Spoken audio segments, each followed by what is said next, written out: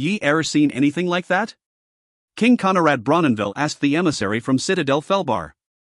They stood on a small guard tower along the rim of the valley called Keeper's Dale, staring up at the dark sky. The sun barely penetrated the strange overcast.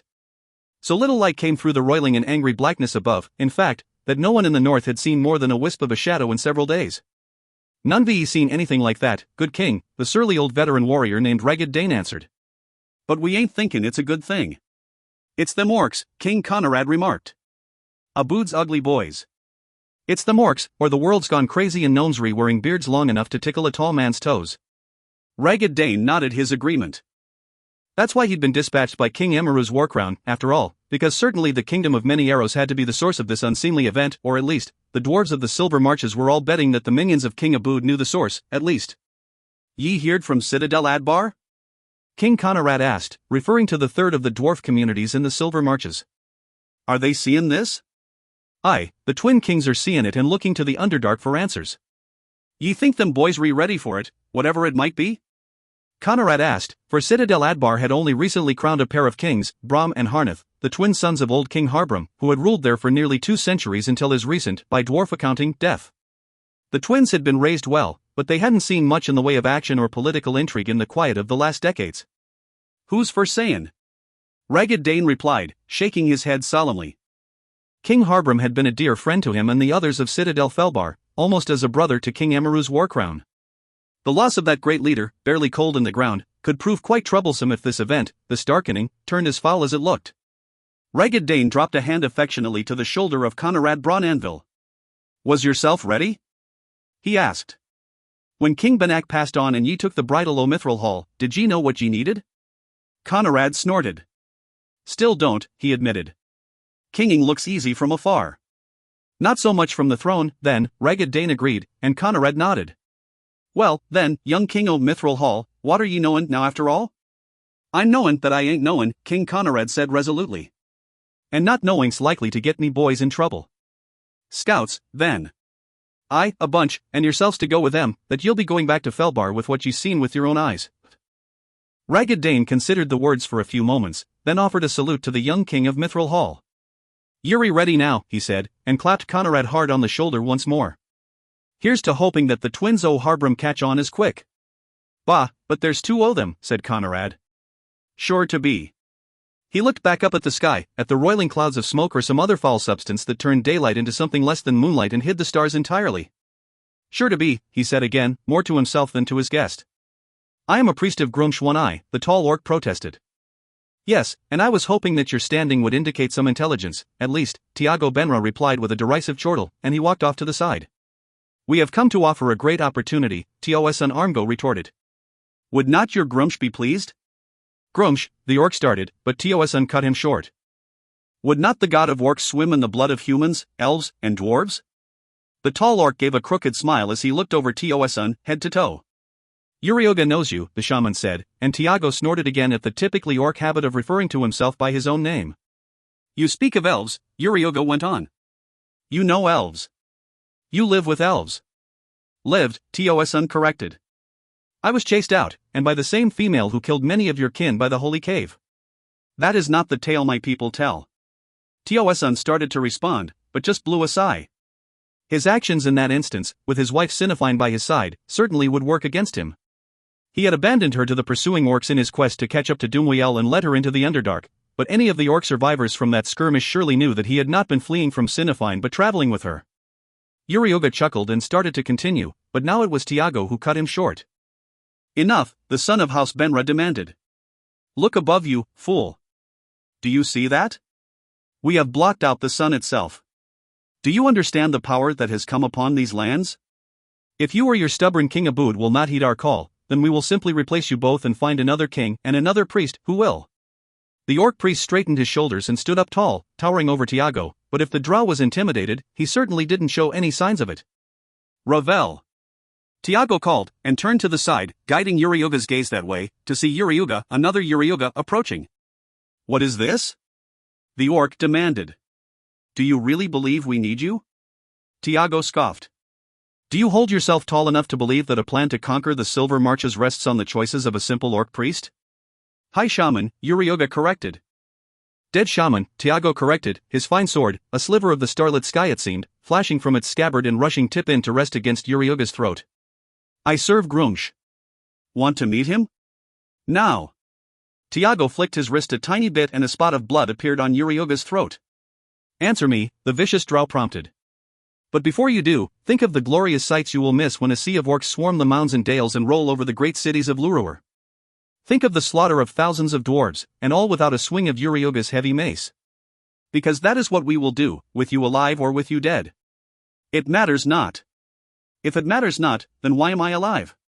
Because we prefer the priests of Grumsh to partake of the war. The Spider Queen is no enemy to the great and glorious One-Eye and would welcome him in this great victory. But now I grow weary of this. Will you join or will you die? Put that way, and with a sword against his throat, Yurioga gave a slight but definitive nod. I'm not certain, Tiago said anyway, glancing back over his shoulder at the illusion of Yurioga worn by Ravel. I think you look ugly enough to handle this task. As he spoke, he drove his sword forward, just a tiny bit, the fine blade easily cutting the orc's skin. Grab for it, Tiago said, turning back to face the shaman. I would so enjoy watching your fingers fall to the ground. Ravel began to laugh, but Tosun shifted uncomfortably. Tiago snapped his sword away in the blink of an eye, but came forward and grabbed the orc by the collar, yanking him low. We offer you all you ever wanted, he growled in Yurioga's ugly face. The blood of your enemies will stain the mountainsides, the dwarven halls will be filled with your people. The great cities of Lurur will grovel and tremble before the stamp of orc boots. And you dare to hesitate?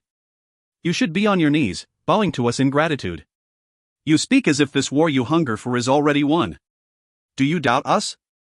It was drow elves who prompted the first King Abood to march upon Mithril Hall, Yurioga replied. A small band with big promises. Tosun shifted uncomfortably. He had been among that quartet of troublemakers, though, of course, Yurioga, who was no older than 30 winters, could hardly know that distant truth. Grumsh was displeased with that war? Tiago asked skeptically. Truly? Your god was displeased with the outcome, which offered your people a kingdom among the silver marches. A kingdom we hold strong, but one that will be destroyed if we fail in our march. So you are a coward. Yurioga is no coward, the orc said with a snarl. Then let us proceed. They are 7 kingdoms, we are one, Yurioga reminded him.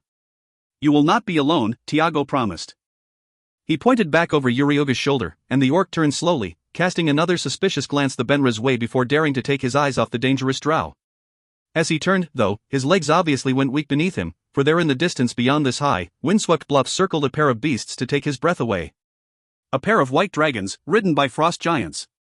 They only remained in sight for a few heartbeats, then swooped away along a mountain valley between a pair of distant peaks. Yurioga swung around, jaw hanging open. You will not be alone, Tiago promised.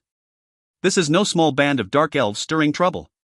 I am Tiago Benra, noble son of the first house of Menzoberranzan and weapons master of House Duerden. The daylight is stolen by our power, to facilitate our march, and we have already spread our tendrils far and wide, a net to catch and enlist the battle-hungry. Dragons are always hungry, and the frost giants of Shining White are eager to finish what their Dame Jurdy began 100 years ago. Yurioga shook his head, not catching the specifics of that century-old reference, apparently. But it didn't matter. He wasn't so stupid as to miss the implications of the reference. The giants would help in the war, and with a pair of dragons, it seemed. Dragons! Go to King Abood, Tiago ordered. Tell him that the time has come to find glory for Grumsh One-Eye. Yurioga paused for a few heartbeats, but then nodded and started away. A convincing illusion, Tiago congratulated Ravel when the trio of drow were alone. Ravel reverted to his proper drow form and nodded. I meant the dragons, Tiago explained. And with frost giants riding them. Well done. It will need to be more than an illusion if we intend to conquer Lurur, Tosun put in. This is no minor enemy, with 3 dwarf citadels, a forest full of elves, and 3 mighty cities. My sister will not fail in this, nor will Archmage Gromf, Ravel assured him, the wizard's tone showing great disdain. You have been here too long, son of Armgo, Tiago said dismissively to Tosun. You forget the power and reach of Menzoberranzan. Tosun nodded and let it go at that. But Tiago was wrong in one thing, he knew. Tosun hadn't forgotten anything, not from the war between Many Arrows and Mithril Hall and not from the war before that, when the legendary and godlike matron Mother Rivanal Benra, the great-grandmother of this impudent peacock, had gotten her head cleaved in half by the dwarf king of Mithril Hall. Saribel glanced nervously at Gromf Benra. The priestess felt small indeed, surrounded as she was by a trio of blue-skinned behemoths. Certainly the Archmage didn't seem intimidated, and Sorrybell drew some confidence from that until she reminded herself that Grumph wasn't her friend. Her ally, perhaps, but she'd never trust this old one enough to think of him as anyone she could rely upon. The priestess pulled her furred cloak tighter as the mountain winds howled, chilling her even through the magical wards against cold she had placed upon herself. She glanced at Grumph once more. He didn't even seem to notice the wind or the cold. He walked at ease, he always walked at ease, she thought, supremely confident, never the slightest hesitation or self-doubt. She hated him. Do you remember their names? Grumph said then, unexpectedly, shattering Sorrybell's contemplations. He had done that on purpose, she knew, as if he was reading her every thought. Well, Grumph added impatiently as the flustered priestess tried to collect herself. The Archmage snickered derisively and shook his head. They are the brothers of Thrym, so we are to tell Jarl Fimmel Oralson, Sorrybell blurted. 3 of the 10 brothers of the frost giant god, Grumph said. Yes. Do you remember their names? Does it matter? Grumph stopped short and turned to stare hard at Sorrybell. For 10 days now, I have been trying to figure out why Matron Mother Benra decided to bless Tiago's choice of wife and thus bring you into the house proper. I have tried to justify it as an act to strengthen our ties to the new city of Xorlaren, to serve as yet another reminder to Matron Mother Zirith that her world survives at the suffrage of House Benra.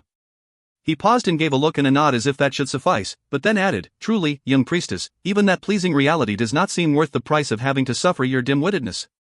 Sorrybell swallowed hard and worked to keep her lip from quivering, all too keenly aware that Grumph could destroy her with just a thought, at any time. Beerjan, Rugmark, and Roloki, she recited. Which is Beerjan? Grumph asked and Sorrybell felt her fear rising once more. The giants were all the same size, fully 20 feet tall and with equally impressive girth and musculature. They all wore their hair the same, long and blonde, all dressed in similar furs of the same cut, and all carried a gigantic double-bladed axe. Well, Grumph prodded impatiently. I cannot tell them apart, a flustered Sorrybell blurted, and she thought she was uttering her last words with that admission. And indeed, Grumph stared at her threateningly for a long heartbeat, until one of the giants began to laugh. Neither can I, Grumph admitted.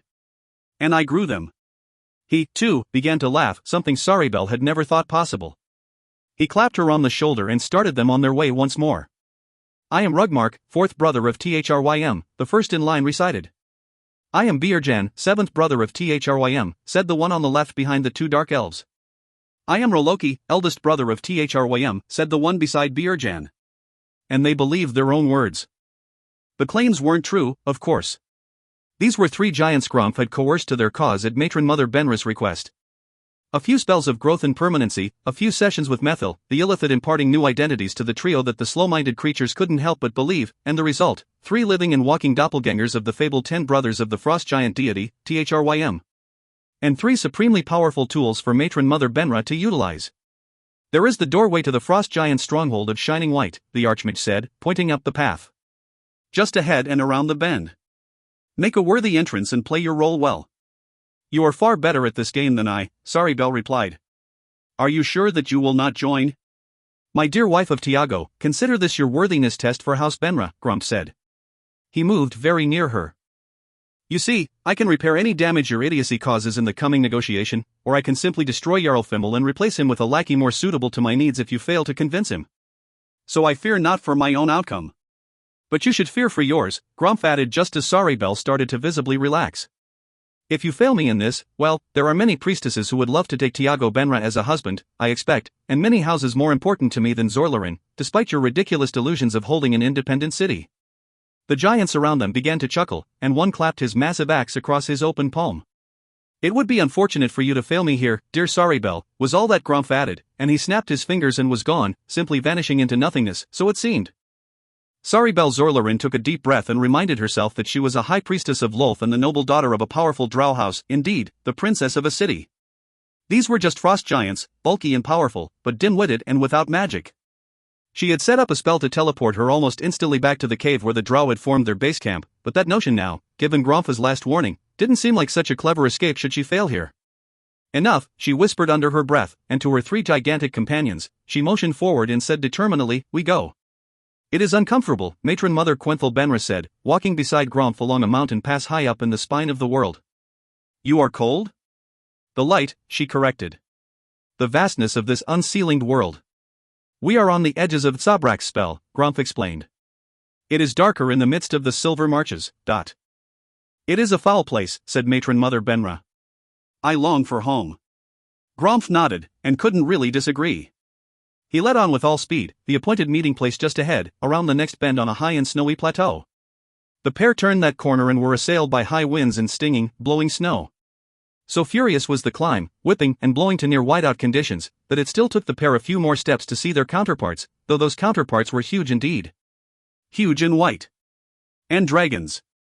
Lesser beings than the matron mother and archmage of Menzoberranzan would have fallen to their knees at that moment, or run in terror back around the bend. Is it not a beautiful day, wizard? Asked the larger of the pair, Orothator, the old White Death, one of the greatest of the white dragons of Faerun. They won't think so, father, said the other, a young male barely half the size of the other. They are puny and the wind is too cold. Silence! Demanded the old White Death in a voice that shook the mountains around them. It was hard to note a white dragon blanching, of course, but surely it seemed to Grumph and the matron mother that the young dragon, or Bangris by name, shrank beneath the weight of that imperial tone. It is a beautiful day, to herald a glorious dawn, said Quenthel. You understand the purpose of our journey here? You will start a war, Orothator said plainly. You wish for me to join in. I offer you the opportunity, for the glory of your queen, said Quenthel.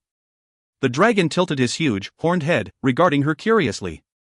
There will be much plunder, old White Death, the matron mother went on, undeterred. You will find all that you can carry and more. That is your charge, is it not? What do you know, clever priestess? The old dragon asked. I am the voice of Lothan Faerun, she answered with equal weight. What should I know? The dragon growled, mist and icicles blowing from between his jagged teeth. We know that the word has gone out to the chromatic WIRMS, Grumph interjected, to gather their hoards of gold and jewels and gems. He paused and eyed the dragon slyly, and cryptically added, a pile to reach the 9 hells. Orothator rolled back on his haunches at that, his stare seeming as cold as any breath weapon he might produce. Yours is not the only queen who seeks to gain, said the matron mother. The Spider Queen, in her wisdom, has shown me that your goals and mine intersect here in this land of the Silver Marches. There is opportunity here for us both, and in good faith do I come to you. Lend us your power, and share with us our plunder. For your queen and my own. The dragon made a curious sound, as if a mountain had been inflicted with hiccups, and it took the two drow a short while to realize that Orothator was laughing. I will make many trips south and back to my lair, the dragon informed them. And each return will be laden with treasure. Your value will earn that, the matron mother agreed with a bow. Grumph, too, wisely bowed, but he never stopped looking at Quenthel as he did. She had told him that this would be an easy acquisition, because of some stirring in the lower plains that held great interest and importance to the chromatic dragons of Toriel. Apparently, she had been correct, and on such a momentous matter as this, that served to remind Grumph yet again that he had helped to create a powerful creature in Quenthel. Not so long ago he had been plotting her demise, but now he would not even dare to think of such a thing. That one, Ravel said to Tiago, indicating a burly orc warrior strolling confidently across the encampment, as revealed in the scrying mirror. Impressive, Tiago murmured. He would survive my first attack, perhaps, though I'd have him dead by the second thrust, but... Ravel gave the pompous drow warrior a curious look out of the side of his eye, and even shook his head a bit. If it plays out as we expect, that one Hardisk will be our best friend. In his small mind. That is all that matters, said Ravel. Hardisk is a traditionalist, a war chief full of bloodlust, and he simmers for battle. Urioga has whispered to me that Hardisk led several of the raiding bands that have attacked the humans, dwarves, and elves across the region. All secretly, of course, for this King Abood, he motioned to another figure in the scene, sitting at the middle of a long feast table, bedecked in jewels, a fur-trimmed purple robe and a gaudy crown of beaten gold set with a multitude of semi-precious gemstones, would tolerate no such activities. Urioga said this pretend king would be trouble, Tiago said. We offer him powerful alliances and grand conquests, and he shakes his ugly head. Pretend king? A king of orcs afraid of battle? Tiago said with a dismissive snort. He is more concerned with the legacy of his namesake and the vision of the first Abood many arrows, Ravel explained. More than the glory of battle, Abood seeks the power of peace. What are these orcs coming to? Tiago lamented. A change of mind, Ravel answered the quip with one of his own. The drow wizard smiled wickedly as another figure moved up near to Abood, and when they were close, the resemblance was unmistakable. Lorgru, eldest son and named heir of Abood, he said. Belwine, second bastard son of Baralip, Tiago corrected, for he knew the ruse, and knew too that the real Lorgru lay peacefully asleep in a mossy bed down by the orc docks on the river Cerbrin, after hearing the soft and undeniable whispers of drow poison. Ravel laughed. In the orc encampment, the fake son of Abood moved up to his presumed father with the king's plate and drink, all properly tested by the court tasters, a precaution that had become critical in the last 10 days or so, since the skies had darkened and rumors of and calls for war had begun cropping up all around. The fake Lorgru saluted properly and moved off, and King Abood began to eat, washing down each bite with a great swallow of lousy wine. King Abood will be dead before the morning, Ravel said with confidence. And so will commence the fighting among his many sons, since the heir will be blamed for this murder. And none of them will win, said Tiago. None will survive, likely, Ravel agreed, his smile showing that he would do his best to make sure of that very outcome. Hardisk will claim the throne, and who among the orcs would dare oppose the powerful warchief when he is backed by the drow of Menzoberranzan and a legion of frost giants from Shining White? Tiago nodded. It had all been so easy. Saribel had not disappointed, and Jarl Fimmel Oralson had called out to other giant clans along the spine of the world, coaxing them into the cause. They were eager for battle. The mere existence of the vast kingdom of many arrows had essentially cut the frost giant clans off from their traditional raids on the goodly folk of the Silver Marches, and the orcs certainly didn't have enough plunder or even livestock to make marauding worth the giants' time. It is better for us that King Abood did not agree with Uriuga's call, Ravel said, drawing Tiago from his private musing. The weapons master looked at his wizard friend and bade him continue. Abood would have ever been a reluctant leader, Ravel explained. At any opportunity, where a city or citadel offered peace, he would likely have come to accept it as an appropriate feather in his cap and taken their offered treaty. He remains, and ever will, more concerned with his ancestor and the vision of a peaceful many arrows than anything else. But Hardisk? Nay. He wants to taste blood, nothing less. But now the kingdom may be split, Tiago warned. Ravel shook his head. More orcs agree with Hardisk, he said. The beasts are tired of the imaginary lines defining their borders. Particularly outside of Dark Arrow's Keep, where King Abood keeps those most loyal to him and his cause, the orcs of the kingdom have been whispering about the Abood family living in luxury because of the deal they signed with the dwarves and the other kingdoms. There is deep resentment among the rabble, and there is the hunger for battle, for victory, for blood. Hardisk's message will sound like the clarion horn of Grunch himself to many. Abood will be quickly forgotten, then, Tiago agreed. Cast into the soot pile of history to be swept under the uplifted corner of a dirty skin rug, and spoken of with naught but derision. 100,000 orcs will march, with legions of giants behind them, Ravel said, his red eyes gleaming in the torchlight.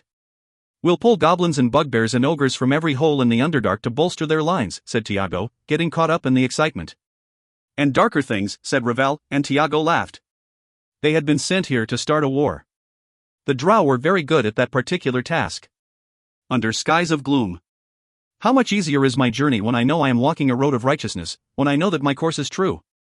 Without doubt, without hesitation, I stride, longing to get to the intended goal, knowing that when I have arrived there I will have left in my wake a better path than that which I walked. Such was the case in my road back to Gauntlgrim, to rescue a lost friend.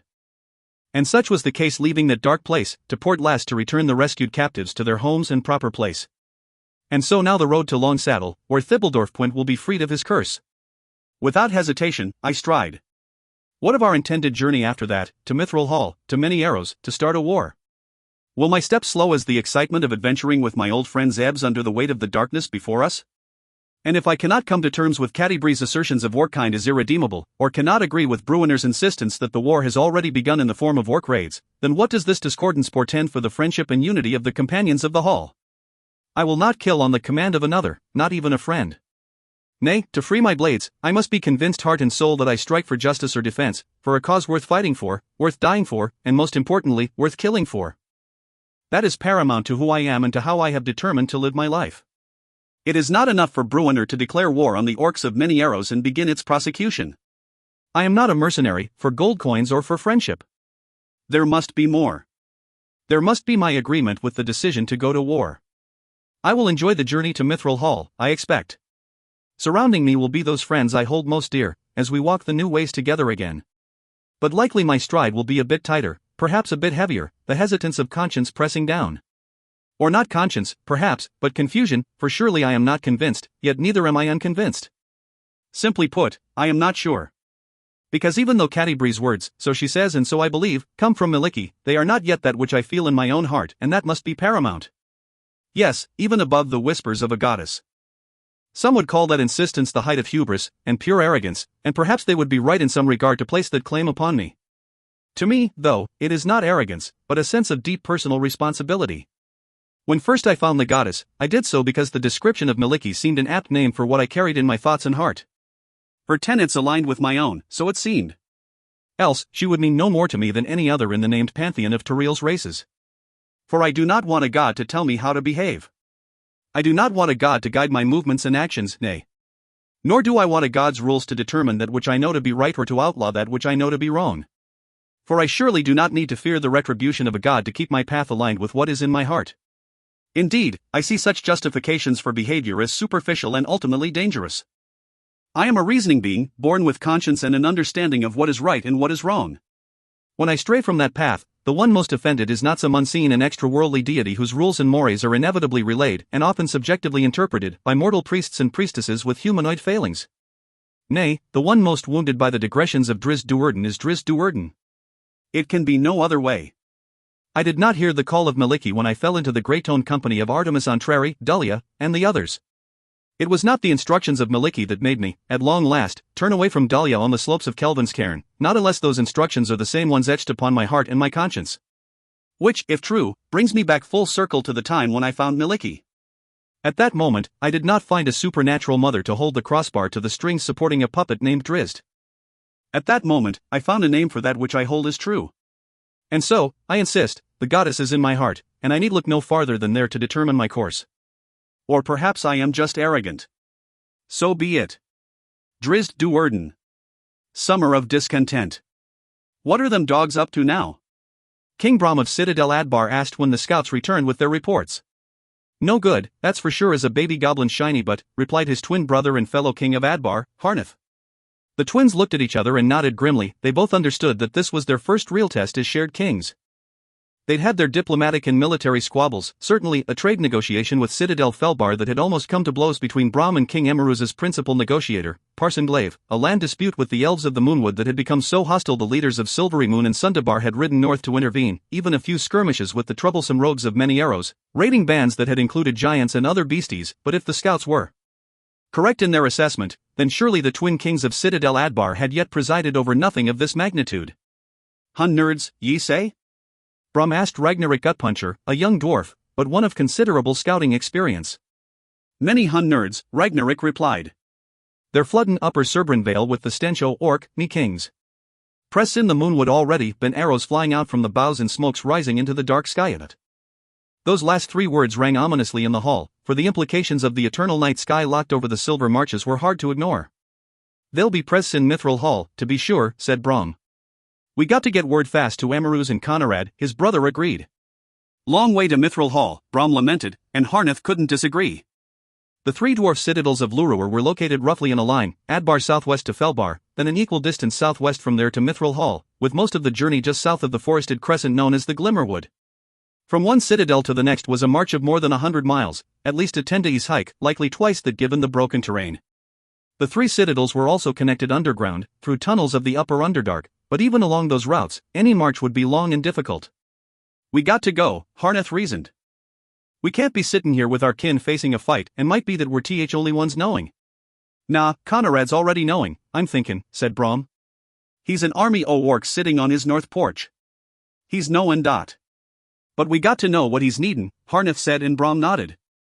I'll take a legion through the tunnels to Felbar, and if we're needed, we'll go on to Mithril Hall, then. Underdark, Brahm noted grimly. We ain't been down there in years, excepting the underground way to Sundabar. Best make it a big legion. And yourself'll lock down Adbar, Harnath agreed, nodding. Aye, she's already done, and might that I'll go out and have a better look, and might just chase them orcs from the Glimmerwood's edge. Next time we're arguin' with them elves over some land, we'll not be letting them forget our help. Hun nerds, Harnath said grimly. Bah, just orcs, Brahm retorted and waved his hand dismissively. Might that we'll skin em and use em to build soft roads from Adbar to Felbar and all the way to Mithril Hall. King Harnath gave a hearty laugh at that, but he gradually dismissed the absurdity of the claim and allowed himself to picture just such a road. Ready to rumble. General Dagnabbit, daughter and namesake of Dagnabbit, granddaughter of the great General Dagna, announced to King Conrad. They stood on a high peak north of Mithril Hall, looking down on the upper Cerbran Vale, the mighty river dull and flat under the dark sky and the tall evergreens of the moonwood portion of the long Glimmerwood dark in the northeast. Gutbusters re-itchin' to hit something, me king! Cried Bungalow Thump, who led the famed Gutbuster Brigade as Conrad's personal bodyguard. All around the group came a chorus of cheers. But King Conrad was shaking his head with every call for action. He looked at the swarm of orcs on the field far below. Something felt wrong. The orc forces, opposing each other, rolled like swarms of bees, mingling in a great black cloud that turned the vale as dark as the sky above.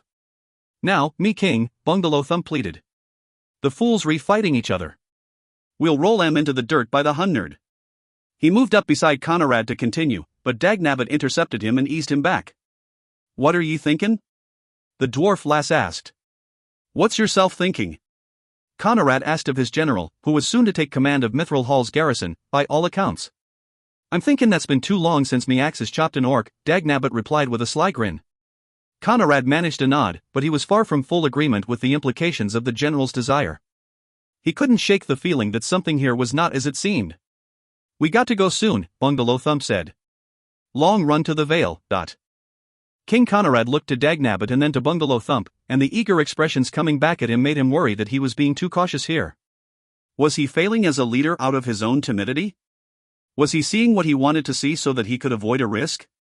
Growling at his own weakness, the order to charge down to the Vale almost left his mouth but Conrad bit it back and forced himself to focus more clearly on the chaos before him, and in that moment of clarity came his answer. For the battle in the upper Cerbran Vale, orc against orc, didn't seem to him to be a battle at all. Back to the hall, he said, his voice barely above a whisper, lost as it was in the midst of his gasp. Eh? Asked Bungalow Thump. Me king? General Dagnabbit added. What are ye thinkin'? Bungalow Thump demanded. I'm thinkin' that me king smellin' a rat, Dagnabbit answered. I asked what yourself was thinkin', Conrad said to Dagnabbit. And now I ask ye again. He pointed down to the swirling morass of tiny orc forms below them. Dagnabbit stepped out on the ledge before Conrad and stared hard at the mingling armies battling far below. They got no discipline, she said almost immediately. Just a mob. I, seeing the same, said Conrad. Dagnabbit spent a long while looking at the young king of Mithril Hall. Well? An impatient Bungalow Thump asked.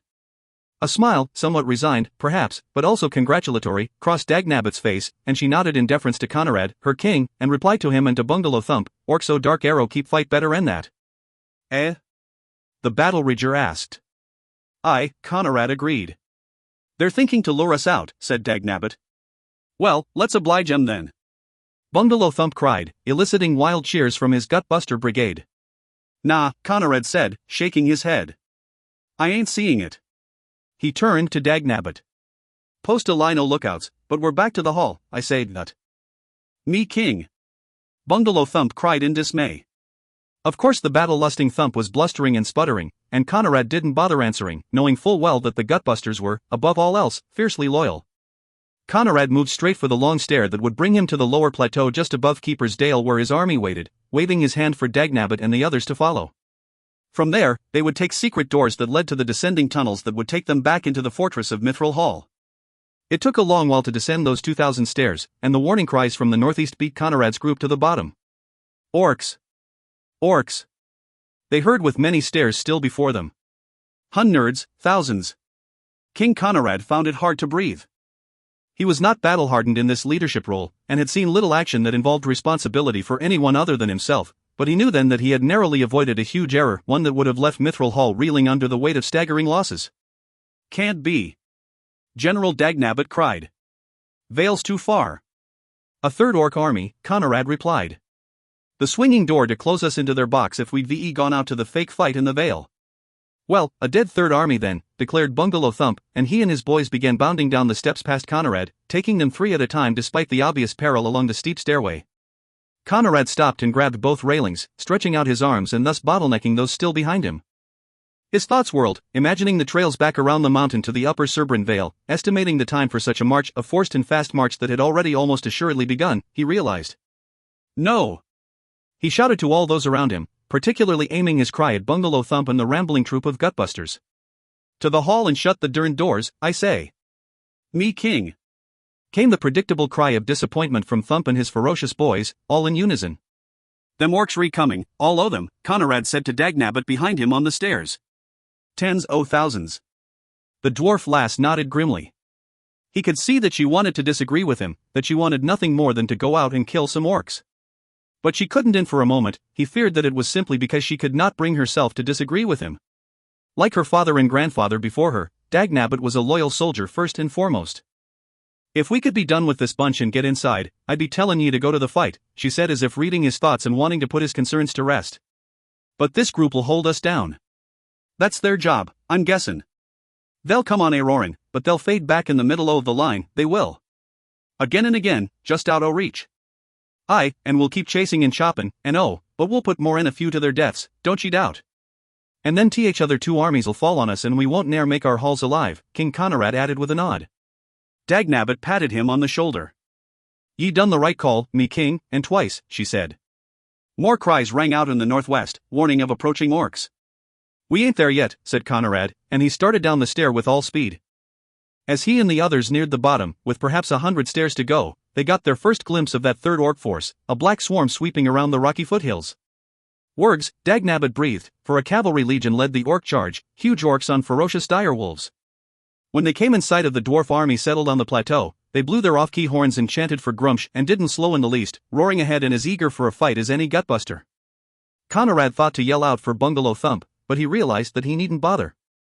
Thump and his boys, too, had seen the orcs approach, and nothing the king might say would have made any difference at that point. The battle was about to be joined, and the Gutbuster Brigade, above all others, knew their place in such a fight. As one, they ran, leaped, and tumbled down the stairs, bouncing onto the plateau and charging ahead. Bungalow Thump cried out to the battle commanders of the garrison, ordering them to fall back, and those commanders readily complied, for they, too, knew the place of the Gutbusters, a place in the forefront, as the leading word riders quickly and painfully learned. Cavalry, shock troops, depended on their ferocity and straightforward aggression to scatter lines and terrify enemies out of defensive positions. But for the famed Gutbuster Brigade of Mithril Hall, such a tactic inspired nothing but an even more ferocious response. And with the Gutbuster Brigade fronting the line, the dwarf crossbowmen neither flinched nor retreated, and they got their volley into the air just before the thunderous collision. The Warg riders were stopped cold by that wall of quarrels, and then by leaping dwarves in battle-ridged armor. For the Battlehammers, the fight had started on a high note indeed. The pounding spiked fists of Gutbusters drew orc grunts and Warg yelps. And that cavalry legion had gotten too far out in front of the charging infantry of orcs coming behind. The army of Mithril Hall fell over them and slaughtered them, and cheers and calls for orc blood chased King Conrad down the stairs. And might have chased him all the way out to the battle, but General Dagnabbit was right there behind him, whispering in his ear, and now it was she who urged greater caution. Conrad at last leaped off the stairs to the plateau and ran with all speed to his garrison commanders, calling out orders for tight ranks. He ran past the back of the formation and shouted for those in the rear to begin their turn immediately for the hall. "Go and get clear o' the doors," he commanded. "Clear run to the halls for all."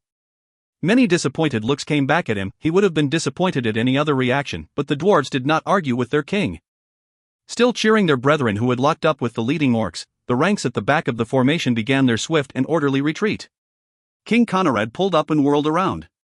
"Get to the door," he ordered Dagnabbit. The dwarf warrior gasped in disbelief. "I need you there," Conrad told her. "We'll get all stuck shoulder to shoulder, and them that don't get in are to be murdered to death. Ye go and keep 'em movin'. Everyone ye get in is 1 year saving." Dagnabbit couldn't hide her disappointment and just shook her head. Conrad leaped into her and grabbed her roughly by the collar. "Ye think any others'll hold the respect o' Dagnabbit?" he yelled in her face. "You think I can send an errand dwarf and them damned doors'll stay cleared, and them that's running away, and what dwarfs wantin' to run away, won't be stopping to look back? I need ye, girl, more an e'er before." Dagnabbit straightened and composed herself fully. "Aye, me king," she said crisply. "But don't ye let yourself stay out there too long and get yourself killed to death. Ye're needin' me, and I'll do me part, but don't ye let yourself forget that Mithril Hall's needing yourself. More now than e'er if them orcs mean to stay about." Conrad nodded and turned to go, but Dagnabbit grabbed him by the shoulder and pulled him around. "Don't ye get yourself killed," she implored him, and she gave him a kiss for luck. For luck and for more than that, they both realized to their mutual surprise. Then both ran off, in opposite directions, Dagnabbit yelling orders to various dwarves to form guiding lines to the doors and Conrad calling his battle commanders together. It wasn't until he neared the front of the skirmish that he was able to gain a wider view of the sloping pass that rounded the mountain, and when he saw that, the dwarf king had to force himself to breathe once more. The orc armies out in the upper Serbrant Vale had been large, but this force was larger still, and rumbling down among the swarms of orcs were huge blue-skinned behemoths, a full legion of frost giants. Any fantasies Conrad might have had of standing their ground washed away in the face of that reality. If he could muster every dwarf of Mithril Hall out onto this field, fully armed and armored for battle, with a full complement of heavy war weapons, ballistae and catapults, and preset in proper formations, they simply could not prevail in this fight, not even if the 2 orc armies out in the upper Serbrant Vale did not come in to join their kin and kind. Conrad Bronanville had never seen so many orcs. They blackened the trail and turned the entire side of the mountain into something resembling a writhing, amorphous beast. Many times throughout that day, King Conrad reminded himself to remain calm, to lead with a steady hand. He didn't flinch when one of his battle commanders standing right beside him was crushed by a giant boulder. He suppressed his wail of anguish when Bungalow Thump and a band of gutbusters fell amid a sea of orcs. And he kept them moving, all of them, an orderly procession, one line breaking back and reforming as the next line broke and retreated behind them. With each step of the staggered retreat, fewer dwarves remained alive to take the next step, but for every downed dwarf, several orcs lay writhing and dying. At one dark moment, it seemed to Conrad as if all was surely lost, for on came the giants, swatting orcs out before them as they bore down on the hated dwarves. "Brace and go for the knees, boys!" he cried, and the dwarves cheered, and then all the louder as a volley of ballista bolts hummed through the air above their heads. Giants staggered, giants fell, and those behind the first line began a hasty retreat. A shocked King Conrad spun around and spotted Dagnabbit immediately. Beautiful and fierce Dagnabbit. Brave and noble and loyal Dagnabbit. The line of dwarves continued into the hall through the doors in swift and orderly fashion, and somehow, even among that great responsibility, Dagnabbit had managed to get a quartet of spear-throwing ballistae out from the halls, and for just such an occasion as this, when the giants came on. Mithril Hall lost 60 brave dwarves that day, with thrice that number crawling back in with grievous wounds, including Bungalow Thump, who had somehow survived that swarm. But they were secure behind their fortified doors now, and the moment of surprise had passed. And hundreds of orcs and a trio of giants lay dead outside the northern door. "Ye done good," Dagnabbit told him when the leaders of the hall convened in the war room. "Ye done King Bruiner proud." Coming from the daughter of Dagnabbit, the granddaughter of the legendary Dagna, King Conrad knew that to be no small compliment. He took it in stride, though, and knew that his trials were just beginning. A great army of orcs was even then camping upon his doorstep. The line between life and death. Drizzt could not get past the reality of where they'd ended up, a cave called Stonecutter's Solace. A cave. Out from the open front, which had only recently been widened by a team of determined masons, Drizzt could see the charred remains of the old tavern, its great hearth sitting lonely in the open air, a cairn, a testament to what had been and what was no more. The lowering sun behind it seemed fitting, Drizzt thought. As he sat there recalling his adventures in this city, battling sea devils and helping the hardy townsfolk strengthen their borders and secure their beaches, Drizzt couldn't look on that hearth without a deep feeling of regret and a profound sense of loss. Stonecutter's Solace had been the common room to the whole of the city of Portlast in the days of the struggle against the Sahuagin. War parties had formed there to rush to the wall to battle the attacking monsters, and the wounded had been brought there to be tended to by healers and clerics. Indeed, Drizzt had helped hold down one grievously wounded man on a table while Ambergris saved his life with her divine spells. To the people of Portlast in those desperate days, Stonecutter's Solace had been the promise of a better future. And now it was gone, dead, burned to near nothingness by the drow attackers, who had come, so it seemed, in search of Drizzt. That fact echoed in Drizzt's thoughts, bringing him across the decades and the miles to when the drow had returned for him in Mithril Hall. And more recently, a band led by Tiago had gone to Icewind Dale in their hunt for him and in pursuit of a Baelor, a demon who chased Drizzt himself. Drizzt glanced around at his companions, his gaze settling on Regis, who was looking quite debonair in his shining blue beret and fine cloak. Drizzt and the others often made light of the fact that Regis always seemed to be coming to them with trouble close behind. Long ago, working for one of the pashas of Kalimport, whom Regis had wronged, Artemis Entreri had chased the halfling to Icewind Dale. And only recently, the Lich Ebensel, pursuing Regis, had caught the companions on the road west of Longsaddle. Looking out at the ruins of Stonecutter's Solace, considering the tumultuous waters that always seemed to roil in his own wake, Drizzt couldn't help but think that he, not Regis, should be the one with the reputation of towing trouble in his wake. The Drow Ranger smiled as he considered that truth. In his younger days, such dark thoughts would have weighed heavily upon his shoulders, the anvil of guilt bending his mouth into a frown. Now he knew better. Now, finally, Drizzt understood that the world was a wider place, and a dangerous place regardless of his chosen path, and indeed, for those who knew him as friend and ally, surely a more dangerous place without him.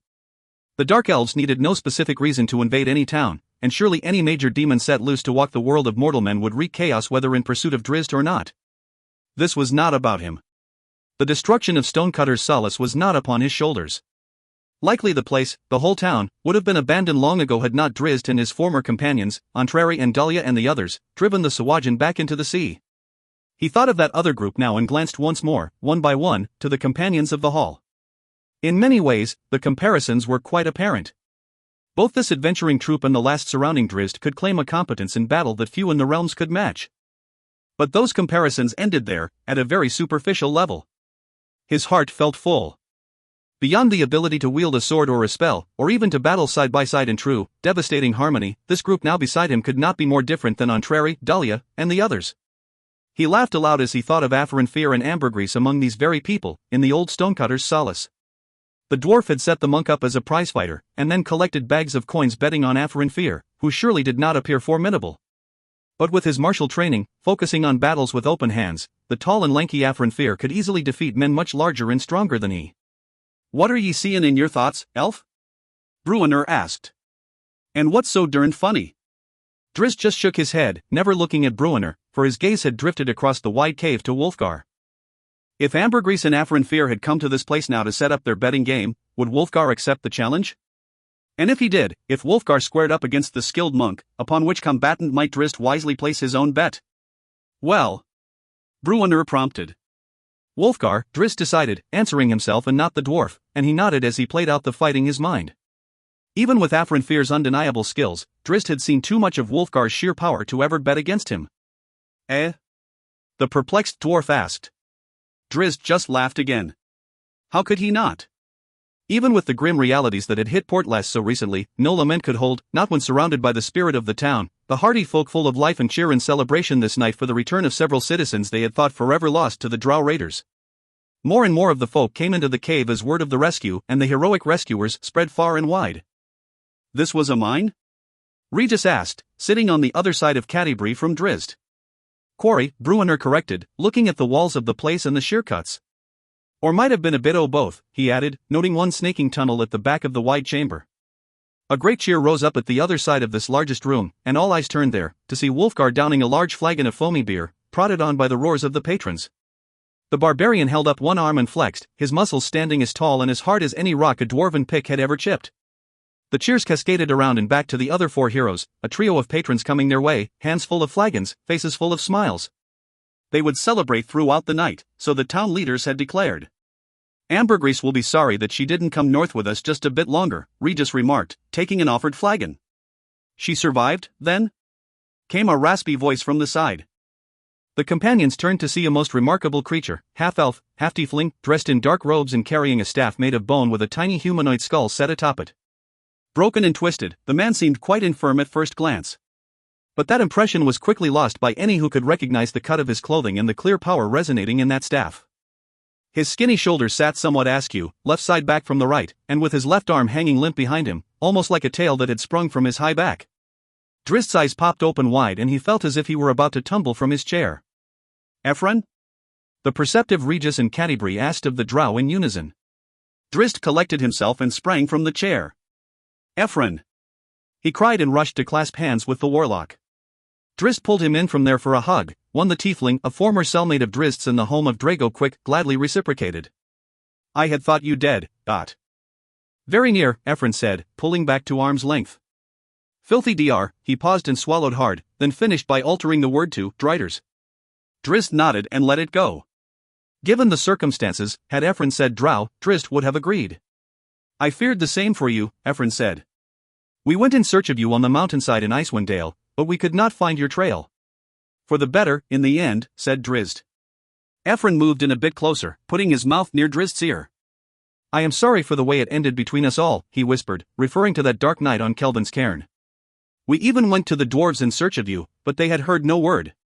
Against your mother's wishes, no doubt, Drizzt said, beginning with a smile, but one that fast faded as he remembered the end of Dahlia, Ephron's mother. Drizzt pulled back from him, and again offered a wide smile. He motioned to Wulfgar's empty seat at the table and bade Ephron to sit. I have a lot to tell you, Drizzt said. Ephron hesitated, then said, Tell me of my mother. And a cloud passed over Drizzt's face, enough so that Ephron had heard, at that moment, all he needed. Appearing unsteady on his feet, the tiefling warlock slipped into the chair. Drizzt introduced his companions, even calling Wulfgar back to the table. "This is Catti-brie?" Ephron asked at one point. "Truly?" "From the same forest as that in which we slept," Drizzt tried to explain. "Returned to the world, as were we, from a long slumber." Ephron eyed the woman up and down, his expression revealing his displeasure no matter how hard he tried to hide it. "You found your ghost," he stated rather dryly to Drizzt. Catti-brie nodded. Drizzt could see the lump in her throat, for she knew that they, and more pointedly, that she had to be honest here, and that the honest retelling of their recent adventures was certainly going to hurt this young warlock profoundly. "Ambergris is alive, yes, and with Afrin Fear on the road south and then northeast across the inland sea," Drizzt explained as he recounted the recent journey to Gauntlgrim. "Antreri, too, survived the drow attack, but did not return with us. He may still be in Gauntlgrim for all we know, but I do not doubt that he's alive still on his guard. Few are more capable than Artemis Antreri." "But they killed my mother," Ephron said. Drizzt sighed and started to reply, but Catti-brie interjected, "No," rather sharply, turning all eyes her way. "I did," she admitted. Now it was Ephron who looked like he might fall off his chair, and beside him, Drizzt held his breath, expecting an explosion. "They did worse than kill her," Drizzt tried to explain. "They told her you were dead. By Antreri's estimation, they broke her heart and her spirit." She attacked Catti-brie. "I didn't want to kill her," Catti-brie said. "I didn't want to fight her at all. Dahlia was not my aim. She was Drizzt's lover," Ephron said, as if that point alone belied the woman's claims. But Catti-brie shrugged as if that hardly mattered, and indeed, it didn't, not to her and not in any rational sense. "Was I to be jealous when my husband thought me 100 years dead, indeed, when I had been 100 years dead?" Ephron stared at her hard. He started to talk once or twice, as though fumbling over both the specific words and the tone he intended. But then, finally, he seemed to relax a bit. "She was not my enemy," Catti-brie said again. "Never that. But it was not simply Dahlia I battled in the fire chamber of Gauntlgrim. She commanded jade spiders. She fought with a demonic eye possessed of Lady Loltha's spirit, while I was filled with the power of Maliki. We were pawns of two goddesses, that much is clear to me. And in that event, Ephron, I say to you with all confidence that your mother is freed now from a curse worse than death at my hands." "The line between life and death," Ephron muttered and lowered his eyes, and a single tear made its way down the taut skin of his thin cheek. "So fine, it seems, and so many times have those around me walked it of late. Given your skull-headed staff and what Elf's been sayin' about ye should be knowin' that better and most," Bruenor interjected. Ephron looked up at him and managed a self-deprecating shrug. "They told her that I was dead?" he asked Drizzt. The drow nodded solemnly. "Then she died without hope," Ephron lamented. "She had lost you," he paused and gave a half-hearted chortle in Catti-brie's general direction. "Lost you to her. And then I was taken from her, so she thought, and I know well that pain. When we believed her lost to us in the home of Dragoquick, and taken from me so soon after our reconciliation," he sighed and could not continue. "But surely, like these folks celebrating about us, the outcome of the drow attack on Portlast is better than was expected," Regis interjected. "Many of those you thought dead are not, yes." Ephron stared at him blankly, clearly unable to bring himself to that positive way of looking at the situation. Indeed, the tiefling seemed incredulous at that moment, and Regis shifted back in his seat.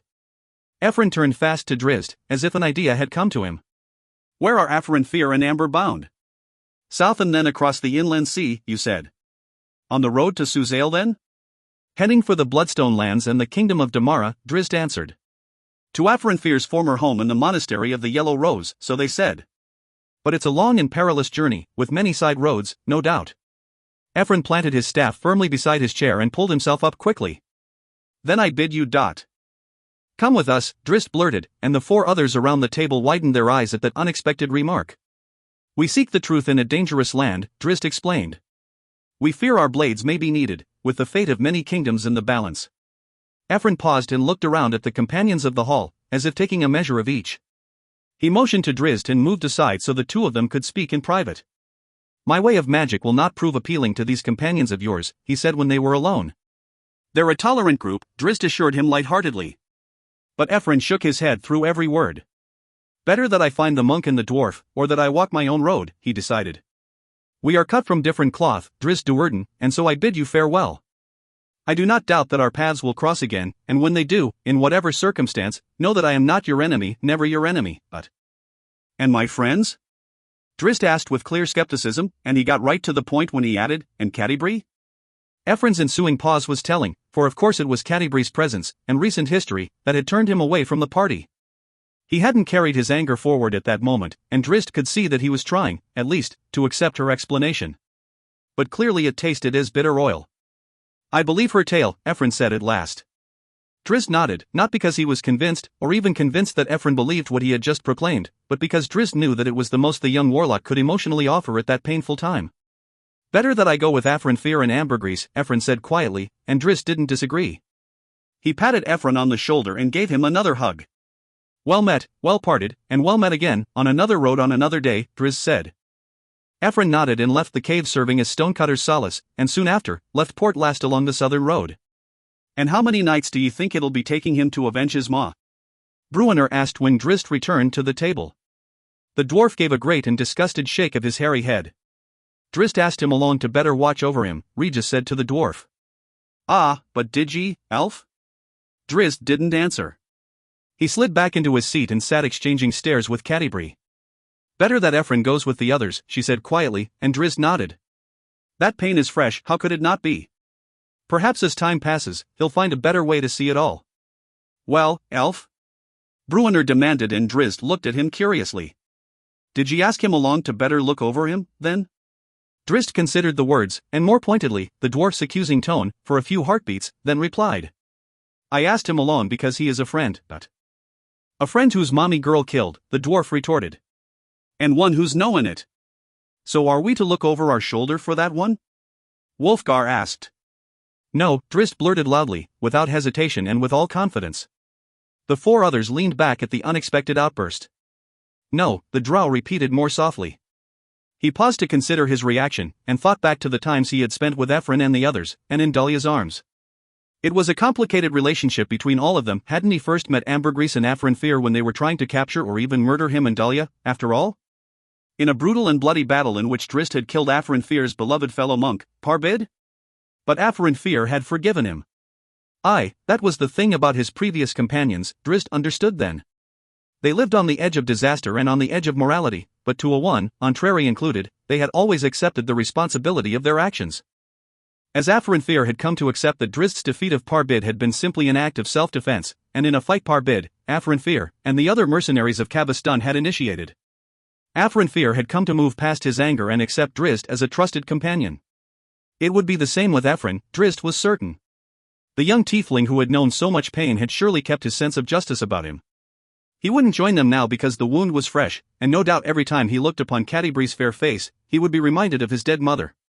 Perhaps it would be different on another day, on another road, when the wounds had healed. "You have met 4 of my companions," Drizzt said. "Let me tell you about them, and of Dahlia." "I met her, too," Catibre reminded him. "And I," said Wulfgar, "when your band of merry murderers traveled through the encampment of my people just before the spring equinox, but—" "Aye, and I know the crazy elf lass from before, or have ye forgotten that?" Bruenor insisted.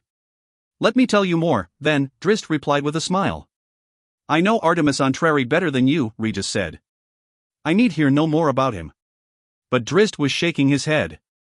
"You knew the man Artemis Entreri once was," he explained, and Regis rolled his eyes, and Catibre, who had once been captured by the assassin, didn't seem very convinced either. "This very town, Port Last, exists today because of the efforts of those companions fighting beside me. Together we drove the sea devils from the shore, and together we strengthened the town in heart and arms. Speak the name of any of my former companions to any in Port Last and you will hear a huzzah in response." "Even after the drow came for them and laid waste to much of the town?" Catibre asked. "Yes," Drizzt insisted. "We did well here, and we did good. Even Entreri, and without compensation." Drizzt was smiling, he couldn't help it, and nodding as he spoke. "Might that yourself should be going to find them all, elf?" said Bruenor. "Seems Yuri not needing us no more, then." "I am quite content with my present company," Drizzt assured him. "Then go get the skinny, twisted boy back, and we'll send Rumblebelly for the dwarf and monk and we'll all go find Entreri. With them 4 aside ye'll clear Aboud's dogs from the silver marches all on your own, so Yuri sounding." "They were formidable, I'll not deny that," Drizzt replied against the biting sarcasm. "Bah!" Bruenor snorted and threw up his arms, then swung around and called for the barkeep. When he couldn't get the man's attention, he hoisted his shield and reached behind it and brought forth a magical mug of hearty ale. Catibre laughed, and Wulfgar pulled himself up, promising to go and fetch another round of drinks. So we can toast your old companions, he said with a sly wink at the drow, the tension, what little there ever was, mostly broken. Drizzt looked to Regis, though, and saw the halfling staring at him hard. No, not at him, he realized. Not really. Regis was looking past him, past them all, lost inside his own thoughts. And indeed, Drizzt's story had hit the halfling hard, for Regis, too, had known powerful traveling companions, and before that, had known much more. Regis almost wished they would send him after ambergris and Atherin Fear as Bruenor had joked. What might happen if he rode the tradeway once more and found himself beside Dorgardo and the grinning ponies? What might happen if he rode all the way to Cormor and the banks of the Sea of Fallen Stars? Looking across those waters, Regis's mind's eye would surely see House Topolino, and in his heart, he would be looking upon Donola again. An inadvertent smile widened on his cherubic face, lifting the edges of his stylish mustache, as he thought of their sparring match, which had led them into each other's arms to tumble to the floor in passion. Regis? He heard from afar, and he focused his eyes to see Drizzt and Catti-brie staring at him with curious expressions. Regis just replied to that with a wistful smile, and said to Drizzt, if you would trust them to ride with us, then so would I. Even the warlock. And then the halfling rose and tipped his fashionable beret to the others and took his leave, wandering out of Stonecutter's Solace and onto the streets of Port Last. The sun had dipped below the western horizon by then and the stars were just coming into view, and back to the east, a bright moon was rising. Regis wondered if Donola Topolino was looking upon that moon, as well. Was she remembering? Was she feeling his arms around her again, as he was surely feeling hers? We will watch the moonrise together again, my love, the halfling vowed, and started back to the cave that served as an inn. But he stopped long before he got back to Stonecutter's Solace. Not tonight, he whispered and turned away. This night wasn't for the companions of the hall, he decided. This night wasn't for Regis, but for Spider, the lad he had been in Aglarond. Spider Paraffin climbed atop a nearby roof, coincidentally the same structure Artemis Entreri had scaled in the fight with the drow in Port Last, and sat down on the edge, his feet dangling in the cool ocean air. He didn't know it, but tucked under the eaves within his reach was a very special jeweled dagger, an assassin's weapon that could steal the very life force from a victim. A dagger Regis knew all too well from his previous life, for in the hands of Artemis Entreri, it had once taken his finger. The Tears of Tarsak. Lorgru, Cinefine lamented as she rested in a hidden treehouse far up in a towering evergreen, out of breath and rubbing her aching legs. Normally the nimble elf would have had no trouble scaling the tree to this lookout perch, but she had been grievously wounded, her legs slashed by her husband. Wounded and left to be slaughtered by a horde of angry orcs. But that had not come to pass. Among that group had been Lorgru, the son of King Abood and likely heir to the throne of many arrows. Very much an orc, Lorgru had wanted to kill her. She and her drow husband Tosun had cut a swath of devastation through his fellow orcs of many arrows as they had frantically pursued their daughter. Still, and over the loud objections of many of his warriors, Lorgru had seen the benefits of keeping Cinefine alive, and so had traded her back to her people in the Moonwood, the westernmost expanse of the Great Glimmerwood, in exchange for a public apology, a promise of goodwill, and a fair amount of gold. That had been but a few 10 days ago, and now, for some reason Cinefine could not decipher, Lorgru's mercy and subsequent actions seemed to make no sense at all. The orc armies had come to the borders of the Moonwood. They had crossed the Cerbran on several occasions, striking into the elven lands, felling great trees and starting fires. And now this, Cinefine lamented as she looked out from the eastern edge of the elven lands to the Cold Vale. Here, too, the orcs had marched, a sizable force milling about the foothills of the Robin Mountains. It made no sense. This seemed far beyond any excursion to test the defenses of the area, and certainly the swarms of orcs were too large to be some fringe tribe. Such a march as this had taken planning and coordination, and likely with battle plans set even before Cinefine had found the bite of Tosun's sword. They are many arrow orcs, the fine young scout Muriel confirmed, scrambling up beside Cinefine.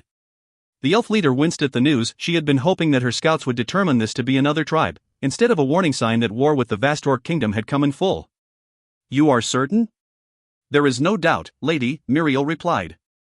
Some carried banners of Dark Arrow Keep. There was some confusion at first among our scouts, for we heard the name of King Abood not at all in those moments when we were close enough to discern their common prayers and battle chants. Cinefine looked at the young female curiously. Orc battlefield commanders who did not properly give thanks to the king with almost every sentence they uttered were often later seen impaled on a tall spike. War Chief Hardisk, they cry, Muriel added. Hardisk? Cinefine whispered, more to herself than to the scout. She had heard that name before, though she couldn't quite place it. She stared out at the distant orc force, trying to make sense of it all. Not King Abood, but Hardisk? Where was Abood, then, and where was Lorgru, his son and heir? A shiver coursed Cinephine's spine as she remembered her days of capture among Lorgru's gang. The Orc Prince of Many Arrows had been clear and decisive in his decision to return her to the Moonwood, but that decision hadn't gone over well with most of his ferocious charges. Indeed, on many occasions Cinefine had thought her life forfeit as one of the lesser orcs approached as if to take her fate into its own ugly hands. By the time the orc group had reached the Cerbrin, Cinefine had heard open words of disdain aimed at Lorgru, and had been surprised by that level of discontent, and shocked by the boldness of the grumbles. She couldn't help but wonder and fear that the mercy shown to her had been the final stone to crush the idealistic designs of the line of Abood. The elf hated orcs and had never come to terms with this vast kingdom of the smelly, warlike creatures living in relative peace in the northern reaches of Lurur. She accepted the Treaty of Garam's Gorge, of course, and did not openly condone the many bands of vigilante elves who had gone out to wage battle with rogue bands of orcs. But neither would she privately condemn their actions, and indeed had effectively pardoned all who had been caught at such activities, reducing their punishment to a trivial bit of work and a public apology. Cinefine understood the necessity of the treaty, but hated that reality nonetheless, and still, that reality was a far better sort, she had always believed, than the alternative. But was that alternative a full-out war with Many Arrows, now on her doorstep? Had her excursion into Many Arrows in pursuit of her daughter facilitated this impending tragedy?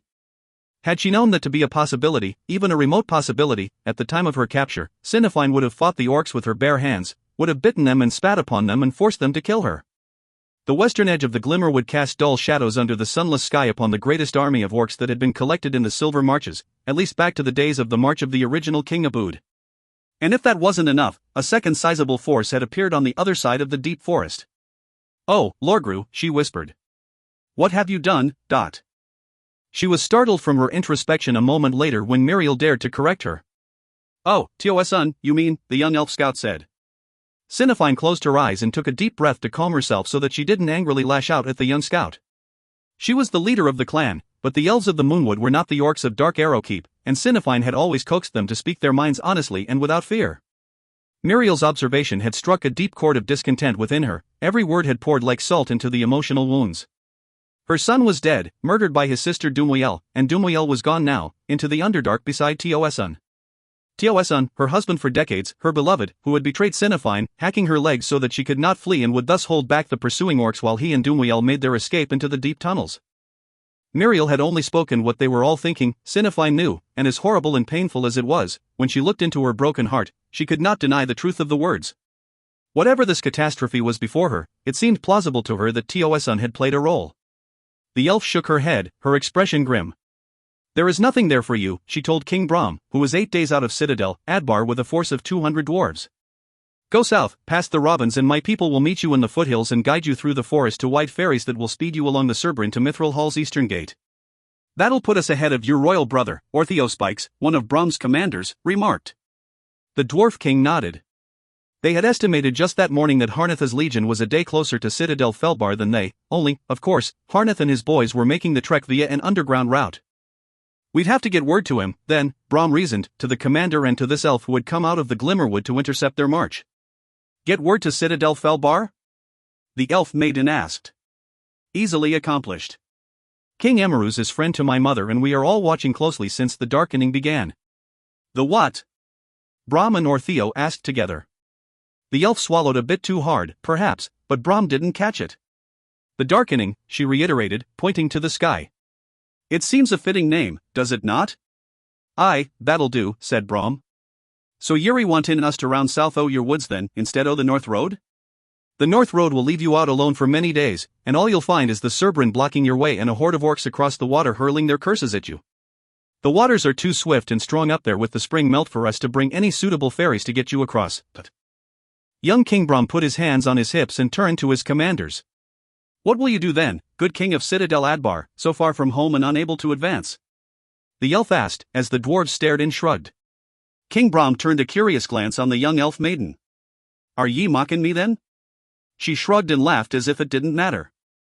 "I am telling you the way to battle, or to support Mithril Hall, if that is your choice, and my mother believes that it should be," she explained. "We will get word to King Emeruz and your twin brother, of course. Puttin both kings far from home," warned Chain Mulish, one of the other dwarf commanders.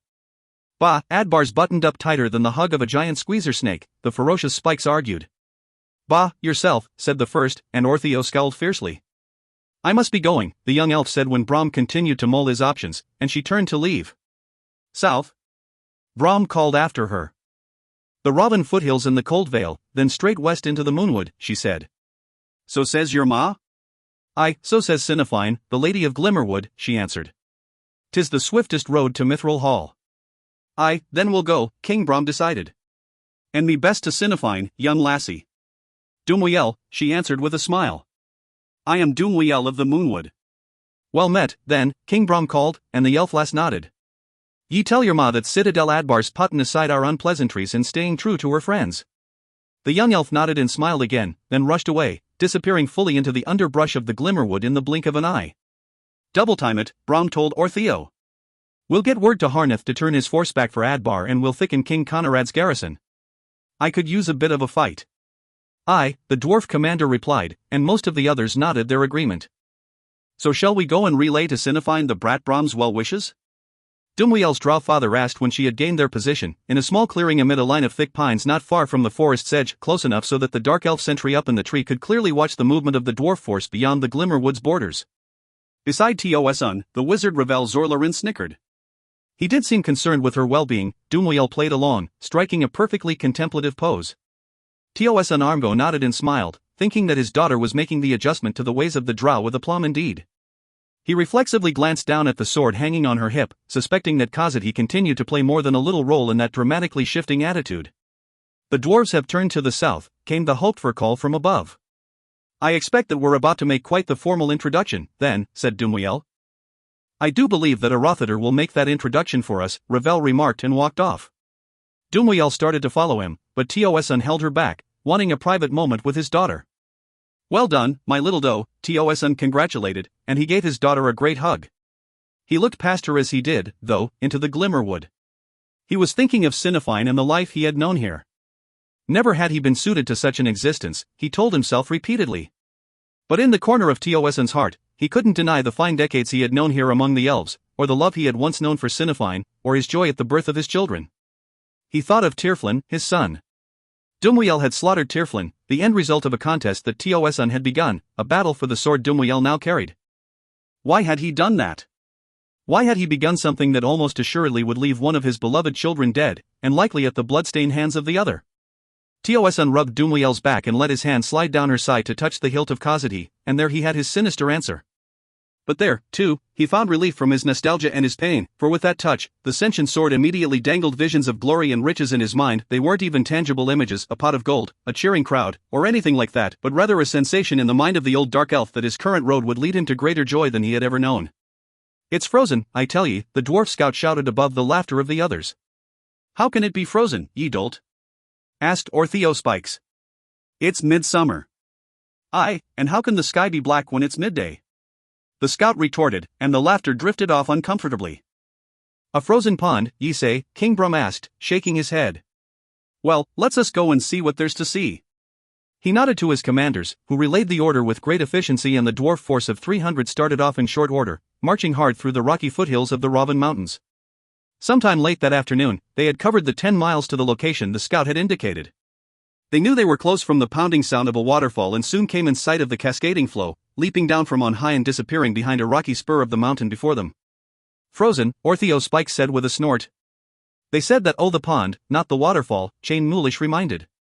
How can the pond be freezing if the water's falling? Ortheo argued. Colder up higher, course, and don't ye know, dot. Even as his words left his mouth, though, the leading edge of the dwarf force climbed up to the apex of the rocky spur, and as one turned back to the main group and shouted out their surprise. King Brum pushed his leaders forward, scrambling to the top of the stones, then looking down upon a frozen lake. The deluge of the waterfall splashed into the one open area, the resulting waves sending a film of water washing over the ice. Well, I'm a bearded gnome, Commander Spikes remarked. Stupid one, too, Chain Mulish added under his breath. Brom ignored them and led the way down to the water's edge. He motioned to a nearby sentry, who moved over and prodded his spear down hard into the water.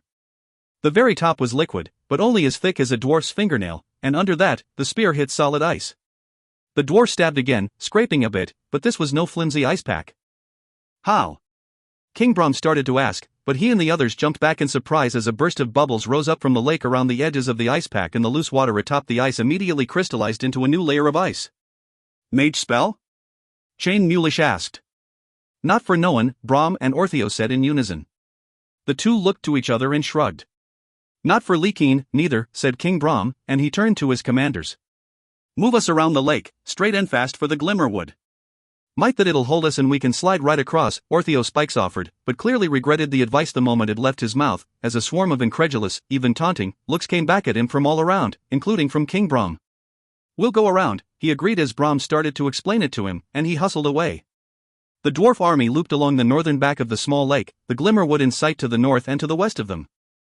They had gone more than halfway around the pond when the first cries rang out ahead of the main force. Orcs. Bah, bandits, King Brom said. Kill 'em to death one and all. Not bandits, Chain Moolish replied somberly, his tone drawing the attention of all nearby, and they followed his gaze across the lake to the southwest, where dark forms gathered around the bank. Not bandits, indeed, Brom and all the others understood, when they realized that the force that had come against them was considerably larger than their own. What in the name o' Dumathoinry them pig-faced rats doin' here in the cold vale? The dwarf king asked. Those around him nodded. It was a good question, and to a one they wondered more about how such a force might have come to this protected place. The Cold Vale was surrounded north and west by the Glimmerwood, home of the elves, and on the south by the Robin Mountains, a land overseen by King Emiru's Warcrown and his legions of sturdy dwarves. King Brom wondered if Citadel Felbar still stood, and if not, then what trap might await his brother's march? No good, I'm thinkin', said Chain Moolish, drawing a curious look from King Brom. Ye asked what them pig-faced rats were doing here, the dwarf explained. Rat-faced pigs, ye mean, Ortheo remarked. Vermin, how are ye slice 'em, Chain declared. Shoulder to hips me preferred way, Ortheo replied, hoisting his axe, and a chorus of cheers went up around him. Bah, but I'll take him 2 to your 1, Chain Moolish declared, drawing a few hi-hos of his own. Bah, but your mother's a bunny, Orthospikes roared. 3 to 1 for myself. They were nose to nose now, shouting their challenges back and forth, and each claim brought louder cheers than the previous. King Brom nodded his approval and let them continue for a long while. Few could rouse bloodlust in an army in the moments before a battle better than Chain Moolish and Orthospikes. Here they come! Cried a dwarf, and all eyes turned back to the orc force now charging directly across the frozen lake, without reservation. Too stupid to know that lakes ain't supposed to be frozen in the summertime. Ortheo cried. He didn't add to that, but like most of the others, he hoped that was the case and the ice would shatter under their march and send them floundering in the cold waters. He feared something else, however. Had the orcs tapped into some magic to freeze the lake and aid them in this fight? And if they were possessed of magic that powerful? Battle groups! King Brom ordered. And don't ye go running out on the damned lake to meet him. With great precision and the discipline infused through years of practice, the dwarven force settled into their organized brigades and formations, shield dwarves forming a wall in the front ranks of 3 squares, with crossbowmen behind, diligently cocking their weapons. Behind the middle square, the King's Wild Dwarf Brigade, Citadel Adbar's version of the Gutbusters, drank their potent liquor and crashed against each other hard, rising their blood, as they called it. We're breaking into fives then, called out the leader of the brigade, known simply, and for most of the Adbar dwarves, known only as Crunch. 2 for runnin' and 3 for flyin'. Flyin'. Every member of the King's Wild Dwarves volunteered, and the crashing began anew with heightened vigor, as each vied for the coveted role. When the orcs met the defensive walls of the shield dwarves, some of the wild dwarves, the runners, would charge between the squares, but many others would fly over the shield dwarves like living missiles. Indeed, pairs of dwarf tossers were already settling into place in the second ranks of the squares, each consisting of 2 young, strong dwarves holding a sturdy plank low and horizontal between them. A wild dwarf leaping onto that plank would be assisted in his second leap, the one that sent him flying over the front line of shield dwarves. King Brom watched the jostling of the fierce brigade with a grin, and nodded with pride as he noted the precision of his superb battle group. Bolts at your call, he shouted to Commander Chain Moolish, who nodded back and began ordering the crossbows into action. Lines of deadly quarrels flew out from the lake's edge, sailing over the frozen pond. The orcs were still far away, but the powerful weapon showed tremendous range, and while it was difficult for any archer to be accurate at such a range, there were so many orcs charging, it was even harder to miss. King Brom nodded again as he watched orc after orc stagger and fall, and grinned wider to see fellow orcs, unable to stop their momentum on the slick surface, go tumbling over those driven down. He held no illusions, though, when looking at the approaching army compared to his own force. His dwarves were clearly outnumbered, by 5 to 1 or more, and the fact that such an orc force had somehow arrived in the Cold Vale unbeknownst to the elves of the Glimmerwood. Or was this orc army, he wondered, the real reason Sinifine had sent them here?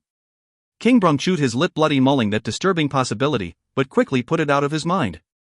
His dwarves would win here. He felt great confidence as he watched still more of the fast-closing orcs fall to a second brutal volley. Better armed, better armored, superbly trained, and battle-hardened, the Adbar Legion would cover the lake with orc blood. But then the first boulder hurtled down from on high.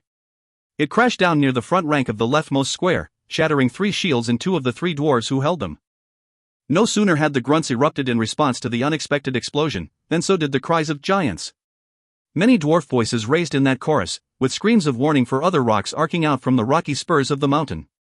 All around those higher trails and slopes loomed the gigantic blue-skinned humanoids, ferocious frost giants, who counted among their most hated of enemies the dwarves of the Silver Marches. At the sight of the behemoths and the thunder of the bombardment, the orcs began whooping and charging ahead with renewed energy. Brom's dwarves scrambled, their tight formations falling apart under the rain of stones. It didn't take long for the young king of Adbar to understand that he was facing utter disaster. Without the squares in place, the sheer numerical advantage of the orc army would overrun them in short order. Back! Tight lines and stepping back, he called out. Get out the giants' range, me boys, but for the love o' your ma's hairy back, and stay tight. Chain Mulish added, and it proved to be the last word the dwarf commander ever spoke as a giant hurled boulder splattered his brains all over his shiny armor. Despite the confusion and the rain of boulders, and there were many giants up there on the slopes, the dwarves quickly realized the skilled veterans of Citadel Adbar held tight their formations and held strong their courage. The wild dwarves darted around, helping the wounded, dragging them back as the squares stepped back, double timing it to get out of range of the deadly boulder rain. The lead orcs made the lake's shore, sliding from the ice into a dead run at the retreating force. Their presence hardly slowed the giants, however, and boulders fell on orc and dwarf alike as the forces came crashing together. Keep backing as ye kill 'em. King Brom cried and his commanders echoed, up and down the line. With every step, the boulders were more likely to hit the orcs, he knew, and so did the orcs. When Brom looked up to the slopes, he realized that the giants were catching on as well. Many of them had stopped their barrage to rush down the long, winding trails. King Brom nodded and glanced over his shoulder to the north, to the Glimmerwood. He was confident that he could get his boys under that canopy before the giants could join in the fight. If a sizable number of elves were about, they just might turn the tide. But first, the dwarves had to disengage these stubborn orcs and break off in full retreat, and Brom knew just how to do that. He called for his wild dwarves, thinking to gather them into a horde of dwarven hammers and send them blasting into the orcs to break the line and drive them back. As they assembled, though, there came a low rumbling beneath Brom's feet. Dwarf and orc alike paused in their slaughter and glanced around, and the ground began to shake more violently. Brom recognized the point of origin then, and turned his gaze to the frozen lake, just in time to see the ice breaking apart far out from the bank, a great sheet tilting up, throwing orcs into the sky, sending them sliding and tumbling all over each other, weapons and armor tangling. For a moment, King Brom's heart soared, as he believed that some great rescue was upon them. Perhaps his twin brother and the dwarves of Felbar had devised this trap for the orcs with some cunning machinery or magic. But no, he realized a heartbeat later, and then his heart skipped more than a few beats as he came to understand the true source of the icy upheaval, and of the ice itself, as the gigantic head of a white dragon appeared above the tilted and broken sheet. 200 dwarves cried out at once, and 1,000 orcs cheered, despite their brethren trapped out on the lake, many dead and many wounded, and many floundering amid the now shattered ice sheet, they cheered. Up into the air went the great white WIRM, ice and water falling from its shining leathery wings. Me king! More than one dwarf called, and Brom only had one answer in that awful moment. Run away! He cried at the top of his lungs. Run away! To the forest! Oh, run! The dwarves broke ranks and sprinted to the north, except for the king's wild dwarves, huddled together and nodding grimly. They knew their place, and willingly accepted their fate. Crunch! They cheered in unison, and while the main force retreated, they charged, throwing themselves with abandon into the orc ranks, thrashing and biting and kicking and punching, and 100 stabs couldn't stop any of them. King Brom didn't want to flee. Indeed, for a long while, he stood his ground, yanking those retreating dwarves past him and shoving them along to the north. You got to go, me king, Ortheo Spike said to him, rushing up and grabbing him by the arm. 50 boys dead, and 50 more to fall, if we're lucky, Brom lamented. And if one than 50's King Brom, then Adbar's knowin' a darker day, the commander insisted, pulling him along. Brom resisted only a bit, then finally nodded in resignation, turned, and began his sprint. Just a few strides later, though, a shadow came over the pair, a darker spot in the dull darkness of the near-blotted sunlight, and that shadow grew, reaching wide to either side as the dragon descended. Right and left, Ortheo yelled to Brom, and he pushed off the king and scrambled out to his right while Brom broke left. Ortheo turned as he went and began hurling insults at the dragon, wanting it to swerve at him that his King Brom might escape. But the beast did not, locking onto the other form and swooping in with such speed that the air thrummed around it. Ah, ye nasty, wormy fish bait! Ortheo Spikes cried desperately as the beast bore down on King Brom, but the last word caught in his throat indeed when he realized that the dragon wasn't alone. There was a rider. A drow rider. The dwarf's mouth gaped as the dragon's maw opened and a cone of white frost blew forth, a cone strong enough and cold enough to freeze a lake in summertime, a cone powerful enough to blow poor King Brom to the ground and freeze him there. The dragon soared past, but its rider dropped from it and gently and magically floated down to the ground. The great WIRM issued a mighty shrieking roar that had all around, dwarf and orc and giant alike, covering their ears in terror. Ortheo Spikes stumbled and cried out for his king, running, scrambling, crawling even, until he could get his feet back under him. Across the way, the drow, too, approached, but with no apparent urgency. "Ah, ye dog!" Ortheo cried, leaping over Brom, axe high. The drow smiled and easily sidestepped cleanly. He never even bothered to lift his strange, translucent shield, and the overbalanced Ortheo went sprawling. The dwarf jumped up and spun around, and his heart sank even more. The orc horde closed in now, with most of the fighting to the south finished, and the drow stood calmly waiting, very close to King Brom, who lay quiet under a coating of icy crystals. "Run away, dwarf," the drow said. "Run away and tell your kin that the drow have come, that many arrows has come, and that the land is ours." Ortheo Spikes replied with an unintelligible, growling sound, and threw himself at the drow once more. This time, the dark elf did not sidestep. Up came his shield, its edge magically rolling as he raised his arm, the shield growing with each turn. Ortheo's axe slammed in hard, but the impact was dulled somehow by the magic of that shield. And when the dwarf tried to retract, he found his blade sluggish and stuck as if he had driven it into a vat of heavy syrup. His surprise and delay cost him. The drow's weapon, a sword that seemed as if it had captured the nighttime stars within its translucent glass steel confines, cut across and up perfectly, taking the dwarf in the wrist and hand, and forcing him to let go of his trapped axe. He heard the orcs howling, the dragon screeched again. The drow, so quick, had moved behind him somehow, Ortheo realized. Only the blink of an eye before he felt the pain as that fabulous sword slashed across the back of his legs. He found himself kneeling. He didn't know how. He didn't know why. But Hardest didn't get the kill, Doomwheel reasoned to her father and Ravel as they watched the gruesome scene unfolding from the edge of the Glimmerwood. Out in the field, halfway to the lake, the orc army chanted Hardest's name and the legion of giants laughed as the burly warchief bent over the fallen form of King Brom. "Perhaps he will," Ravel interjected, pointing out to the scene. When Hardest kicked at the prone dwarf, the thawing diminutive fellow seemed to move a bit in reaction.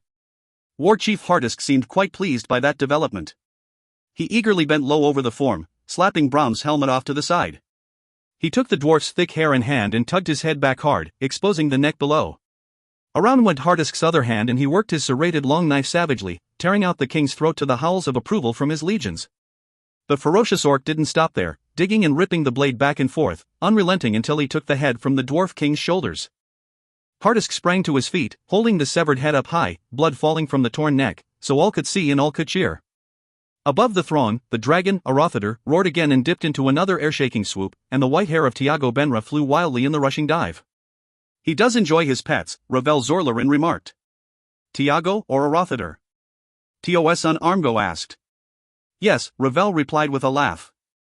Hardest carried the head over to the prisoners, including the dwarf commander, and even from this distance, the trio of elves could hear the warchief's shouted demands. "Go tell the dwarves of Adbar to stay in their hole." Hardest yelled in the dwarf's face. "If you come out, you are in the domain of many arrows, and you will die." He pushed the dead king's severed head right into the face of Ortheo, then swung around and roared triumphantly. Other orcs gathered up the wounded Ortheo, stripped him naked, bound his hands behind him tightly, and shoved him off to the north. He staggered and fell more than once, and Doomwheel could see that he was crying, and could see him wince, time and again, as another of the captured dwarves was horribly executed behind him. She shook her head in disgust, but in her mind, Khazad told her that it was all for the best. So lost was she that she knew she had to believe the sword, and so she clutched desperately at the thoughts it imparted. To do otherwise was to step back and widen her view, to see her role in this, from the murder of her brother Tirflin to her journey to the Underdark and back, and that, her conscience could not survive. She swallowed hard.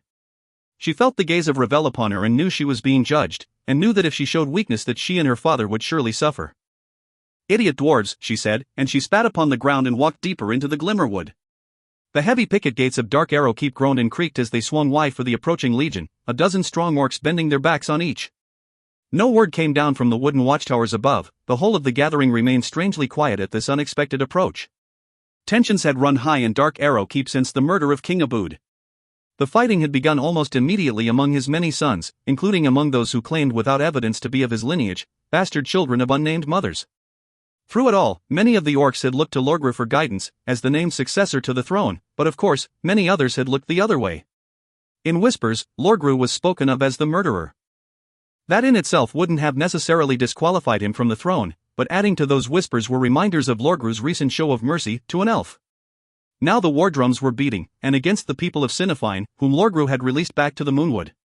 And Lorgru opposed those war drums, but in the heightened tensions, their cadence had grown in strength and volume, aided by the stamp of thousands of heavy orc boots. Now came the return of Warchief Hardisk, so claimed the pennants flying over the Dark Force marching to Dark Arrow Keep, and for a long while after those banners had been sighted, the orcs argued about whether or not to even open the gates for Hardisk, for the warchief who had defied Lorgru's expressed commands and took an army into the field. Inside the grand circular main building, the would-be king of many arrows was not amused. "Do not open the gates," Lorgru commanded his lieutenants. "Then they will be torn asunder," Ravel Zorlarin calmly replied.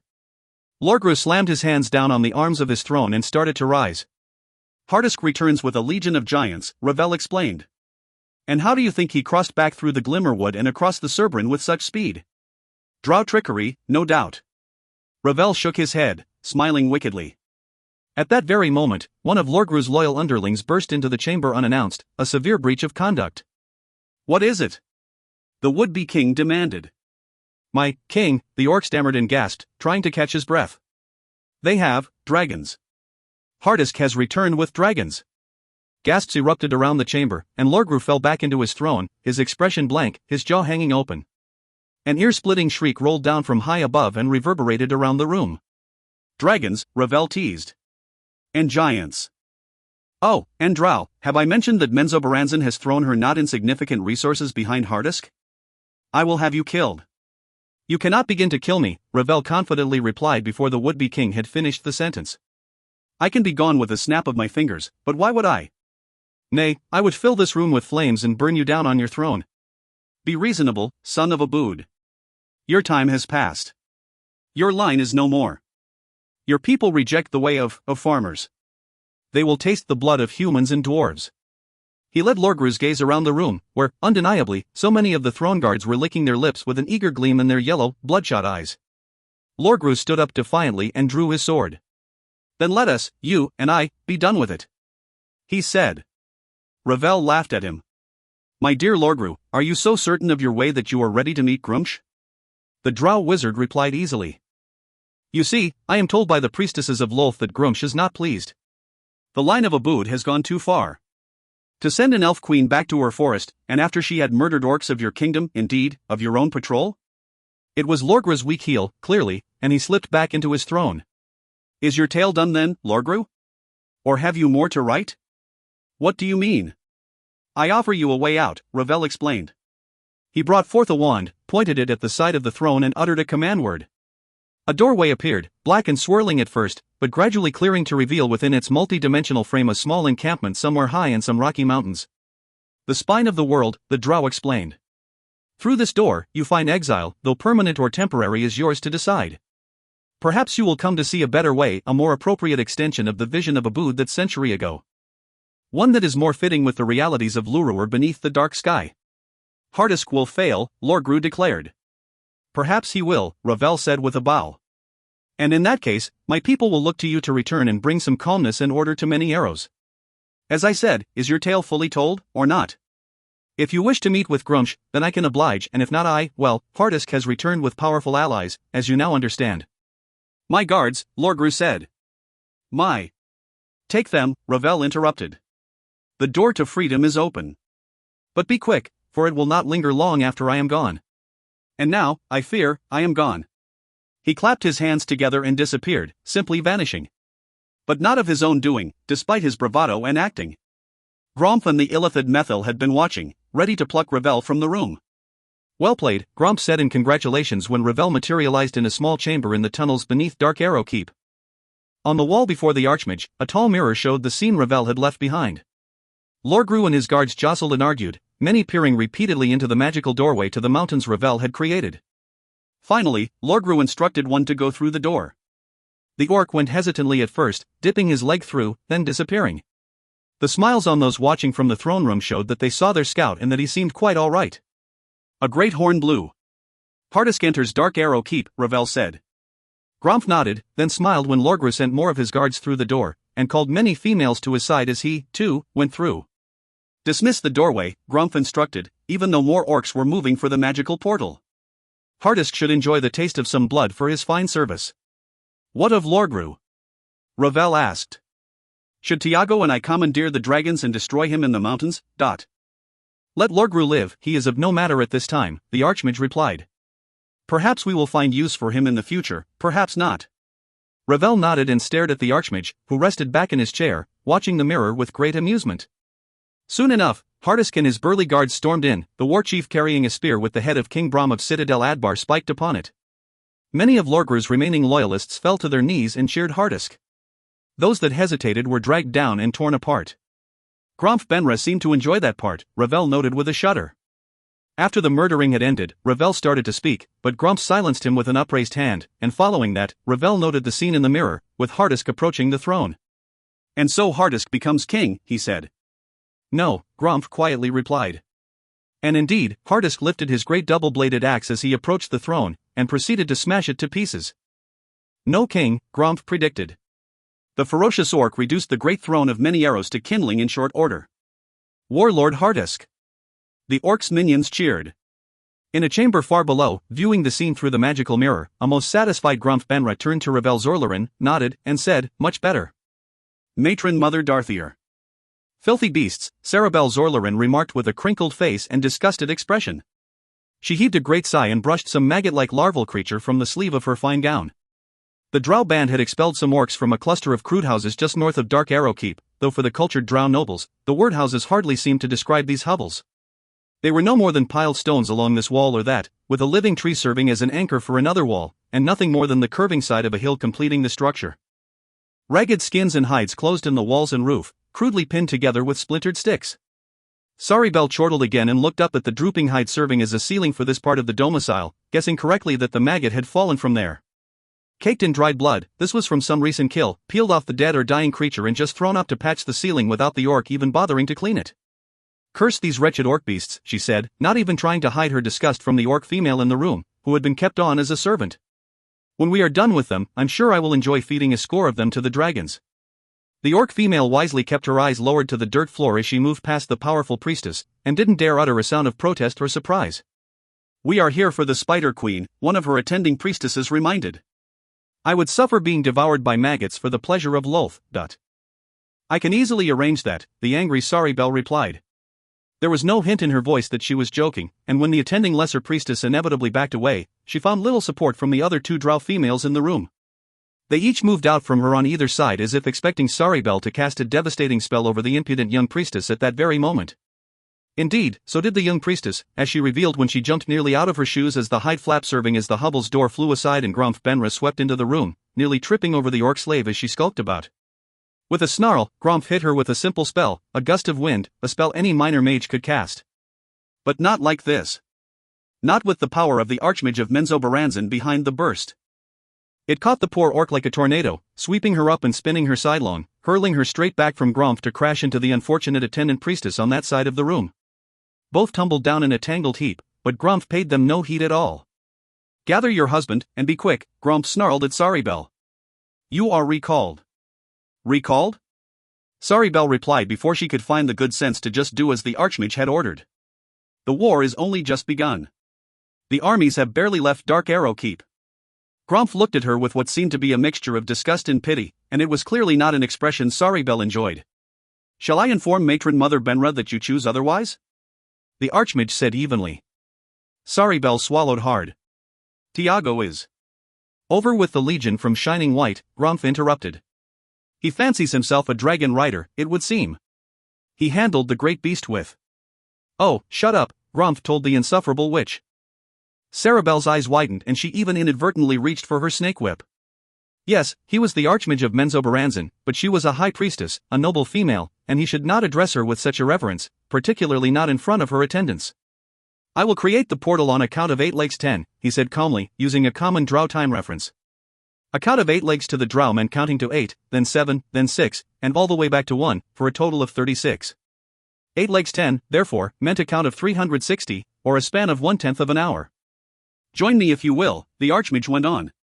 If not, I will give your condolences to the matron mother of Menzoberranzan, who rules the house of Saribel Benra. The reminder of her new surname, for against drow custom, it had been Saribel and not Tiago who had changed her name and house, of course, had Saribel stammering for an answer. One, said Gromf, and the cold reminder of the dripping hourglass had 4 priestesses, scrambling. They rushed past Gromf and pushed through the door in such a tangled way that they tore the hide down from the ceiling post above it. Idiot, Gromf muttered under his breath, silently cursing his sister for allowing Tiago to bring the bumbling Zorler and waif into their esteemed house. He was glad, then, that it wouldn't be for long, not outwardly, at least. He wished he could just leave the both of them here, for while he was anxious to return to Menzoberranzan and his studies, he knew that the arrival of these 2 impertinent children would spark outrage and intrigue in the Drow city. Now it was Gromfa's turn to sigh, for there was nothing he could do.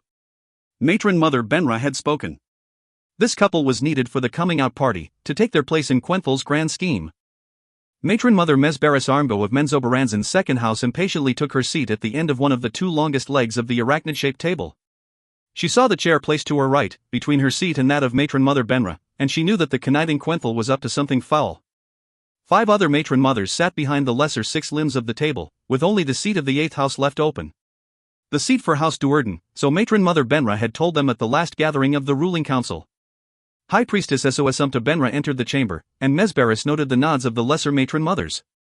They thought she was still named as Matron Mother Duerden, Mesbaris realized, and indeed, only Mesbaris did not gasp or widen her eyes when Esosumta moved not to the grand seat for the 8th house but to the unremarkable chair set between Benra and Del Armgo. Stone-faced, the disciplined Benra priestess betrayed nothing with her expression. If she had been demoted, House Duerden taken from her rule, then she seemed not at all unhappy about it.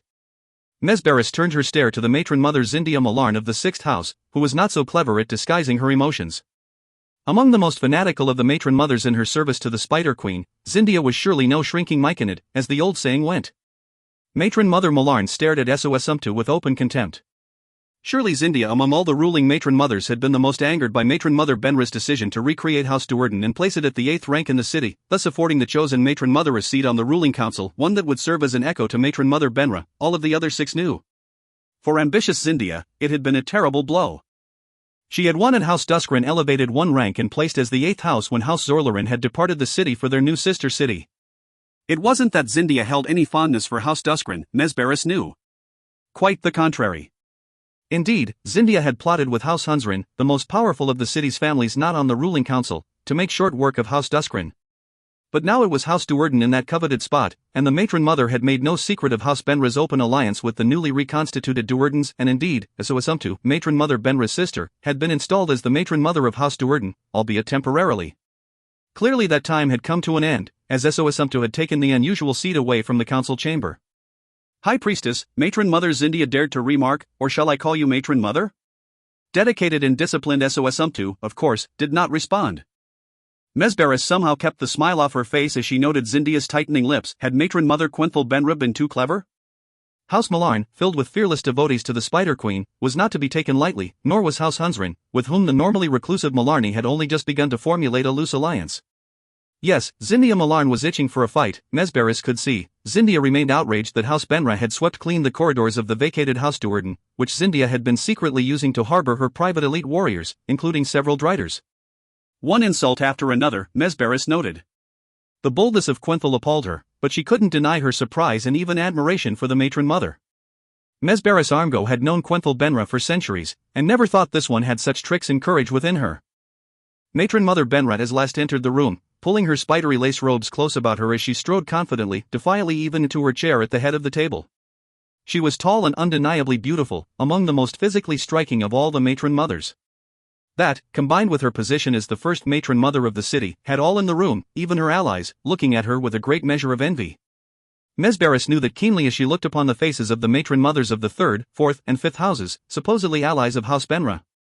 All Mesbaris had to do was find some way to exploit that deep-seated hatred. Matron Mother Benra brought the meeting to order and bade Esosumta to lead them in prayer. When it was finished, Esosumta quietly sat back down in her chair, which brought more than a few curious looks her way. "Why is she there?" Zindia Malarn finally asked. "She is a high priestess of Lolth, who leads the fane of the goddess, Matron Mother Benra replied. She is the matron mother of House Duerden, you mean, Zindia replied, and she turned to the empty chair diagonally across the spider-shaped table from Matron Mother Benra, the least seat among the ruling council. No more, Matron Mother Benra corrected. The matron mother of House Duerden has been revealed to me, to be formally introduced this day. Then why is SOS to Benra in this chamber? Zindia Malarn pressed. Rarely would any of the matron mothers so push Matron Mother Benra, but Zindia, fanatically devout and a strict traditionalist, showed no signs of backing down. She leaned forward in her seat, elbows on the table, her expression as sharp as a jade spider's fang. Revealed to you? Matron Mother Mesberis asked to deflect the confrontation.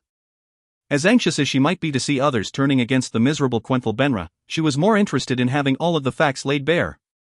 In Xorlaren, the matron mother explained.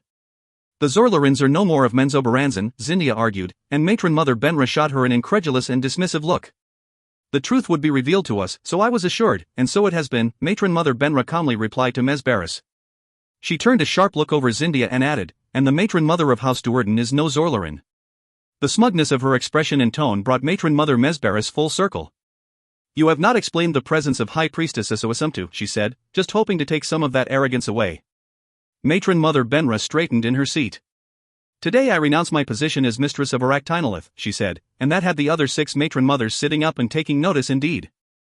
Quenthel's sister Triel had broken tradition by keeping that title even after ascending to lead House Benra, and Quenthel, after succeeding Triel, had helped secure this dual power as the new tradition. That she would willingly abdicate it, that she would give up such power, seemed truly astounding.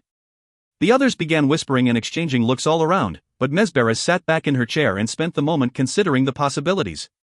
Unlike many of the others, Mesberis wasn't as bothered by Triel Benra's power grab, nor with Quenthel Benra's insistence on keeping the dual titles.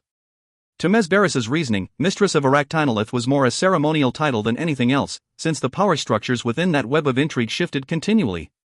And to have Matron Mother Benra, this one or the previous, with her attention diverted away from the ruling council, could only be a good thing. Perhaps Quenthel had realized the same. And your sister, Matron Mother Zindia started. High Priestess Essoasumta Benra, the matron mother quickly corrected. Mistress of the fane of the goddess, first priestess of House Benra, matron mother of House Duerden until this very day. Your sister, Zindia insisted. Sister of the matron mother of Menzoberranzan, then, Benra agreed, turning the notion right around. Another impressive title, would you agree? Zindia's eyes flared threateningly, but she fell back in her seat. So you ask the council to vote on this appointment of Essoasumta Benra to serve as Mistress of Aractinolith? Matron Mother Byrtyn Fay of House Faybranch, the 5th house of Menzoberranzan. Mesberis sat up and took note of that remark, and realized that it had been rehearsed. Quenthel had arranged for Byrtyn to introduce the formal notion, knowing full well that she had already secured the votes of all the others, excluding Zindia, of course, and Mesberis. More than that, Matron Mother Vidalma Tlaber added. Matron Mother Benra is, I believe, asking us to vote for a seat on the council for High Priestess Essoasumtu, who has served Lolth so well by creating the fane of the goddess. Gasps could be heard in the council chamber, but only from Zindia Malarn and Mesberis herself. So there it was, Mesberis realized, the complete domination of the ruling council by Quenthel Benra. And now so much more was coming clear to her. Zirith Zorlaran, were she still on the council and still within the city, would never have agreed to such a move as Vidalma had just, by design, brought forth. Zirith and Mesberis would have defeated such a proposal before it could have ever been brought forth. 8 was the number of the Spider Queen, not 9. But Vidalma Tlaber, now seated as matron mother of the 3rd house, was in debt to House Benra. More than a century before, House Faintlaber had been attacked by the upstart Obladrans, and matron mother Rivanal Benra, Quenthel's mother, had utterly destroyed the Obladrans. And now, to add to that debt, Quenthel had conveniently rid the city of the Zorlarans, and to her benefit in that regard, as well, thus elevating House Faintlaber to the coveted position of 3rd house, and, in the same move, had removed Faintlaber's greatest rival, the Zorlarans. Only a short while back, Mesberis had heard rumors of a quiet alliance developing between House Faintlaber and House Malarn, perhaps the 2 most fanatically devout houses in the city. No more, though, clearly, and the anger was not well hidden on the face of Zindia Malarn. Quenthel Benra's victory was complete. Quenthel would win the appointment of Essoasumta to lead Aractinolith, and by extension, the Academy, and would put a 9th chair on the ruling council for her sister. Could she have done anything more to prove to Mesberis Armgo and Zindia Malarn that resistance was futile? Matron Mother Mesberis got an answer to that question soon after the vote confirming the ninth council seat, when Mistress Essoasumtu, in her last act as Matron Mother of House Duerden, introduced her replacement, leading a surface elf named Dahlia into the chamber for confirmation. A surface elf. Matron Mother Darthier Duerden. The magical gate at the appointed spot in the black bowels of House Duerden flickered to life, and with a glance over his shoulder, the Bregenderth warrior quietly slipped through, traveling back to Luskan. This time, though, the door remained open just a bit longer, and a pair of dark elves came through the other way. "It is strange," Beniago said as Kim Muriel closed the gate, "but I am less comfortable in this, my natural form, than in the guise of a human." Kim Muriel Oblodra gave him a sidelong glance, but otherwise did not respond. He was sure that Beniago Benra's discomfort could not begin to compare with his own, for he did not like returning to this city, ever. Kim Muriel's house and family had been obliterated by Matron Mother Ivanel Benra in the time of troubles, and while the cerebral Kim Muriel had no affection for, and therefore no resentment regarding, the loss of his family, he knew that in this place, he could never find security, or be left in peace to his studies. If discovered by any of the powers that be, he would be used either as an offering to Lolth or a bargaining piece in some subterfuge between rival houses. He found neither proposition very appealing. "We should have brought Jarlaxle to Luskan to meet with us," Beniago offered as they moved into the more inhabited sections of the newly formed house, many curious stares falling over them from dark elves who were not of their mercenary band. "Jarlaxle is being watched closely. His absence would be noted. He is sending through a mercenary every day," Beniago protested, using the Drow sign language so that he was not heard. "And replacing veterans with houseless rogues he is pulling from the dregs of the city." Kim Muriel returned an incredulous look, silently asking why anyone would even care, and Beniago backed away from the argument. They found Jarlaxle soon after, in a fabulously decorated room he had taken as his own. He looked up from the flesh of the young female he was bedding, his face brightening at the sight of his partner and their top lieutenant. That hopeful smile became a look of concern quickly, however, for what issue could coax Kim Muriel to return to Menzoberranzan? Nothing good, likely. Jarlaxle leaped up from the mass of pillows and limbs on the bed, enough limbs showing among the pillows for Kim Muriel and Beniago to realize that there was more than one other drow buried under there. "Another room?" Kim Muriel both asked and ordered as Jarlaxle pulled on his trousers and then, still naked from the waist up, plopped atop his head his gigantic wide-brimmed hat with its garish diatrima feather. "For you?" Jarlaxle replied. "Anything." And he led them from the bed, where the pillows continued to roll and bounce around, to a small door that led into a more formal study, and one that Jarlaxle had turned into an office. Kim Muriel entered last, psionically waving behind him to slam the door shut.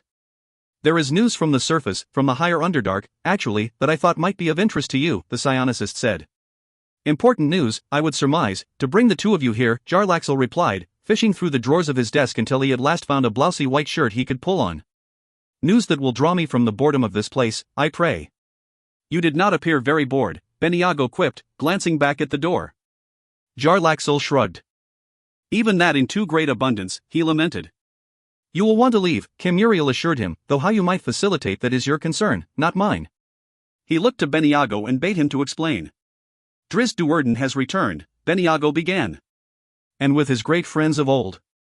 They paid a visit to Xorlaren to free Artemis Entreri from the clutches of Matron Mother Ziritha's children."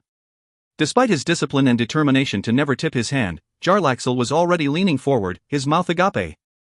Beniago continued, divulging all that he had learned of the capture of Entreri and the others, and the daring rescue by Drizzt and his friends, including the murder of Baralip Zorlarin. He had just relayed the fate of Dahlia, dead under a cave-in, when there came a knock on the door. Jarlaxle motioned the others to a far corner, behind a screen, and bade the knocker to enter. In walked one of Bregenderth's most promising young scouts, Braylin Janquay. He followed Jarlaxle's gaze and nod, then hesitated when he noted the unexpected visitors coming out from around the dressing screen. "Hi, Captain?" he asked, for rarely had he seen Beniago in his natural drow state. "I've not the time for formalities," Kim Muriel intervened. "What do you want?" The Bregenderth scout swallowed hard and reported. "The city is in uproar. Matron Mother Benra has announced her choice to serve as the Matron Mother of House Duerden." "I will prefer it, in any case, if it gets that wretched Essoasumtu out of this house," Jarlaxle quipped. "Darthier," Braylin said, using the drow word for their hated surface elven cousins, and the clever grin disappeared from Jarlaxle's face. "Matron Mother Darthier Duerden, an elf," Braylin clarified, and paused and locked eyes with Jarlaxle as he explained further, "an elf named Dahlia." Few things could render Jarlaxle speechless. He was quite old, and had lived a life of twists and turns beyond what most drow families would know throughout several generations. This, though, had him quietly sliding down into his chair behind his desk, his mind whirling as he tried to sort out the implications of any of this. He looked at Kim Muriel more than once, but the stoic psionicist offered nothing. After many moments of uncomfortable silence, for Jarlaxle, who had history with Dahlia, could not begin to figure out what this might mean for him, the mercenary leader turned to Kim Muriel once more. Hadn't Kim Muriel and Beniago just told him that Dahlia had been slain? So many questions bounced around in Jarlaxle's thoughts at that confusing moment, but one notion overrode them all. I must be away from this place, he decided. As if my day could get worse, Jarlaxle lamented a short while later, when Tiago Benra and Saribel stormed into House Duerden. Oh, it will, the brash young warrior assured him. Should I bother to ask what that might mean? Or are you just in a foul mood of your own because Grumph pulled you from a battlefield where you could impress yourself by killing weaklings? It took a moment for Tiago to unwind that remark, but when he did, his eyes narrowed and his sword hand went to the hilt of his fabulous weapon. He even jerked Jarlaxle's way just a bit, attempting to elicit a flinch from the mercenary leader. Jarlaxle stifled a yawn. You do not even realize that your day is past, do you? Tiago said. A new era has dawned on Toril and a new generation of great drow will rise, led by me. And yet, here you are, by the power of the oldest drow in the city and to the call of the matron mother, Jarlaxle replied. A weapons master in a house that barely finds a seat on the ruling council. Your claim of greatness rings hollow. Tiago's eyes narrowed again and his jaw clenched, and Jarlaxle knew that the violent upstart was fantasizing about killing him then. Fear not, however, Jarlaxle goaded, for one day, should House Duerden fail, perhaps I will find a place for you in my band. But then, perhaps not. He turned to go, but Tiago made a strange little sound that pulled him back around, to see the young warrior's face shifting through a range of emotions, from anger to confusion to a look of dread. Yes, Jarlaxle knew, his fantasy was playing out in his thoughts, an imagined duel with Jarlaxle. And now, poor Tiago was seeing his own death at Jarlaxle's hands. Archmage Grumph Benra came into the room then, jolting Tiago back into the present. The Archmage stared at the brash young weapons master briefly, noting his unsettled look, then turned an accusing eye on Jarlaxle, who held his hands up innocently. How long am I to be imprisoned here? Tiago demanded. An odd choice of words for a weapons master of a noble house, Grumph replied. Weapons master? Tiago echoed incredulously. I should be leading the armies in the silver marches to glorious victory. And only then, after the glory, should I take my rightful place as weapons master of House Benra. Matron Mother Quenthel favors Enzrel for that position in House Benra, it would seem, Jarlaxle quipped, for no better reason than to anger Tiago. To his credit, Tiago didn't even glance the mercenary's way. I should not have come, Tiago insisted. I didn't give you a choice, said Grumph. Now it was Grumph's turn to see the threatening stare of the impudent whelp. Yes, Jarlaxle was enjoying this, particularly the way Tiago soon shrank back. A withering smile spread across Grumph's face, like a crack in the facing of a glacier right before a pile of cold death buried the helpless witness. Tiago swallowed hard. That war was mine to win, he declared. That war is only your concern if the matron mother says it is your concern, Grumph calmly corrected. Your duty is here now, and so here you are, but I have ridden a dragon. Tiago protested. I have eaten a dragon, Grumph replied. I have slept with a dragon, too. Jarlaxle thought, but did not say, though he couldn't avoid a grin at the pleasant memory of the wonderful copper dragon sisters, Tazmikella and Ilnezera. He thought he was about to witness a pleasant memory right then, too, for Grumph was surely about to put Tiago in his place, but then, to his surprise and to the surprise of Grumph, the harsh words came from another source. Stand down and shut up, Saribel said to Tiago, pushing in front of him and jabbing her finger into his chest. He stared at her incredulously, beautifully so. First you insult Jarlaxle of Bregenderth and now dare question the Archmage? She yelled in his face. Learn your place, fool, or I will be a widow by my own hand. Tiago continued to stare at her with the most dumbfounded expression. You? He managed to stutter. Saribel laughed at him. Oh indeed, you held the upper hand, and so you enjoyed it, she said. For the sake of my family, and for respect of House Benra, I granted you that. Granted? He asked, and he looked to Grumph for support. But none came. I am Benra now, have you forgotten? Saribel said. I am named as the High Priestess of House Duerden, but also a noble priestess of the families of Benra and Zorlarin. And you? You are just a male. Grumph smiled and Jarlaxle laughed aloud. Saribel snapped a glare over the mercenary. As are you, she warned. Oh, do not make that mistake, Grumph quietly told her, and she wisely focused her ire back on Tiago. She held up her left hand, the hand he had clasped in their ceremony of marriage. I am Benra, she said. Of your own making. Were you to undo that, then Tiago and not Saribel would be cast aside by the first house. Tiago looked to Gromf, who merely shrugged. She has a point, Jarlaxle had to remark. And now you are both Duerden, the Archmage reminded. Brought here to prepare the house for the coming of the new matron mother. If you are done wasting my time, do be on about your duties. You need to get me out of here, Jarlaxle told Gromf as soon as the happy couple left the room. Because of your history with Dahlia? He asked. More than that, Jarlaxle replied.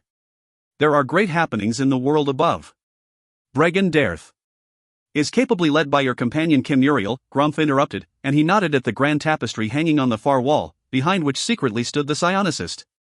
These are matters politic, of which Kim Muriel has little interest or understanding, Jarlaxle replied, and he was not surprised that Gromf knew of Kim Muriel's presence, even though Kim Muriel was psionically hidden as well as out of physical sight. Jarlaxle had long ago stopped being surprised by the things his older brother knew. Archmage, Jarlaxle pleaded, do you see the possible gains here? Gains for which I care little. Even gains to the city? Especially to the city. It was true enough, Jarlaxle knew. All Gromf wanted was to be left alone, or perhaps. You enjoy the presence of Methyl, Jarlaxle said. You are glad that the Illithid is returned to us. He is a useful tool. Jarlaxle was shaking his head, staring slyly at his brother. No, it is more than that, he said. You have conquered the mysteries of Mistress Weave. Are there any spells left to learn which might interest you? You should not refer to the web of magic in such a way in Lolthus City, Gromf reminded dryly. Not at this time. Jarlaxle nodded, conceding the point, for the Spider Queen was, after all, trying to steal the domain of magic. There is no secret in magic left for you, is there? He asked rhetorically. Oh, the occasional spell to be discovered, or a new fantastical creature to add to your menagerie, perhaps. But even that grows boring to one so accomplished as the mighty Gromf. If there is a point to your rambling, do get to it, for I assure you that you are more boring than anything of which you pontificate. Conceited, Jarlaxle replied, and he began a slow walk around the Archmage, sizing him up with every stride. But I know you, brother Gromf, and I understand your dilemma, oh, so quite well, which is why I long to be out from this place and on the road for my own adventures once more. Are you thinking that I might join your pathetic band? No, of course not, Jarlaxle replied, though, of course, in the back of his mind, he did see that as a future possibility. But I am thinking that there is only one place left for the brilliance of Gromf to explore, and that is why you are pleased that Methyl is among us once more. The Illithids own the secret of another magic, a purer magic, a magic of pure thought. Shall I polymorph myself into a mind flayer and join the hive, then? Gromf asked dismissively, but there was a kernel of truth in that wild claim, Jarlaxle knew. No need, Jarlaxle answered, and he turned to the tapestry where Kim Muriel was hidden. I know one who might take you there, to the place of pure magic. Surely you have the intellect for it. Psionics are more than a matter of simple intellect, Gromf reminded. Jarlaxle nodded, knowing well that truth, for he considered himself as smart as any, and yet, the powers of psionics had eluded him, despite quite a bit of training with Kim Muriel. But you must know, he teased. You try my patience. Train with Kim Muriel, Jarlaxle offered. In exchange for your freedom from Menzoberranzan? Bregan Darth will need my oversight in these perilous and exciting times, no doubt, particularly with Kim Muriel serving your desires. Archmage Gromf didn't respond, and didn't blink as he stared at Jarlaxle for many heartbeats. Then he gave a slight nod and started away to visit with their sister, Jarlaxle knew. As soon as he left the room, Kim Muriel came out from behind the tapestry. You bargain with dangerous partners, he said. We live in dangerous times. And Gromf will be a grateful student, I expect, whatever the outcome. Why do you suppose that I am speaking of Gromf? Kim Muriel asked, and dryly, and when had this one ever put an inflection in his voice? Jarlaxle stared in surprise, for this was the closest he had ever seen Kim Muriel come to actually threatening him. I cannot stay here, Jarlaxle explained. Not with Tiago. Tiago will not go against you, Kim Muriel interrupted. Not now. Jarlaxle nodded, for he and Kim Muriel had just played out that meeting with the brash young weapons master to perfection. When Tiago had begun his fantasy of attacking Jarlaxle, Kim Muriel had subtly and telepathically imparted upon him the brutally realistic images of a most unfortunate outcome should he ever try. Not with Dahlia, Jarlaxle admitted. Not with Drizzt, more likely, said the psionicist, and Jarlaxle looked at him curiously. Your fascination with him is obvious, and greater now, no doubt, since you have learned that his old companions have somehow been reborn to his side. A gift of a god, right before us to witness, Jarlaxle agreed. And not just Drizzt. Artemis Entreri, yet again, Kim Muriel said, and the mercenary leader nodded his agreement. So many moving parts, Jarlaxle said. It pains me that they move without my hand near the lever. This is a great time, my friend. I feel it, and so do you. I must be free of this place, to witness the hand of the gods upon the wider world. I heard similar echoes in the thoughts of Tiago, Kim Muriel replied.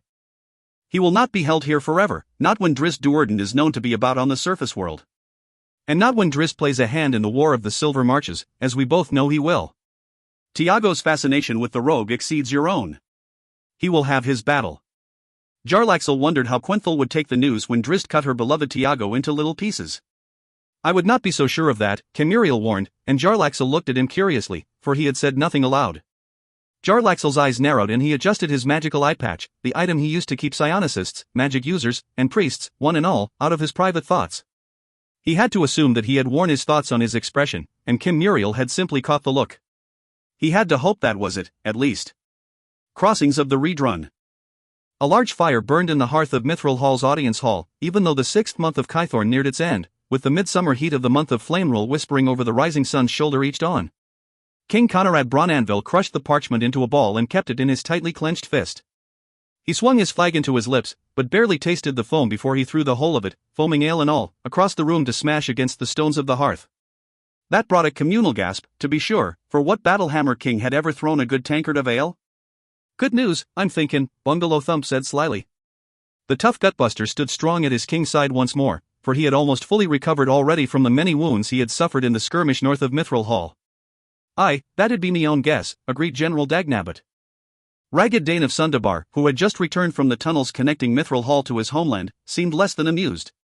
Crossings o' the Red Run? He asked King Conrad. The king nodded and threw the crumpled parchment in the same direction as the previously flying tankard. I seen the Silvery Moon Knight pacing around in circles in your antechamber, Ragged Dane explained. I'd come to tell ye the same grim tale. Ye heard o' Red Run Ford? Bungalow and Dagnabbit exchanged curious glances and a shrug. Easiest way to put an army across the river Red Run, Ragged Dane explained, referring to the great tributary to the river Ravn, one of the two main rivers of Lurur. The river Ravn flowed out from the Ravn Mountains to the southwest, with the Red Run tributary joining it from the northwest just north of the great city of Sundabar. Ye'd be trackin' many days back to the north and west if ye meant to go around the Red Run, and she's runnin' fast this summer, for there ain't no bridges for taking war engines across to the south. Fine place for a crossing, and fine place for an ambush. Many arrow orcs, King Conrad elaborated. Moving south past the mountains east o' here, south o' the Glimmerwood and right past Felbar's closed gates. Orcs heading for Sundabar, then, Bungalow Thump reasoned. Aye, and the knights o'd Silvery Moon seen it coming and thought they had them orcs cut apart, said King Conrad. They think to catch the whole o' the band at the Red Run and send 'em running. But they found more orcs than they thinked, General Dagnabbit reasoned. 6-1, Ragged Dane confirmed, shaking his head. Many arrows break their forces into 3 groups, so we're all sayin', and ye see one o' them outside your own doors. But even with that, the knights in silver found themselves outnumbered 6-1 or more, and with hordes o' giants aside them stinking orcs. And with a dragon, King Conrad added grimly. Same dragon that killed King Brom, I'm guessin' that. And hopin', said Ragged Dane. Hate to be thinking them orcs got more than one. Who's knowing what to think? King Conrad asked. Whole o' the silver marches smellin' of orc. Eh? Bungalow Thump remarked, and when the others looked to him, they followed his gaze to the crushed parchment, then to the door, beyond which waited the knight in silver emissary from Silvery Moon. They're to be blaming us, ain't they? Bungalow asked. Blaming Clan Battlehammer for the darkness that's come roaring down from the north. King Conrad stared at the gutbuster leader hard, but didn't refute the claim. Bungalow Thump rushed to the door and pulled it wide. Get in here, he ordered the knight in silver, who casually strolled through the door a few moments later, grim-faced and clearly not intimidated. By that point, Bungalow had retrieved the parchment and pulled it open, grunting as he read through its flowing letters. After a nod from King Conrad, General Dagnabbit was there beside him, reading the harsh condemnation from the leaders of Silvery Moon. By the hairy gods, what fools ye be! Bungalow Thump roared at the knight, who stood impassively. Be at ease, me friend, King Conrad cautioned him. Them boys owed Silvery Moon took a beating and are smart and good. I'll be givin' another oath them a beatin' if he makes a bad word about me clan and King Bruiner, Bungalow returned angrily, his fierce expression turned wholly on the Silvery Moon emissary with every word. You cannot deny, the knight began. Shut your mouth, Bungalow warned. For myself, I cannot deny that Silvery Moon and Sundabar and all the rest wouldn't stand with King Bruenor, Ragged Dane intervened. I was there, long afore yourself was born, at the Treaty o' Garam's Gorge. Weren't no choice given Bruenor and the battle hammers. Only me own homo Felbar thought to stand aside if they went to finish the war. Even the dwarves of Adbar said no, and no voice was louder against the fight than that of Lady Illustrial o' Silvery Moon. The knight snorted and looked to King Conrad. If you're thinking to call me a liar, then do it here and now, Ragged Dane demanded. And if you're thinking that me words re wrong, then you're a fool. Not Silvery Moon, not Sundabar, not Everlund, not Nezim, and not Adbar. Not a one. They left King Bruenor in Mithril Hall sittin' here in the middle of a vast horde o' orcs. So th Orc Kingdom was staying, war or not, and so here we be, fighting a war 100 years in the waitin'. The treaty allowed them the room to wait and grow, the knight argued. Because of that treaty, the filth of many arrows is much stronger in this day. And yourselves was all for that treaty, deman in it, O King Bruenor. Ragged Dane shouted back. I was there, ye dolt. I seen it. Enough. King Conrad demanded angrily, though he offered a nod of gratitude to Ragged Dane, and indeed, Bungalow Thump walked over and patted the visitor from Felbar on the shoulder in appreciation. What's done's done, the king of Mithril Hall decided. Done 100 years and more. We're better talking what's next, not what's past. We must understand the culpability, that you do not make the same mistakes this time, the knight insisted. King Conrad narrowed his eyes, his bushy eyebrows practically swallowing the grey orbs. Your lips reflappin', but all I'm hearin' is Silvery Moon's desire to stand on her own, he said evenly. The knight stammered in reply, but hadn't managed to piece anything decipherable together before Ragged Dane interjected, Nah, good king, there is skin indeed. That's what else I come rushing back to tell ye. They're wanting King Emerus to empty Felbar and chase the orcs all the way to Sundabar's gate. He cast a sly look at the knight. And likely, they're about to ask ye, nay, to order yourself to send all ye got running south. Course, you'd have to break through the army on your door to take the first step. King Conrad digested Ragged Dane's words for a few heartbeats, then turned to the knight and asked, well? The man, obviously uncomfortable, cleared his throat. Well, it is clear that you will need some time to break out of your home, so your delay will be forgiven. Forgiven? Conrad, Bungalow and Dagnabbit all gasped together. Clear? Ragged Dane asked. Aye, so clear that yourself had to crawl through the tunnel from across the Cerbrin to even get here. 10,000 orcs on Battlehammer's door, and Yuri asking them to go running to help you do your fightin' in the south? Should you not be organizing Felbar's march? The knight quipped at Ragged Dane. Silvery Moon stood in your defense along the Red Run, and where was King Emerus? Knight Commander Dagar Mindero battled bravely. The river earned its name anew, the Red Run, and now running red with the blood of orcs. He paused and winced, clearly in great pain, and added, and with the blood of several hundred Silvery Moon knights. The crossings of the Red Run will be remembered for 1,000 years in Silvery Moon as a dark day of great gallantry. He paused again, but this time his face screwed up with obvious anger. And as a day when Citadel Felbar did not come to our aid against the common horde of enemies. A day when King Emerus failed his allegiance. Shut your trap, ye dolt, Bungalow Thump demanded, and he started past Ragged Dane for the night, but the old veteran from Felbar held him back with an upraised arm. Yuri thinkin' we even knew? Ragged Dane asked. Our eyes were north o' the mountains, where King Brum fell. Ye think we knew your knight commander Mindero? You'd not have come anyway, would you? The knight accused. Safe in your hole. Mindero's the fool, Ragged Dane said, and the knight's hand went to his weapon hilt. If you draw, your body will be floated down the Cerbrin, King Conrad warned, his tone showing clearly that he meant every word. Perhaps your kin will find it, perhaps not. Mindero's eyes filled with false hopes of glory, Ragged Dane pressed, and now it was Bungalow Thump holding him back instead of the other way around.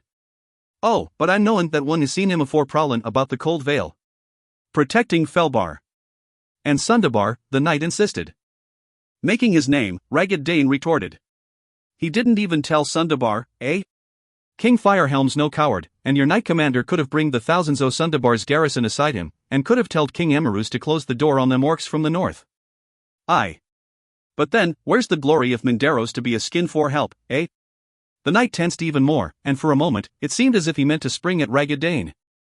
But then he calmed, and stood upright with an air of superiority about him. The orc hordes are sweeping past your citadels, he said to King Conrad. One army will soon press Sundabar, no doubt, and Silvery Moon and Nezim will find clouds gathering all around. Silvery Moon asks you to come forth, with all speed and with the whole of your garrison. Conrad didn't answer, and slowly turned to Ragged Dane. The same will be demanded of Citadel Felbar, the knight went on. And with all haste, to catch the horde before it can lay siege to Sundabar. Ye sent a note akin to that to King Emerus, did ye? Ragged Dane asked. An emissary was dispatched, the knight confirmed. Ragged Dane snorted, and locked stairs with Conrad, and in that silent exchange, it quickly became clear to all in the room that the dwarves weren't about to go flooding out of their defensive fortresses any time soon. You test the alliance, the knight warned, apparently catching on. Yourself tests me patience, said Conrad. Yuri see in tens o' thousands o' orcs swarming across the lands, and Yuri thinking that's the whole o' many arrows. Ye dolt, don't ye know that orcs take to tunnels? If I'm empty in me halls, then I'm surrenderin' Mithril Hall to Abood's dogs. Same for Emerus and Citadel Felbar. That what Yuri wantin'. The fields are black with orcs. And Yuri afraid, and ye should be, King Conrad said. I'll lose half me dwarves trying to break out into the army that's campin' on me doorsteps. Better for all, better for Silvery Moon, that so many o' Abood's dogs got themselves stuck here in siege, keepin' us in. The knight stiffened, then snorted derisively. Aye, he said, as we've come to expect from battle-hammer dwarves. He gave a curt bow, spun on his heel, and swept out of the room. King Emerus ain't to go out, Ragged Dane assured King Conrad. Not now. Not after what happened to King Brom and his Adbar boys. Might be that them orcs are just goadin' us all, King Conrad warned. They're lookin' like they be heading for Sundabar and Silvery Moon, when might be that they'll turn right around if we come forth. 3 treasures for them orcs above all, Felbar, Adbar and Mithril Hall, and woe to me and me fellow kings if we let orcs have 'em. King Harnath o' Adbar's still in Felbar, Ragged Dane replied.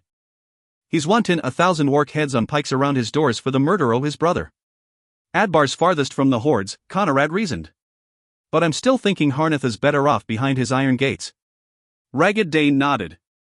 I got to take me leave, good king, he said with a bow. I'm fast bound for Felbar and me own king's side. Aye, and I'm to come with ye, King Conrad announced, and he motioned to his 2 advisers, Ungalothump and General Dagnabbit, to gather their traveling gear. Might that we'll get there afore King Harnath is left, that we're all talkin' with one voice. Ragged Dane nodded, and the smile that crossed his weathered old face was one of clear admiration, as if to assure the young king of Mithril Hall that he had just made a wise choice. On the 1st of Flame Rule, the 7th month of Dale reckoning 1484, the 3 dwarf kings of Lura gathered with their commanders and trusted advisers in the war room of Citadel Felbar. The meeting began solemnly, with many muted toasts to King Brom, the fallen twin brother of King Harnath of Citadel Adbar. Several rounds of potent ale later, the toasts became more hearty, led by Harnath himself, who recounted the good days he and his brother had shared under the tutelage of their legendary father, King Harbram. Toasts to salute Brom became toasts promising retribution against the orcs of many arrows, promising full payback for the disastrous battle of the Cold Vale. Flagons clapped together, foam flew from the side of tankards, and many a beard turned white as drinks were upended with too much vigor, and many a sleeve grew wet from wiping the foamy beards. And so it began as a celebration, for Brom, for the dwarves of Lurur. That ended abruptly, though, as if all the puffing boasts expired all at once, when the clanking, the slurping and the cheering ceased, and an uneasy quiet settled over the room. Yourself takes the lead, out o' respect, King Emerus told King Harnath, and the leader of Citadel Felbar surrendered his chair at the head of the table to his friend from Citadel Adbar. Well, ye know that I'm wantin' to kill every orc in the Silver Marches, Harnath began as he settled in. And to line me porch with pikes topped in giant heads. A couple of cheers arose, but they were muted, for Harnath's voice was subdued, and it rang clear to all listening carefully that he was about to offer a rather large caveat. But I'm not for sending out me boys, he said. Not until we're knowin' what foul powers re behind the orcs' march. Giants, aye, and that's to be expected, but me few boys who found their way home from the murder in the Cold Vale spoke of a dragon, a real one and a big one. And more than one saw himself a few dark elves, that. He looked directly at King Conrad as he spoke the last part, and the king of Mithril Hall could only nod in acceptance, if not agreement, for indeed, Mithril Hall among all the dwarf fortresses had more history with the dreaded drow elves. Orcs ain't pressin' us, Harnath continued. They be pressing me, Conrad interjected. Not coming against me doors, but keepin' me doors closed, don't ye doubt. Aye, Harnath conceded. But still the biggest force crossed the Red Run, movin' south of all o' us. Aye, agreed King Emerus, who also looked to Conrad. Ragged Dane telled me about your meetin' with the knight in silver. Sure that Yuri to be hearin' the calls from the human lands to the south, playing their great bud eyeball vision against the treaty. King Conrad nodded grimly. I ain't ta keen to hearing the name o' Bruiner Battlehammer tossed about like that, King Emerus promised. The humans are writing new words into the history books, looking to send blame where they shouldn't. Battle hammers don't care what the dern fools o' Silvery Moon and Sundabar re-sang, Conrad insisted, but his tone, of course, showed that he did care, quite a bit, and that he wasn't amused. Well, Felbar's caring, don't ye doubt, Emerus replied emphatically. I was there with me friend Bruiner, and I'm knowin' that it near killed him to put his mark on that treaty. Felbar ain't blaming Mithril Hall for this, ye should know. King Conrad nodded in gratitude. Norse Adbar. King Harneth shouted, and slammed his flagon down on the table. Aye, not by a hair o' me thick beard. Need to tell me many the tales o' King Bruiner. Weren't no coward, your old king. And I'm not taking well to hearin' that the fools to the south re-shoutin' at ye about 100 years past. Not just at me and me boys o' the hall, Conrad said, and nodded to King Emerus.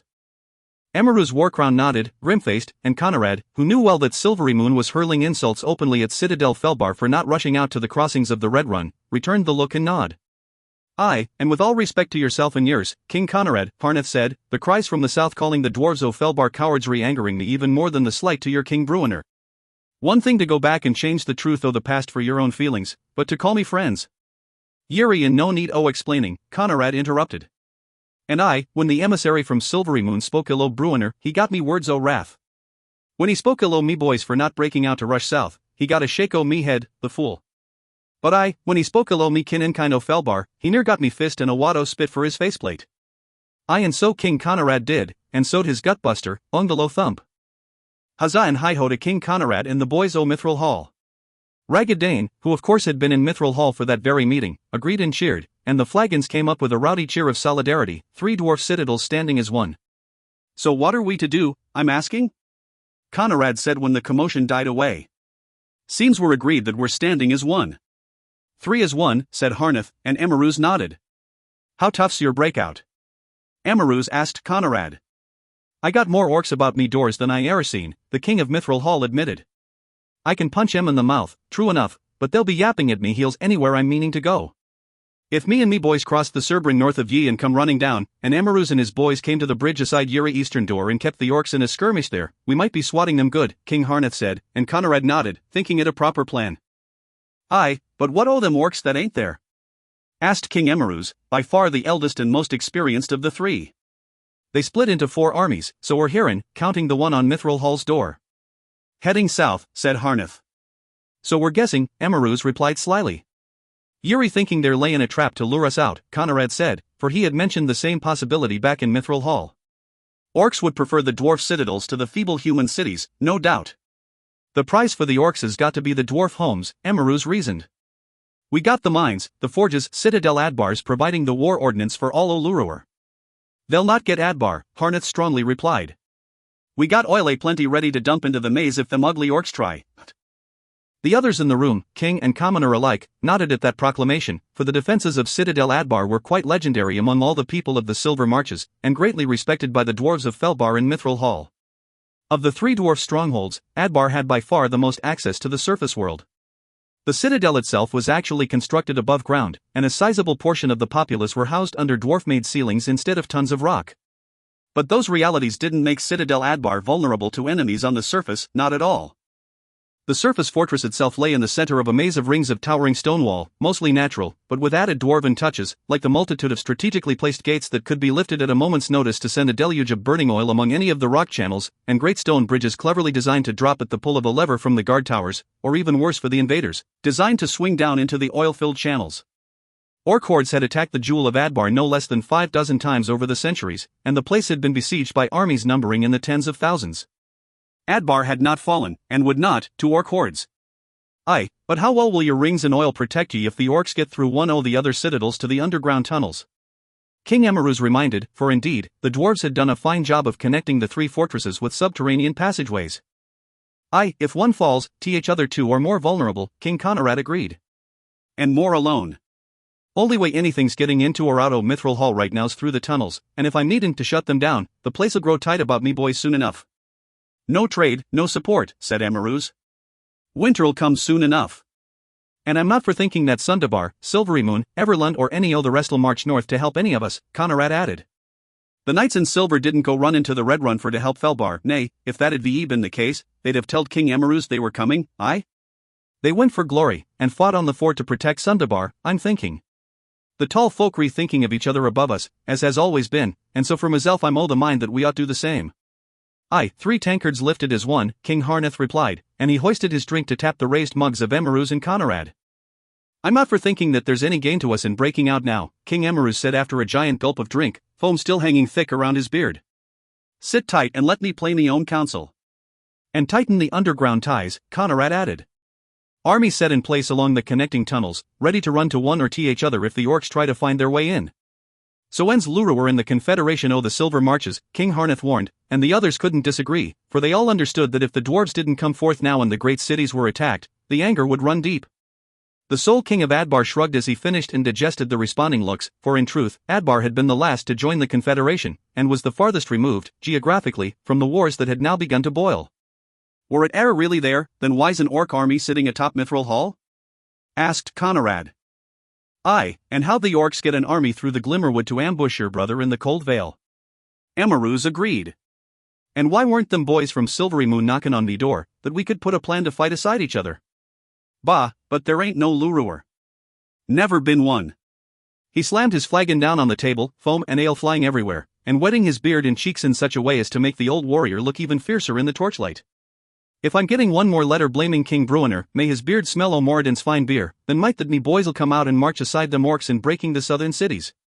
King Conrad roared, and so the toasts began anew, to Bruiner and to Mithril Hall. Late the next day, the contingents from Mithril Hall and from Citadel Adbar shook hands in the tunnels below Citadel Felbar, and each set off for home, Conrad to the west, Harneth to the northeast. When each arrived in their respective stronghold, they were met with the news that mighty Sundabar, the great city on the eastern bank of the River Robin just 2 days' march from Citadel Felbar's southern gate, was under siege by a vast army of orcs and their dark allies. 1,000 giant throne boulders flew over the walls each day, so it was rumored, and great dragons had been seen circling high above the city. A flurry of correspondences rushed to and fro between the 3 dwarf strongholds over the next 10 days, and when it was done, it was decided that they would send supplies through the tunnels to support the besieged citizens of Sundabar. But they would not march to break the siege. Frantic pleas from Sundabar, Silvery Moon, and Everlund came back with every returning dwarf caravan. But the dwarves stayed tight behind their iron walls and stone mountains. The Confederation of the Silver Marches lay in ruins, and soon too, it seemed, would mighty Sundabar. The Belching Horn. From the high road atop the rocky seaside south of Port Last, Ephron looked back to the towering stone ridges that surrounded and harbored the city he had left behind. So much had he left behind. A part of him wanted to rush back to the cave of Stonecutter's Solace, to find Drizzt and join in with the Drow Ranger and his new companions. A very substantial part of him, and that surprised Ephron more than a little. He had come to trust Drizzt, to like Drizzt, and indeed, to look up to the courageous rogue. Drizzt had escaped his trials unscathed, it seemed, at least in comparison to Ephron. But now Ephron had come to believe that he could scale those same emotional heights as the Drow would become as a hero to him, that he could straighten his way and heal his heart. Because of Drizzt and the others, because of the circumstance that had put him face to face with Dahlia, and because of Dahlia's graciousness toward him, her willingness to admit her errors, her willingness, nay desire, nay desperate need to apologize to him, the road of hope and health lay before Ephron. At this moment, though, his heart was heavy, both from the news of his lost mother and from having to walk away from Drizzt. He knew it was the best course, though, and he reminded himself of that with a determined nod and started off along the south road at a strong pace. For some reason, Ephron sensed that Ambergris and Afrin Fear were more suited to serve as his companions in this leg of his personal, spiritual journey. He paused as that notion struck him profoundly, and oddly. He looked back once more to the north, his steps slowing, then stopping altogether as he reflexively eased around. They are as troubled as I am, he said quietly. They too seek a truer road. He heaved a great sigh, one that sent his dead arm behind his back swinging, and nodded. It would not be fair to throw his personal turmoil into the group with Drizzt and his friends. He had heard enough about that troop to realize that he didn't belong with them. Not yet, and perhaps not ever. Surely they had more important tasks to accomplish than helping a wayward and confused young half-tiefling warlock find his way. She would not approve, he said with a laugh as he considered his bone staff. What might the reaction of Catti-brie be the first time Ephron performed his, to her eyes, unsavory magic? He nodded again, more convinced that he had done the right thing, for himself and for Drizzt, by departing Port Last. With what he thought a last glance, he turned around once more. A magic alarm went off in his thoughts. Traveling alone down a dangerous road, Ephron often enacted such divination spells, and now his magical ward, a spell to detect living creatures, told him that someone likely, was nearby. He scanned carefully, but saw nothing. He quietly cast a spell to reveal invisible beings, but that, too, showed him nothing. He completed a slow turn, ending with him facing out to the sea, looking out over a sheer drop. Slowly, he inched up to the lip of the low cliff. Ephron leaped back as a tall, red-haired man came over that lip, suddenly and so easily. "Well met," the man said, again. Ephron stared at him hard, unable to place him. He thought he had seen this man before, but under very different circumstances, likely, for in this place, in this time, he could not recall. "Again?" Ephron asked, leaning on his staff, and ready to put the powerful item into action. "I know you, Ephron son of Dahlia, even if you do not recognize me," the stranger said. "Several times have you come through my city." The way he spoke the last two words, my city, sparked a bit of recognition in Ephron. "Hi, Captain Kurth?" he asked as much as stated. "Good, you recognize me," the red-haired man replied. "That saves me the trouble of convincing you that I am one worthy of your time and attention." It was a guess, Ephron said, for the two had never actually met. But Ephron had seen this man from afar. After he, Drizzt, and the others had been rescued from Drago Quick's dungeons by Jarlaxle, they had gone through Luskan, and in that journey through the streets to a waiting wagon north of the city, he and the others had passed by Closeguard Isle. This man, or one who looked very much like him, had been watching them intently from the bridge, and Drizzt had whispered his name to Ephron. Ephron's eyes went wide, though, as he placed the man, for that had been before he had gone into the enchanted forest on the banks of a lake in Icewind Dale. That had been nearly 2 decades earlier, yet this man standing before him would have been but a child. The twisted warlock backed away a step and brought his staff before him. "Who are you?" "You just said. Who are you?" Ephron demanded. "I am Beniago, more commonly known as High Captain Kurth, as you stated." Ephron shook his head, muttering, "It has been 2 decades, yet you seem a young man still." "Ah, I see," Beniago said, and he gave a bow. "I am half-elven." Ephron narrowed his eyes doubtfully. "You left Drizzt in port last?" Beniago asked. "Your presumptions do not impress." "Please, must we play this game?" "You could leave, or I could kill you," Ephron replied. Beniago's casual and amused smile warned him that such a task wouldn't likely prove easy, but Ephron kept faith that this one didn't understand the truth of the dark power he was now facing. Surely most people underestimated this broken and frail-looking tiefling when first they saw him. When Jarlaxle pulled you from Drago Quick's tower, when Athrogate led you and Drizzt and Ambergris to the waiting caravan, who do you think arranged all of that? Beniago asked. Jarlaxle. Beniago laughed and conceded the point with a bow. "Do you know who controls Luskan?" he asked. "High Captain Kurth," Ephron said, his tone one of mocking disrespect. Jarlaxle, Beniago admitted, and when Ephron's eyes betrayed his surprise, the red-haired man merely shrugged. "It was Jarlaxle who told me to return the jeweled dagger to Artemis Entreri and fashion the deal with Drizzt when he and Entreri came north to Luskan," Beniago explained. "On the command of Jarlaxle, I arranged your transport to Icewind Dale those many years ago. And still I serve our drow friend, and by his bidding am I here now." "What do you want? Where are you going?" "South." "Why? Did you not leave Drizzt and his companions in port last? If you know, why are you asking?" The red-haired man rubbed his face with obvious exasperation. "Come," he said. "I do not wish to delay you. We will walk together. I prefer to travel alone. It is not your choice." Ephron cocked an eyebrow at that, and at the obvious change of tone. "I am Jarlaxle's eyes and ears in the north," Beniago said bluntly. "I fear his wrath more than yours, I assure you, and also," he glanced back to the south, and Ephron turned around, to see a contingent of drow soldiers on the road. Beniago then turned north, leading Ephron's gaze back that way, and to another group of dark elves who had appeared there, seemingly out of nowhere. "Let us walk," Beniago said. "My associates will remain at bay." Ephron stared at him hard, his reservations clear. "Half-elf?" he asked sarcastically, and Beniago laughed as if it did not matter. "Jarlaxle has earned your trust," Beniago reminded him. "Many times over. Jarlaxle seeks information. It is how he survives. It is how he is able to know when he is most needed, as in the castle of Drago Quick, yes?" Ephron couldn't deny that, and he felt his visage soften a bit. "Besides," Beniago added, "perhaps I can be of some assistance to you, young warlock. Once I know more of your destination and your plans, you will find that I am no enemy. Indeed, were I an enemy, you would be on your way to Luskan now, in chains stronger than iron, and you would tell me anything I wish to know, eventually." It wasn't a threat, but it hung there like it might become one. Ephron looked at the drow soldiers behind, and those ahead, and knew he was woefully overmatched. He thought to assume wraith form and slip away into the stones, and perhaps make an escape. But these were dark elves, and a shudder coursed his spine as he considered the damage and destruction this very band had exacted upon the castle of Dragoquick, a warlock many times more powerful than Ephron could hope to be. And also, he considered, there was more than a kernel of truth to Beniago's words. Jarlaxle had never been anything but an ally, and given the dark elves all around, and given that High Captain Kurth had come out to find him, the only sense he could make of this was the explanation Beniago had just offered. He started off, Beniago at his side, the dark elves disappearing from sight, and soon the two were talking like old friends, without reservation. The companions lingered in Port Last for many days, begged to stay by the people of the town, who feared another drow raid, and not without some reason, given the explosive breakout from Gauntlgrim. A sense of duty and responsibility had forced them to remain in the vulnerable city, despite Bruenner's constant grumbling against that course, for the dwarf's sense of duty wanted him on the road to finally resurrect, redeem, and put to rest Thibbledorf Puent. And more importantly, Bruenner felt as if he had been called by his gods to the road to Mithril Hall. The days became 10, then 2, and with no signs that the dark elves were coming for retribution, Bruenner finally got his way. Regis on his fat-bellied pony, Drizzt on Andahar, Catti-brie on her summoned spectral mountain, Bruenner and Wulfgar trading stories and taking turns guiding the wagon, the companions of the hall set out from Port Last, riding north. They stayed along the coast road for a short while, seeking a trail Drizzt knew to take them more easily through the rolling hilly region of the crags.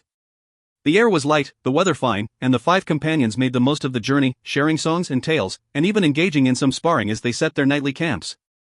The new Wulfgar so much akin to the old, Catti-brie remarked to Bruenner, sitting by the fire one night. The barbarian had just battled Drizzt in a wild back-and-forth affair, countering the drow's superior speed with brute force and a much longer reach.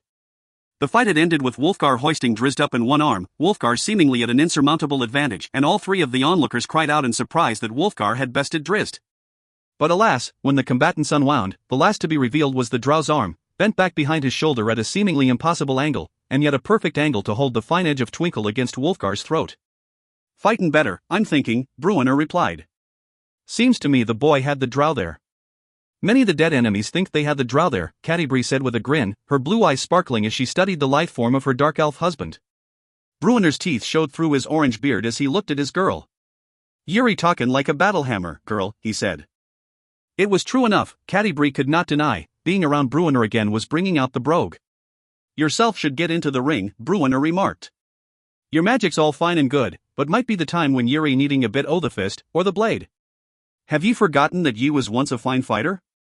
And trained by the best of all?" Catti-brie thought back to her time in the floating city of the Shade Enclave, when she was in training under the tutelage of Lady Abelier and her sisterhood known as the Coven. Those sorceresses relied fully on their magic and their wiles, and Abelier had taken Catti-brie to task when she watched the gruff young battle-mage at her furious play, as often kicking an opponent as blasting it with magic. "I've not forgotten a thing," the woman replied. "Then go and fight," said Bruenner. "Rumblebelly's waitin'. "Aye, and he's waiting for yourself," Catti-brie replied. "I'll be tangling with Drizzt later. Bruenner's face became a scowl for just a moment, a reminder that he was still her father, as he replied, "Aye, but I'm talking about fighting." "Well, dwarf?" Regis called from the other side of the fire. He held his rapier up in salute.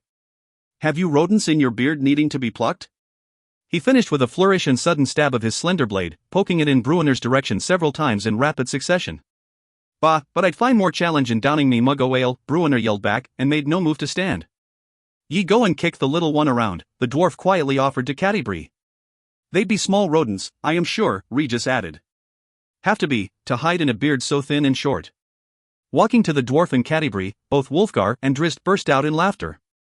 And Bruenner didn't even seem to move, but he had indeed, flipping to his feet so quickly that he had gathered up his axe and shield before Catti-brie even realized that he was no longer sitting beside her. "I'll be keepin' me boot up your arse until it grows thicker then, Rumblebelly," Bruenner grimly promised, and he banged his many-notched axe against his shield and stomped off, pushing roughly between Drizzt and Wulfgar and kicking the edges of the campfire so that sparks and embers leaped into the night air. Drizzt collapsed onto the ground beside Catti-brie, breathing heavily. "I go to tend the horses, and to fetch a bit more wood," Wulfgar said, his words coming in bursts that showed he, too, had been exhausted by the match. "Not too far, I hope," Drizzt replied. "You would wish to see this, I expect." He nodded to the combatants across the fire. "Aye, I'll move around to the other side in the trees," Wulfgar said with a wide grin, to keep those two with the fire behind them. "He fights well," Drizzt said as soon as he and Catti-brie were alone. "Better than I remember, even." "He lived in Icewind Dale to be a very old man," Catti-brie reminded him. "It is a place full of battle, and so his experiences grew as his body weakened." "That was a long time ago." Not so, Catti-brie replied. Not for him. A couple of days in the forest and he was given a new body. A new body, but with the experiences of an old warrior. He trained, from the beginning of his new life, I expect, as did we all. She turned to the match across the way. It is all we had. Drizzt kept looking at her for a long while, absorbing her words. What must it have been like to be trapped in a child's body with the memories of an old warrior? They had described to him the sensation of simply trying to control the movements of a finger in their earliest days of rebirth. Was it a hopeful experience, where the conquering of movements came quickly, to be celebrated? Or was it a tendency of frustration for every minor victory, a moment of control separated by endless hours of unanswered demands? With determination, Catti-brie said, drawing him from his thoughts, and Drizzt gave her a puzzled expression. How we got through it, Catti-brie explained. That's what ye were thinking, aye? She turned to face him directly, a knowing grin on her face. Determination, she said, and she nodded across the way, drawing Drizzt's gaze to the joined fight. And what a row it was! Bruenor rolled around, axe arm extended in a great sweep. He pulled up short and launched into a bull rush, so suddenly and brutally that Drizzt was sure he'd bury Regis where he stood. But no, the halfling was too quick, and beautifully balanced. He darted to the right a step, tapped off 3 quick thrusts, jabbing his rapier into Bruenor's leading shield, then cut back the other way, forcing Bruenor to skid to a stop and whirl around to keep his shield in line. The cadence, the drow heard himself say. What? Regis tapped his blade to set a cadence for Bruenor, and only for that, Drizzt explained. He knew he could not get through Bruenor's perfect defense, so he coaxed him like a drummer's march, goading him forward enough for Regis to get beside the charge. Determination, Catti-brie repeated. Our little Regis is all grown up. He fights brilliantly, Drizzt agreed. They too went through a series of thrusts and sweeping cuts, and every time Bruenor buelled forward with his shield, Regis was quick enough to disengage. Clearly he had surprised the dwarf, as Bruenor's frustration shined in the firelight, his toothy grimace clear within his beard. He wasn't expecting this, for he was remembering Regis, nay, Rumblebelly, and did not know this creature before him, this spider paraffin. But still, this was Bruenor Battlehammer, who had sat on the throne of the dwarven gods, who had basked in the light of Moradin, who had heard the whispers of Dumathoin, who had bathed in the blood of Clangeddon Silverbeard. He hadn't found a way to get at Regis, perhaps, but neither had the halfling found a weakness in the dwarf's skilled defenses and solid balance. They moved into close quarters then, the dwarf waving his axe in shortcuts, Regis poking and prodding, seeking an opening. Bruenor rolled his shield arm forward, but Regis sidestepped. Out flashed Bruenor's axe, but out came the halfling's dagger at a perfect angle to intercept. Now Regis came forward with a thrust, but Bruenor's axe wagged back in close, slapping it sidelong. The halfling rolled his blade and Bruenor turned his axe, the weapons winding and wrapping around each other in a confusing blur. Take care, Drizzt whispered, for the two were putting each other off balance, and in such a twisting clench. The rapier slipped free, too fast for either to react, and Regis's weight was forward, and so forward went the blade. Bruenor cried out and fell back. Regis! Catti-brie shouted, for the rapier had stabbed the dwarf in the neck, and a thick line of blood ran down Bruenor's throat, disappearing behind the metal collar of his breastplate. Ah, ye rat! Bruenor howled, and he leaped forward, bulling and chopping wildly. Regis got his blade up at the correct angle to intercept the leading shield, and used the collision to help propel him back from the charge. But on came Bruenor again, furiously, howling and spitting curses, bearing down on Regis like a swooping eagle descending on a helpless rabbit. Catti-brie sucked in her breath and Drizzt winced, both thinking their little halfling friend was about to be clobbered. Bruenor thought so, too, as was evident by the expression on his face when Regis disappeared, simply disappeared, warp-stepping ahead and to the side as the dwarf skidded past. Aha! The halfling cried, and he swatted Bruenor across the arse with the side of his blade. Victor! He almost got the word out before Bruenor swung around and shouted, Tricksters are we? And the dwarf reached behind his shield and produced a flagon of ale, and promptly flung the foamy contents into Regis's face. His ensuing bull rush connected this time and sent the halfling flying. Bah, but I'll be talking a bit o' your hide, Rumblebelly. The dwarf cried as he charged in behind the living halfling missile. Regis panicked, clearly, and cried out in terror. He flicked his dagger arm forward, though why the others could not tell. Bruenor's charge ended abruptly, instantly, and he flew the other way and over backward, axe flying free, hand coming to his throat. And behind him, the spectre loomed, tugging the snake garrote. Regis! Catti-brie and Drizzt cried together. Clearly, the halfling understood his mistake, for he leaped forward and stabbed over Bruenor's shoulder, stabbed the spectral assassin so that it disappeared into blowing smoke. Bruenor gasped and fell flat. "Oh, but you're to pay for that," Bruenor promised, slowly rolling up to a sitting position, then staring hard at the halfling as he started to his feet. Regis wanted no more of him. Not then. With a shriek, the halfling sprinted off into the trees. Up leaped Bruenor, grabbing his axe as he ran by, off into the darkness in pursuit. Even as the dwarf disappeared from sight, Wulfgar walked into the firelight, trying futilely to suppress his laughter. "Better than the entertainment in any tavern in Baldur's Gate," the barbarian declared, and he and Drizzt laughed heartily. "There could be monsters lurking out there in the forest," Catti-brie reminded. "Let us hope so," Wulfgar cried, and all three laughed then, and laughed all the harder when Bruenor roared and Regis shrieked. A long while later, Bruenor walked back into the camp, and his hands were not red from wringing a halfling's neck. "The little ones are adept at hiding in the forest, so I'm told," said Wulfgar, who was alone in the camp, as Drizzt and Catti-brie had wandered off. "Bah, I should have blowed me horn," the dwarf said with a grumble. "The little rat. When we join in battle with real enemies, your feelings about Regis's newfound skill might be different, I expect," said Wulfgar, and Bruenor managed to smile and conceded with a nod. "Little one's quicker and I'm remembering," the dwarf admitted. Not sure of his bearded friend's remaining simmer, Regis thought it best to wander around the forest a bit longer. Silent as a shadow, weapons in hand, and the campfire in sight through the boughs, the halfling was not afraid. When he heard a noise beyond a ridge the other way, he didn't flinch and didn't hesitate. He fancied himself a scout, and it seemed that there was scouting to be done. As he neared, when he heard the ring of a blade, he only clutched his own weapons tighter and moved with more determination and speed. He slid up over the ridge on his belly, worming in between a pair of bushes, and there before him, on the banks of a small stream, stood Catti-brie and Drizzt, each holding one of the drow's scimitars. They too were in practice, he realized. They passed with a ring of metal, each turning, scimitars lifting between them. Then back again the other way, Drizzt quick-stepping and Catti-brie taking a simple step back to let him harmlessly past. Regis marveled at their dance, at the harmony of it, for even when they were engaged in sparring, these two blended together so well, and even when they struck at each other with weapons, the movements seemed more the dance of love than the fury of battle. This was an exercise more to achieve harmony of movement than to become quicker and more clever with the blades, a dance more than a fight indeed, where the couple were using the battle to find unity in their movements, to anticipate, to tease with a dodge, to tickle with a touch. Regis rolled on his back and slid back down the far side of the ridge, not wanting to further spy on a dance they had made private. He remained on his back and stared up at the stars, his heart full from the love he saw in his two dear friends. He thanked Miliki with all his being for the chance to experience this again. All of it, from Bruenor's spitting fury to Wulfgar's seeming amusement with life, to the bond between Drizzt and Catti-brie, indeed, the bond between them all. He heard laughter from the other side of the ridge and could imagine the couple tumbling down together into the soft sand at the stream's edge. Regis, too, had sparred like that, danced like that, and with a woman as dear to him as Catti-brie was to Drizzt. His heart ached for Donola, but there was more warmth than pain as he remembered the sparring that had led to their first lovemaking.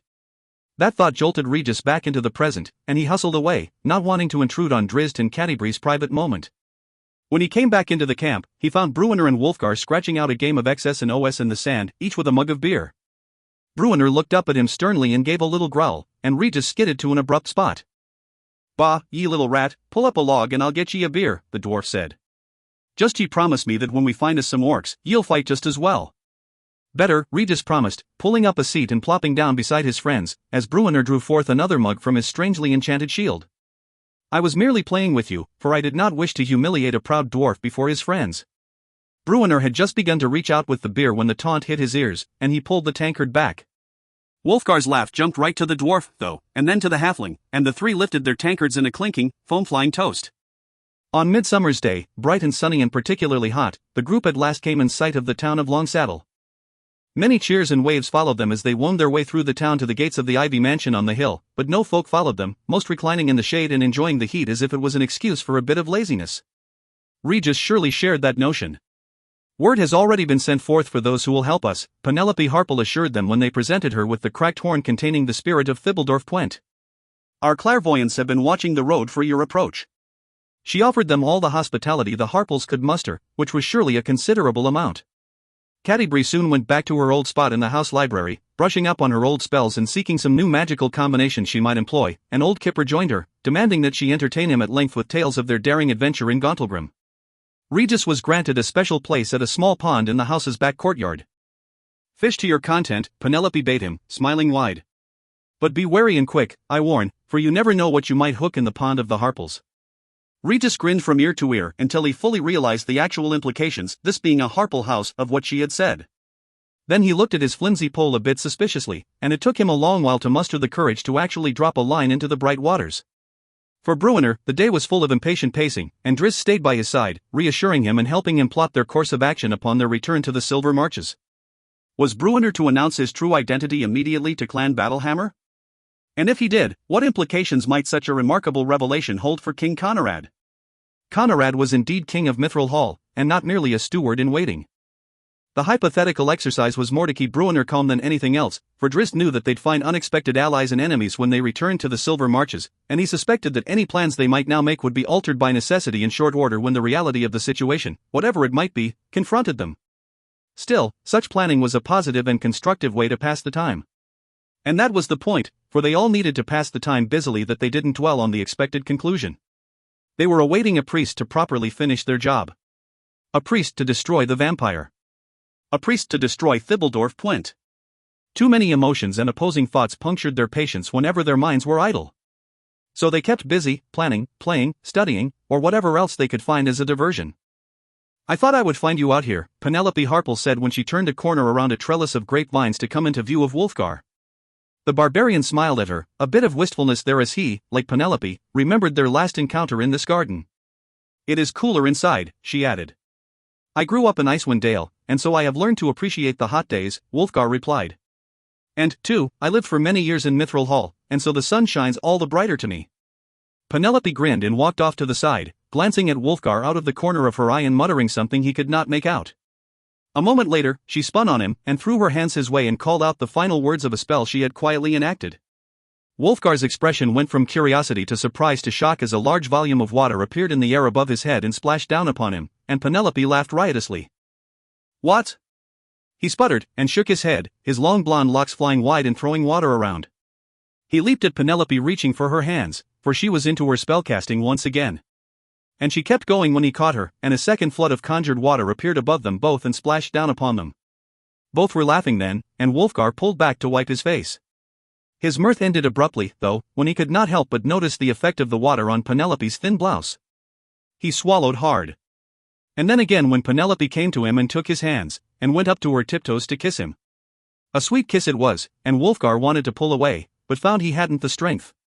Penelope Harple was in her late 40s, but he couldn't deny her attractiveness, and it was a beauty that grew greater to him every time the intelligent wizard uttered a word. He lifted the woman in his arms, crushing her tightly against him, and pressed his lips into hers with a passion he had not known in a long, long while. But then he broke free and pushed her back, stammering, I cannot." "Of course you can," she said, coming forward, and Wulfgar backed to keep distance between them. "I cannot cuckold your husband," he said, and Penelope was laughing before he finished the thought. "Did you not once tell me that the aim of living was pleasure? Not at the expense of—" "There is no expense," Penelope said, and she rushed up and caught him around the waist. "I exact no promises from Dowell, and he none from me. He is your husband. And I love him, and he loves me. And I would kill for him or die for him, and he for me, but this is simple play, and it is unimportant to us." "I am truly flattered," Wulfgar said dryly. "Not that," Penelope laughed. "Fidelity is not a course we choose. We are loyal in spirit, but we indulge the flesh." She pressed a bit closer, and laughed, clearly understanding that she had Wulfgar more than a little uncomfortable. "Fear not, wonderful Wulfgar," she whispered. "I do not ask for loyalty from you." "Then what do you ask?" "Adventure," she answered and kissed him again, and wearing a mischievous grin, pulled him down to the wet grass. Candlelight filled the dark, thick-walled basement chamber beneath the Ivy Mansion, the dancing light reflecting off the glassy sheen of the many inks marking magic circles of protection. "Shouldn't we be doing this out in the daylight?" a nervous Regis asked. "The sun would torment him terribly, and might even destroy him, before the spell was completed," Kipper Harple answered. "Well, near sunlight, then?" offered the halfling. "A curtain or closed door away?" Kipper laughed and turned away, and Penelope offered the halfling a comforting smile. "I expect that Regis has seen enough of the dead of late," Drist put in dryly, chased as he was across the lands by a particularly nasty lich. Drist smiled as he finished, enjoying the tease of Regis, but that grin went away when he noted Penelope and Kipper exchanging what seemed to him to be a nervous glance. He made a mental note to inquire about Ebensel, the lich they had trapped in the phylactery the Harples had prepared for Thibbledorf Puente, before they left. He turned his attention to Cadibri and Bruenor, who stood at the side of the room, quietly talking and both staring at the broken silver horn as Bruenor rolled it over in his hands. With the phylactery occupied by the spirit of the lich, the magical horn in Bruenor's hand had come to serve as the vampire Puent's prison. Wulfgar sat on the stone floor in the corner behind them, his gaze repeatedly going to Penelope Harple. Drizzt noticed. Drizzt had a good idea of what that might be about, but he wasn't going to dwell on it in this important moment. He scanned to the right, across the room, where a robed priest whispered incantations as he traced the magic circle. The old man bent, dipped his fingers in a pot of ash, and drew a glyph of runes above the symbols etched into the floor.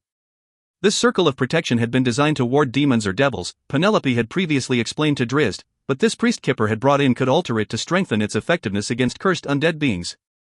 After a long while, the priest stood up and brushed his hands together, then stretched his back, turned around, and offered a grim nod to the others. Drizzt swallowed hard. It was time. He knew in his heart that this was certainly for the best, particularly for Thibbledorf Puent, who was clearly losing his battle, indeed losing himself, against the unrelenting curse of vampirism. But still. It hurt. A lot. More than Drizzt expected, surely. He remembered when he had left Puent in the cave in the crags, just outside of Neverwinter. Holding faith in the tough dwarf, Drizzt had expected the coming dawn to be the end of Puent, and he had accepted that and had moved on. But still. He watched as if in a distant dream as Penelope went to Bruenor and escorted him to the edge of the magical circle and bade him to enter it.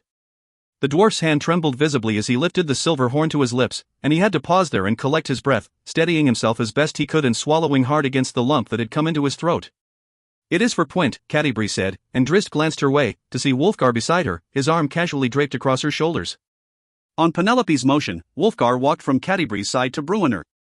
He should go to Cadibri, Drizzt knew, but he did not, instead turning his gaze back to Bruenor as the dwarf lifted the instrument to his lips. The note he blew was not clear and melodic, as had come from the horn before. Far from it. The whole of the note vibrated discordantly from the crack the capture of Puent had put in the instrument, the effect sounding more like the low and shivering rumble of a naval foghorn. Or the rumble of a dwarf too full of gutbuster and spicy foodstuffs, Drizzt thought, and he held back his giggle and inappropriate bit of mirth, surely, and yet, a thought that helped him then, undeniably so. Grey fog poured from the horn, floating down before the dwarf king. It started to spread wider, but the edges of the magical circle contained it fully as it took the shape of Thibbledorf Puent. "Me friend," Bruenor said quietly when the vampire dwarf materialized, and he dropped his hand on Puent's shoulder. "Me king." Puent cried happily, but his expression changed immediately and he looked around, his face darkening. "Me king?" Across the room, the old priest began his powerful spell. "Wulfgar," Penelope whispered. "Eh?" Puent said, and he growled then, his eyes going wide with apparent fury and with pain as the old priest's cadence and volume increased. When Bruenor made no move to back away, and seemed incapable of doing anything in that terrible moment, Wulfgar reached into the magical circle, grabbed the dwarf king by the shoulder, and tugged him across the edge of the protective circle. And Puent followed, leaping for the pair, shouting, "Ye treacherous dogs!" If he had run into the side of a building, he would not have stopped any faster, for a wall of bright, holy light leaped up from the runes before the leaping vampire, burning at him and blocking his course. He staggered backward, clearly in pain. Then Thibbledorf Puent seemed more like a rabid animal than a dwarf. He leaped and spun around, spitting curses and rending the air. He darted this way and that, but the circle was complete, unbroken, and walls of brilliant light leaped up before him to defeat his progress whenever he drew too near the perimeter. "Ah, but you're a liar and a fool!" he yelled at Bruenor. Drizzt started to his friend, but stopped, for Bruenor steadied himself and stared back at Puent without blinking.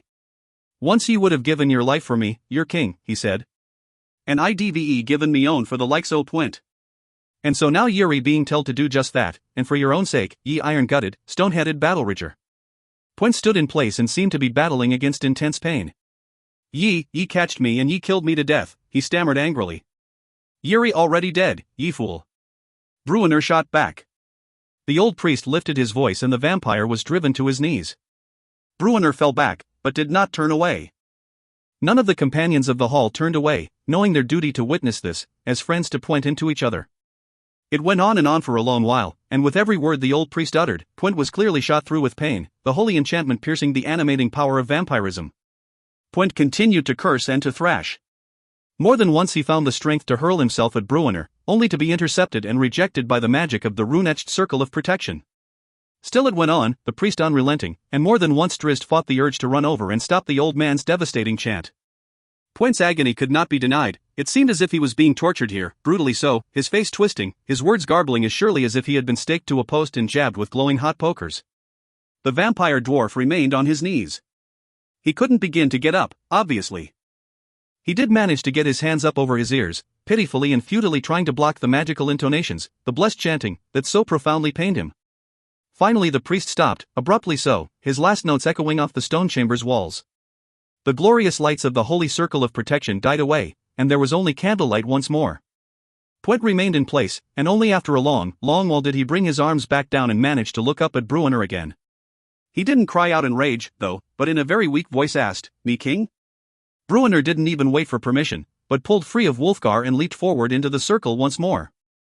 He fell to his knees before the sobbing dwarf. "Oh, ye forgive me, me king?" Pwent asked weakly, and he seemed to be aging with each word, his vitality falling aside as the protective cloak of vampirism dissipated into nothingness. "I weren't strong enough," he whispered, and he slumped forward and Bruenor grabbed him and hugged him close. "You're the strongest I e'er knowed," Bruenor said to him. "And most loyal, and know that there's to be a statue o' Pwent in Mithril Hall, in a place of honor beside the king's. They still know ye, me friend. In Mithril Hall, there's still many the huzzas for any mention o' Thibildorf Pwent, though ye ain't been there in many the decade. I heard them myself, I tell ye, and I'm not for lying to ye. Not now, no." He pulled Pwent back to arm's length. He wanted Pwent to see the sincerity on his face as he reassured him. But alas, Pwent wasn't seeing anything. Bruenor pulled him close and hugged him again. They buried Pwent in a cairn behind the Ivy Mansion the next morning, a temporary grave, for Bruenor assured the Harples that he would return to collect the body so that it could be properly interred in a place of honor in Mithril Hall, as soon as he had set things in order among Clan Battlehammer. Few words were said as Pwent was lowered into the stones, and other rocks piled atop him, but as they neared the end of the solemn moment, Bruenor held up the silver horn and declared, "Know that I'll blow it in me darkest battles, me old friend. And I'll know your spirits aside me, and woe to them standing afore me." He started to lower the horn, but Regis grabbed him by the arm and motioned for him to blow, and that seemed a fitting way to end the interment of Thibildorf Pwent. And so, on a sunny and hot summer's day, the discordant blast of the broken silver horn sounded in long saddle, drifting on the slight summer breeze. And drifting, too, came a greyish fog, and all the friends watched, confused, as that fog formed into a familiar figure indeed. Pwent, Bruenor breathed as the battle rager formed and began hopping around wildly, snarling "Me king!" repeatedly and clenching his fists as if looking for something to hit. "Penelope!" Drizzt cried, drawing his blades. The leader of the Harples rushed up beside him, shaking her head, clearly at a loss. Pwent continued to hop about, glancing this way and that, but made no move to approach any of them. Finally, he turned to Bruenor and held up his hands as if at a loss, and faded to grey fog, which was collected once more by the silver horn. "Oh grand," Regis exclaimed. "It wasn't Pwent," Catti-brie said. "Not his soul, but..." She looked to Penelope, who looked to the old priest, who could only shrug. Kipper's laughter brought all eyes upon him. "The horn!" he cried and clapped his hands together. "Old magic dies hard, it would seem, dot." "You don't mean," Wulfgar remarked. "A rather unique berserker, I expect," Kipper said. "Yes, King Bruenor, blow your horn when battle is joined, and find the strength of your old shield dwarf ready to defend you." Bruenor looked at the horn incredulously, then around at his friends. "It ain't him?" he asked Catti-brie. The woman shook her head. "Thibildorf Pwent has passed on from this world," she assured him. "Truly. He is at peace." "What you summon is the magic of the horn," Penelope agreed. "It is the embodiment of the fighting spirit of Pwent, fashioned corporally by the magic of the horn." "Nothing more." Bruenor rolled the horn over in his hands and glanced to Wulfgar. "How many?" he asked. The barbarian shrugged. "I found as many as 10 allies in the notes of that horn." "10 Pwents?" Bruenor asked with a wicked grin. Kipper laughed. "Just the one, I would presume," he explained. "Then 10 previously expelled were the embodiments of 10 different slain barbarians, I believe." "Bah!" Bruenor snorted, a wide smile showing under his red beard. "Ye give me 10 Pwents and I'll take down the whole lot o' many arrows in short order." Drizzt laughed aloud, as did the others, as did Bruenor. For the companions of the hall, there could not have been a better or more fitting way to end the funeral of Thibildorf Pwent. Except, of course, for hoisting a tankard of ale and toast to the fine fellow, and Bruenor very quickly took care of that little detail. Under the darkened sky. I have lived through 2 centuries, and much of those years have known conflict, battle and war, monstrous ambushes and unexpected dangers. Yet if I add together all of the actual fighting I have done in my life, that total measure of time would pale against the number of practice hours I might devote to my fighting in a single 10-day. Indeed, how many hundreds of hours, thousands of days of time, have I spent in turning my weapons against imaginary opponents, training my muscles to bring the blade to bear as fast as I can manage, in perfect balance, at the right angle, at the right moment? In a single session of training, I might execute a middle thrust more times than in all the fights I have ever known, combined. This is the way of the warrior, the only way, and the way I have come to know is truth, of anyone and everyone who deigns to rise to excellence, the way of anyone and everyone who seeks perfection even while knowing that there is no such thing. For there is no perfect strike, no perfect defense, no perfect form. The word itself defines a state that cannot be improved, but such is not the case, is never the case with muscle and mind and technique. So there is no state of perfection, but to seek it is not folly, nay, for it is that very seeking, the relentless journey, which defines the quality of the warrior. When you see the journey and focus not merely on the goal, you learn humility. A warrior must be humble. Too often do people too greatly measure their lives by their goals, and, subsequently, by that which they consider accomplishments. I have reflected on this many times in my life, and so the wisdom of years has taught me to constantly move the goal just beyond my stretching reach. 4. Is the downside to achievement complacency? I have come to believe that too often do we name a goal and achieve it, then think the journey at its end. I seek perfection, with my blades, with my body. I know there is no such thing, and that knowledge drives me forward, every day, and never inspires frustration or regret. My goal is unattainable, but the truth is that it is my journey to that goal that is more important. This is true of every goal of every person, but rarely do we see it. We seek goals as if their achievement will grant magical happiness and unending fulfillment, but is that ever the case? Bruenor would find Mithril Hall, and so he did, and how many years subsequent to that achievement did my dwarf friend seek ways to undiscover the hall? At least, to remove himself from the goal he had set, as he sought new adventures, new roads, and new goals, and ultimately abdicated his throne in Mithril Hall entirely. As this is true for the king, so it is true for the commoner, so it is true for almost everyone, living their lives in a mad rush for the next if only, and in doing so, missing the most important truth of all.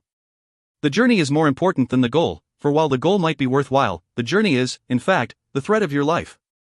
And so I set an unreachable goal, perfection of the body, perfection in battle. That lifelong quest keeps me alive. How many times have I narrowly escaped the bite of a monstrous maw, or the murderous edge of an enemy's blade? How many times have I won out because of the memory within my muscles, their ability to move as I need of them before I register the thought to move them? The relentless practice, the slow dance, the swift dance, the repetition of repetition, ingrains carefully considered movements to the point of mere reflex. When I dance, I see in my mind's eye the angle of my opponent's attack, the balance of his feet, the posture of his form. I close my eyes and put the image there in my mind, and react to that image with my body, carefully calculating the proper response, the correct parry or riposte, the advantage and opening. Many heartbeats will pass in that single imagined movement, and many times will many heartbeats pass as the movement is executed again and again, and altered, perhaps, as better angles present themselves to my practiced imagination. Over and over, I will do the same dance. The pace increases, what took 50 heartbeats will take 49, then 48, and down the line. And when in real combat my eyes register the situation pictured in my mind's eye during practice, the response will happen without conscious thought, a flicker of recognition demanding reflexive counters that might be fully played before the time span of a single beat of my heart. This is the way of the warrior, honing the muscles to act correctly upon the slightest call, and training the mind to trust. There's the rub of it all. Training the body is easy, and it is useless if the mind, too, cannot be properly conditioned. This is the calm of the hero. From my experiences and encounters, from speaking to warriors, wizards, priests, from watching incredible courage under incredible duress, I have come to believe that in this regard, there are three kinds of people: those who run from danger, those who freeze when in danger, and those who run into danger. This is no great revelation to anyone, I expect, nor would I expect anyone to believe of himself or herself anything but the latter of those three choices. But that reaction, to run to danger, to face it forthright and calmly, is the least likely among all the races, even the drow and even the dwarves. The moment of surprise stuns the sensibilities. Often will a person caught in a sudden emergency spend too long in simply processing the truth of the moment, denying its reality as that very reality overwhelms the onlooker. "It cannot be," are among the most common of final words. Even when the situation is consciously accepted, too many thoughts often blur the reaction. When faced with a grievously wounded companion, for example, a person's fears of unintentionally doing something harmful can hold back the bandage while the friend's lifeblood pours forth and stains the ground. When battle is joined, the situation becomes even more complicated, for there is also the matter of conscience and fear. Archers who can hit a target from 100 paces often miss an enemy at much closer range, a much easier shot. Perhaps it is conscience, a flicker of a person's soul telling him that he is not a killer, that he should not kill. Perhaps it is fear, since the consequences of missing the mark could soon thereafter prove fatal to the shooter. In the Drow Martial Academy of Melee Magthir, when I began my training, one of our first classes involved an unexpected attack by Duergar marauders. The raiders burst through the doors of the training hall and took down the instructors in a matter of eye blinks, leaving the students, young Drow all, to fend or to die. I witnessed dark elves of noble houses fleeing out the back of the chamber. Some threw down their weapons as they went, screaming in terror. Others stood dumbfounded, easy kills for the enemy Grey Dwarves had it been an actual ambush. A few leaped in for the battle. I was among that group. It wasn't courage that drove my feet forward, but instant calculation, for I understood that my duty, my best chance for doing the greatest good for Menzoberranzan and my fellows at the academy, and indeed, my best chance for surviving, lay forward, in the fight, ready to do battle. I don't know how, but in that moment of sudden and overpowering stress, my mind overcame my heart, my fears fell away beneath the call of my duty. This expression and reaction, the masters of the academy called the calm of the hero, and we who faced the Duergar properly were acknowledged, if not applauded. For those who ran or froze, there came angry recriminations, but none were summarily dismissed from the academy, a clear signal that the masters had expected as much. Nay, those who failed were trained. We were all trained hour after hour, long day after day, endlessly, relentlessly, brutally. This test was repeated many months later, in the form of another unexpected battle with a different enemy in a different location. Now many more of us had been taught what some of us had instinctively known, and relying on that training, few fled and fewer froze in place. Our enemy in that battle in a wide tunnel just outside the city was a band of goblins, and this time, unlike with the Duergar, they had been instructed to actually attack us. But this time, unlike with the Duergar, the ambushers met a force that had trained under skilled masters, not just physically, but mentally. Hardly a scratch showed on black drow skin when the last goblin fell dead. Those dark elves who fled or froze, however, would get no more chances in Melee Magthir. They were not possessed of the mind of a warrior, and so they were dismissed, summarily. Many, I later learned, were also dismissed from their houses and families in shame. In the cold and heartless calculations of the Spider Queen and her wicked matron mothers, there is no place in Menzoberranzan for those who cannot learn the way of the warrior. Watching Regis these last 10 days reminded me of those days in Melee Magthir. My halfling friend returned to mortal life determined that he would rewrite the impulses in his heart and brain, that he would teach himself the way of the warrior. When I consider my own experiences, and the progress of those many dark elves who failed the first encounter with the Grey Dwarves, but fought well against the goblins, I nod and understand better the truth of this new and formidable companion. Regis sometimes calls himself Spider Paraffin, the name he found in this new life, but in the end, he is Regis, the same Regis we knew before, but one who through determination and the pursuit of an unattainable goal has found confidence enough in himself to walk the road of the warrior. He has confided to me that he still has doubts and fears, to which I laughed. For that, my halfling friend, is a truth universal to all the folk of all the reasoning races. Drizzt Do'Urden. To the edge of gloom. Drizzt crested a ridge on a high jut of rock and looked down to the east, where the snaking waters of a small river, the Shining Creek, wound through the grassy plain. The drow had noted storm clouds in the distant east, or at least he had thought them storm clouds, but now that he was up high and with a wider view, he wasn't certain at all. There loomed a darkness there, in the sky beyond the Shining Creek and the Cerbran River, but even from this distance, it appeared like no storm Drizzt had ever seen. The whole of the land beyond the river was dark, as if in a starless night, and not shadowy as if speckled by the daytime clouds. From this high perch, Drizzt could see the late morning sun shining in the sky to the east, but those rays found no way through to the land beyond the rivers, it seemed. The strangeness of the sight accentuated just a moment later, as the sun continued its travels, moving far enough beyond the blackness of the clouds, or whatever they were, to send its light and warmth to the waters of the creek. Drizzt watched the shadow retreat to the east, then blinked against the sting as the snaking river lived up to its name, a brilliant line of winding silver. Bruenor charged up to him, huffing and puffing as he hopped from stone to stone. "You won't get away, elf," he called, for he had foolishly challenged Drizzt to a race over the rocky hill. He came up laughing, ready to leap past, but he skidded to a stop and his grin disappeared when he, too, looked to the unnatural darkness in the east. "What in the nine hells?" Bruenor asked. Drizzt shook his head. "I guess from your expression that the sky in the east didn't look like that when last you came west from Mithril Hall." "Never seen a sky lookin' like that," said Bruenor. "Ye thinkin' that's even the sky?" He shook his head, clearly at a loss. "Looks more like someone stole a patch o' the Underdark and plunked it down o'er me home." Somewhere below on the hillside, Wulfgar whistled. The pair turned back and glanced down, but their friends were not in sight. "He's thinking we're bein' followed," Bruenor explained. "Shadowed," Drizzt corrected. "You remember these hills?" Bruenor nodded. "Cerbran Hills. Uthgard land, Drizzt pointed to an expanse of taller green grassy hills southeast of their position. Between two rounded tops, a thin line of smoke drifted lazily on the light winds. Sky ponies? Bruenor asked. He and Drizzt had come this way before, long before. Before the spell plague, before the time of troubles, before Bruenor had reclaimed Mithril Hall for Clan Battlehammer, even. They had left Icewind Dale alongside Wulfgar and Regis, determined to find Bruenor's ancestral home, and just north of these very hills, they had been taken captive by an Uthgardt tribe known as the Sky Ponies. Drizzt shook his head.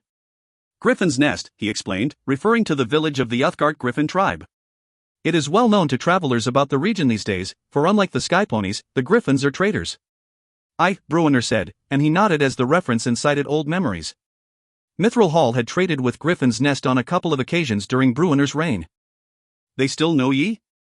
Drizzt nodded, but then seemed unsure. It has been many years since I visited with them. Likely most of those who showed me hospitality are gone now to the halls of their gods. I'm wanting to be home anyway, Bruenor grumbled. Straight east to them clouds, to whatever that darkness be. The Uthgardt Griffins will likely know something of it, Drizzt pointed out.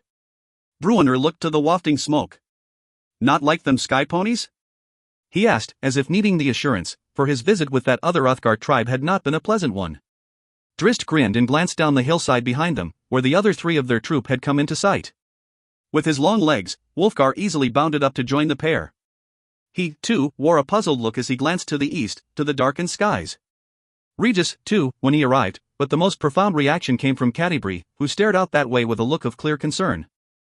She didn't say anything, but neither did she blink. Do you know what it is? Drizzt asked her. Mistra's weave? Regis added. Unwinding again? Or thickening? Or? It has nothing to do with Mystra, Catti-brie said definitively. What are ye knowing, girl? Bruenor demanded. That it is unnatural, she replied, and she finally pried her eyes away to turn her look, not to Bruenor, but to Drizzt.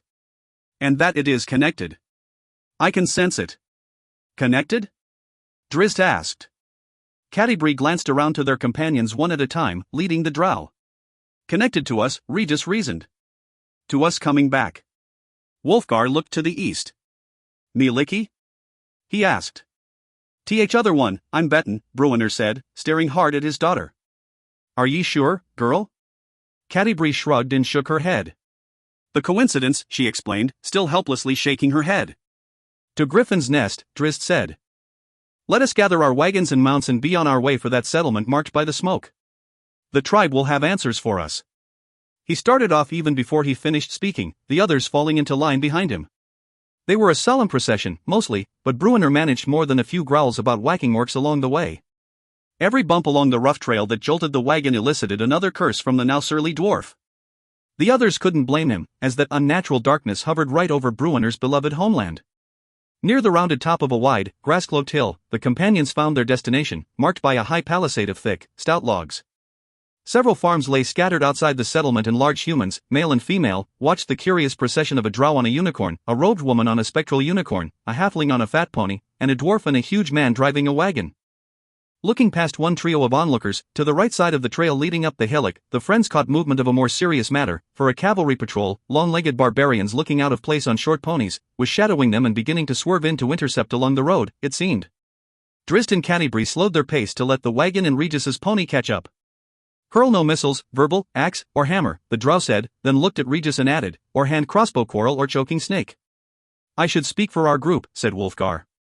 They are Uthgardt, my people. Drizzt nodded, and motioned to Catti-brie, and the couple guided their unusual mounts to the back of the wagon, letting Bruenor and Wulfgar take the lead. Only a short distance later, the pony cavalry came rushing out to block their way on the road, a score of barbarian riders with javelins resting easy on their shoulders, ready to throw.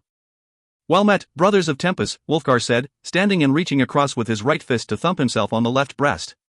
I am Wulfgar, son of Bjornigar, of the tribe of the Elk of Icewind Dale. The pony riders spread out a bit, and one man with long black hair, tied and braided with feathers over each shoulder, eased his pony mount forward. Greetings, Wulfgar, he said, and similarly thumped his left breast. I am Keel, son of Targ Kiefer, chieftain of the Griffin. He gave a slow visual inspection of the other four. You travel with strange companions. Your father will know me, Drizzt interjected. Though he was but a child when last I visited Griffin's Nest, no doubt. But then again, perhaps he will not, for I didn't stay long. A smile creased the pony rider's face. You are Drist Duerden, he stated. Well met, Keel, son of Chieftain Targ Kiefer, Drist replied. I am humbled that you recognized me. Not many dark elves are known to be writing about the surface world on a unicorn, the barbarian replied, and the tension, what little there was, fell away. Behind and about Keel, the others laughed and lowered their javelins as Keel turned back to Wulfgar. What brings you to Griffin's Nest, son of the Elk?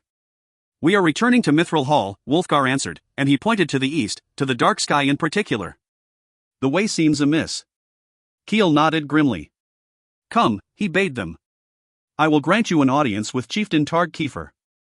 A short while later, the companions found themselves seated at the side of a long table, with many barbarians flanking them and seated across from them. Children hustled about with plates of food and tankards of mead, good mead, which made Bruenor smile. Keel's patrol had gone back out, but he had remained behind, sitting beside Wulfgar and asking about life in Icewind Dale. The small talk went on for some time, until at last, the great Targ Kiefer entered the room. All the barbarians leaped to their feet and gave the chest-thumping salute, and the companions followed suit. Targ Kiefer took his place directly across the table from the companions, a sturdy and handsome middle-aged woman with thick black hair and heavy dark eyebrows taking her seat beside him.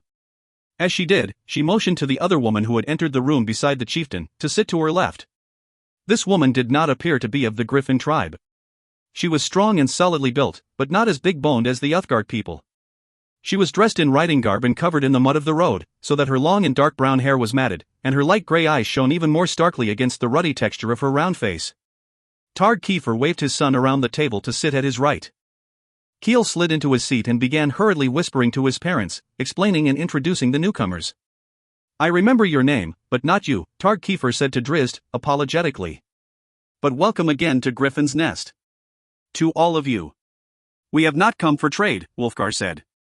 We did not intend to disturb your village at all. Hardly a disturbance, the chieftain replied. Wulfgar nodded. We changed course when we crossed the hills, from the higher ground.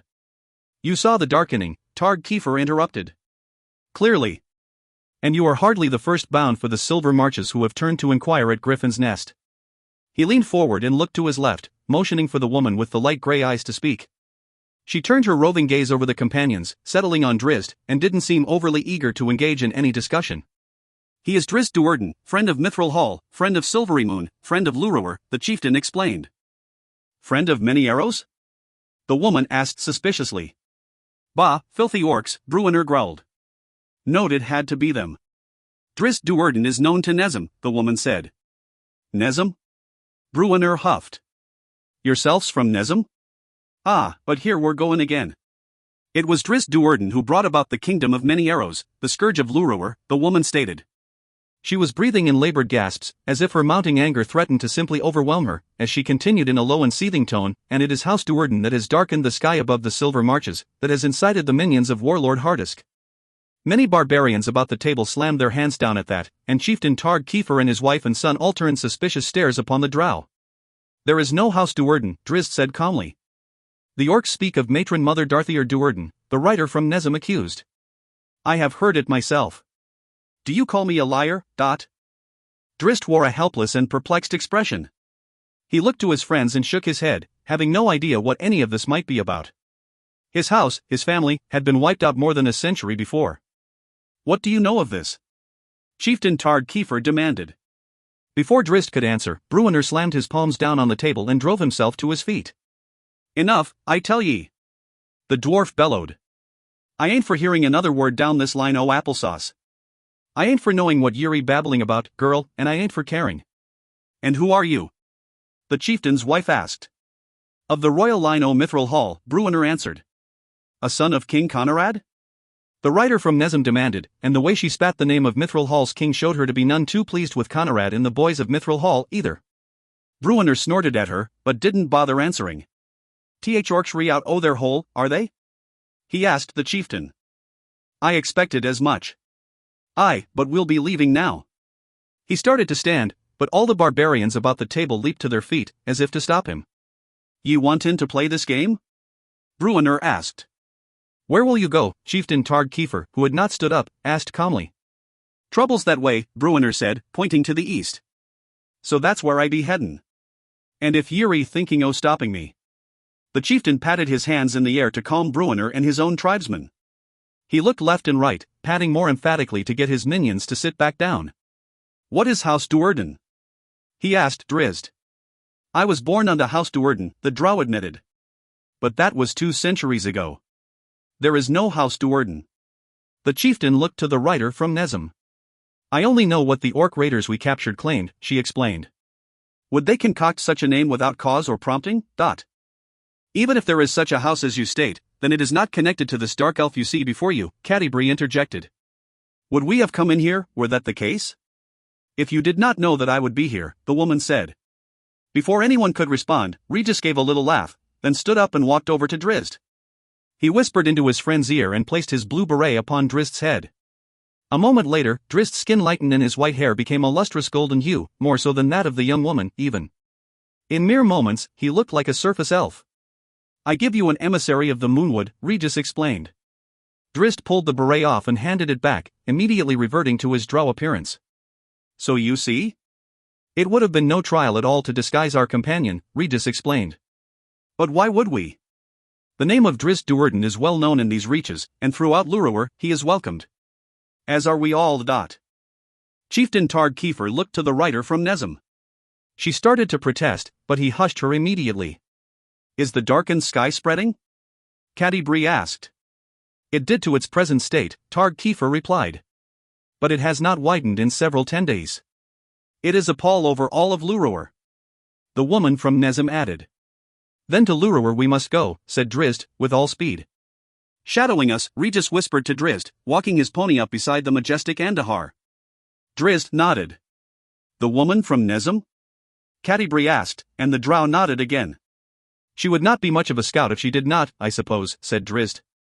Go and tie your pony to the wagon, Catti-brie said with a clever smile a few moments later. Past time for you to take a nap, I believe. Drizzt looked at her curiously, then turned to Regis, who was smiling widely and already turning his fat-bellied pony about. You would have him confront the woman? Drizzt asked his wife when he finally caught on. He's the least intimidating, Catti-brie said. If no longer the least formidable. Drizzt nodded, then his eyes widened as he digested the second part of her statement. With a grin of his own, he turned back to regard Regis, who was already in the back of the wagon, tying up his pony. Down there, Catti-brie said, drawing his attention back to her, then following her gaze to a copse of trees just ahead along the winding road. Under that cover, so our shadow doesn't see. As they neared the cluster of trees, Catti-brie eased her spectral mount's pace and slipped off to the side of the trail. She nodded to Bruenor and Wulfgar as the wagon rumbled past her. So what are ye about, girl? Bruenor asked. And if you're heading back there, then rouse the lazy little one. Not lazy, Catti-brie assured him with a wink. She walked her mount right up behind the wagon and quietly cast a spell, cloaking the waiting Regis with magical invisibility. As soon as she was finished, she trotted her spectral mount back out and around to rejoin Drizzt at the front of the procession, whispering the plan to Bruenor and Wulfgar as she passed them by. The companions came out of the trees in that order, the drow and his wife leading on their magical unicorns, the dwarf and the giant barbarian laughing and swapping tails as they drove the wagon, and the halfling's pony tied behind it, with the little one apparently asleep inside. Except, Regis wasn't asleep or inside any longer. I'm thinkin' we turn north and stay far from the Trollmoors and the town o' Nezem, elf. Bruenor called as they cleared the trees, and he was making no secret of it. Bah, but I'm thinking Nezem's worse than the Dern Trollmoors. Sure that they ne'er went out o' their way to greet a battlehammer or a drow, eh? Wahaha. North, Drizzt agreed, again, turning back to regard the drivers. It will be good to see the walls of Mithril Hall once more, but. Huzzah and hi-ho. Bruenor cried. And good King Conrad's only to be good if he's got a flagon o' ale waiting for me thirsty lips.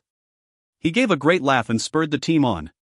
Damn to have a drow nearing my town, Giselle Malcolm muttered as she guided her horse into the copse of trees, having watched the companions ride out the other side, eastbound. He's not so bad a fellow, came a voice from above and the woman from Nezem stopped her mount with a slight pull on the reins.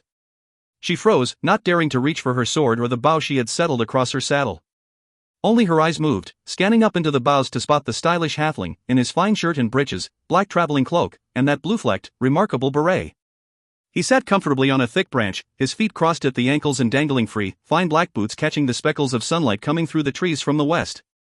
Indeed, many would call him a hero, particularly those who know him best, the halfling went on. I have heard his name, Giselle admitted. It is not spoken with fondness in Nezem. True, but that is only because the folk of Nezem won't look beyond their own noses for heroes. The woman straightened and glared at him. I am Spider Paraffin of Aglarond, Regis said. You were introduced at Targ Kiefer's court as Regis of Icewind Dale, Giselle retorted, and she smiled knowingly as the halfling winced. Ah, of course, but you were not present when the Griffin Guard came to us in our private audience and announced your arrival, so you would not know that. It is another name I carry, the halfling stuttered. A complicated tale. One I care nothing about, the writer replied, and now she did move, easily lifting her bow. My experience tells me that fools who carry more than one name are always thieves or worse. She blinked then, just as she went for an arrow, thinking to arrest this one and interrogate him more forcefully, for from nowhere, it seemed, the little one had drawn a curious weapon, a crossbow, only much, much smaller than any such weapon Giselle had ever seen. He extended it with one hand and pulled the trigger, and the woman jolted as a small dart stabbed her in the left shoulder. Almost immediately, she felt the burn of poison. Ah, murderer! She cried, and though her arm grew heavy and her shoulder throbbed, the veteran warrior kept her wits enough to grab for that arrow. But again the clever halfling moved first, this time thrusting his hand out to Giselle, throwing something small. Instinctively, she got her hand up to deflect, but the item, at first she thought it a length of cord no longer than her forearm, hooked about her thumb. Only then did she realize that it wasn't a cord at all, but a living snake. With a yelp, she tried to brush it away, but the thing moved with uncanny speed and agility, sweeping over her shaking hand and rushing the length of her arm, and as she turned, dropping her bow back across her lap so she could slap at the creature, it darted under her slap, or perhaps she had struck it, but not hard enough to dislodge it, and rushed up and about her neck. Both hands went in to grasp at the living noose, but even as Giselle grabbed at the coil at the front of her neck, something yanked at it from behind, and with supernatural strength, throwing her backward, pulling her from the saddle. She crashed down to the ground hard and awkwardly, one foot still caught in the stirrup, and thrashed about helpless, too concerned with being unable to draw breath to even realize how much her twisted leg pained her. She grasped and slapped at the living garrote, flailing futilely. Her vision tightened, darkness creeping into the edges of sight. She felt herself falling, far from the world of the living. Welcome back, came a woman's voice, calm and steady. Giselle Malcolm felt the bump and roll of a bouncy road, the jolting along with the call gradually easing her back to her senses. She opened her eyes, then reached up to rub them, and as she found her focus, she saw the woman, Cadibri, above her, kneeling beside her. Immediately, Giselle tried to rise up on her elbows, but a wave of pain laid her low. Be at ease, rider of Nezem, Cadibri said. You took a tumble and badly twisted your knee. I've given you some healing magic, but it will take just a bit of time to get you up on your horse again. My horse! Giselle exclaimed, and stubbornly, she forced herself up to her elbows. She was in the back of their open wagon, she realized, and she noted the halfling ambusher Regis, or Spider, or whatever his name might be sitting easily in the back corner of the wagon bed, feeding carrots to his pony and her horse. A fine animal, the halfling said. Careful, Cadibri remarked to Giselle, or Regis there will make your fine mount as fat as his pony. He bribes with food, does that little one, so typical for a halfling? Regis? Or Spider? Giselle managed to ask, her tone accusatory, her eyes narrowed on the halfling. Both, Cadibri answered. But always Regis to us. I didn't want to shoot you, Regis added. Or to throw some demonic serpent upon me? The woman asked. Or that, Regis replied. But I just wanted to stop you, your arrow would have skewered me front to back and more. How can there be more? Cadibri asked, and from the other way, up above her head, Giselle heard the laughter of a dwarf. Or are there really two of you, then? Cadibri went on. One Regis and one Spider, one ever invisible and both taking turns to confuse folk? Wahaha! The dwarf howled. The halfling walked over and knelt beside the woman of Nezem. Pray forgive me, he whispered to Giselle. I had no choice. You could have just remained with your friends instead of ambushing me on the road, Giselle retorted, and now another voice came from above her, and the huge golden-haired barbarian twisted about and leaned back so that she could see his face above her. That you might set the riders of Nezem upon us? He asked. Or do something stupid yourself, and then we would have had to kill you? We left the halfling behind to speak with you, to learn your intent, to insist that we are not your enemies, but like so many of your kin, we've met them before, in another time, another age even, you were too full of pride to hear any such suggestion. So you are here, our guest, and you will be fully healed soon enough, and return to your horse with all of your belongings. I do not, Giselle began to protest, but the barbarian cut her short. And if you come against us in any way, then know that you'll not feel the bite of the halfling's hand crossbow, he insisted. He held forth his huge warhammer for her to see it up close, and indeed, it seemed an impressive and powerful weapon. But instead, the weight of my throw. And after that strike no magic will awaken you. His severe tone had Giselle off balance, and even the barbarian's friends seemed taken aback somewhat. "This is Nezem land," she tried to argue. "We are crossing this land," he cut her short, "on our way to Mithril Hall. And if you or any others of Nezem deign to stop us or even delay us with anything other than an offer of a fine meal, then you will be a meal for the birds, the worms, and the daisies." "Enough, boy," Giselle heard the dwarf say. But the barbarian shook his head, scowled even more fiercely, and lowered down so that he was closer and more imposing to the wounded and helpless woman. "I have been to Nezem, so many years ago. I did not much like the people I found there on that occasion, and so the impression seems to hold true today. So mark my words and mark them well. You will find me less merciful than my companions." With that, he turned around, and Giselle swallowed hard. "Listen to him," Regis added solemnly, and his tone and demeanor showed that he was clearly shaken by the barbarian's grim warning. Giselle rested back, turned away from the others, even bringing an arm up to shield her eyes, and said no more. Surely unnatural, Catti said to the others, except for Drizzt and Regis, who had gone ahead to scout.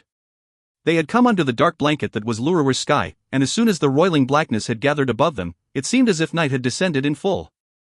Looking back to the west, they could still see the sun, low and near the horizon, but its light was a meager thing indeed. They could stare at it with unshielded eyes, not even squinting.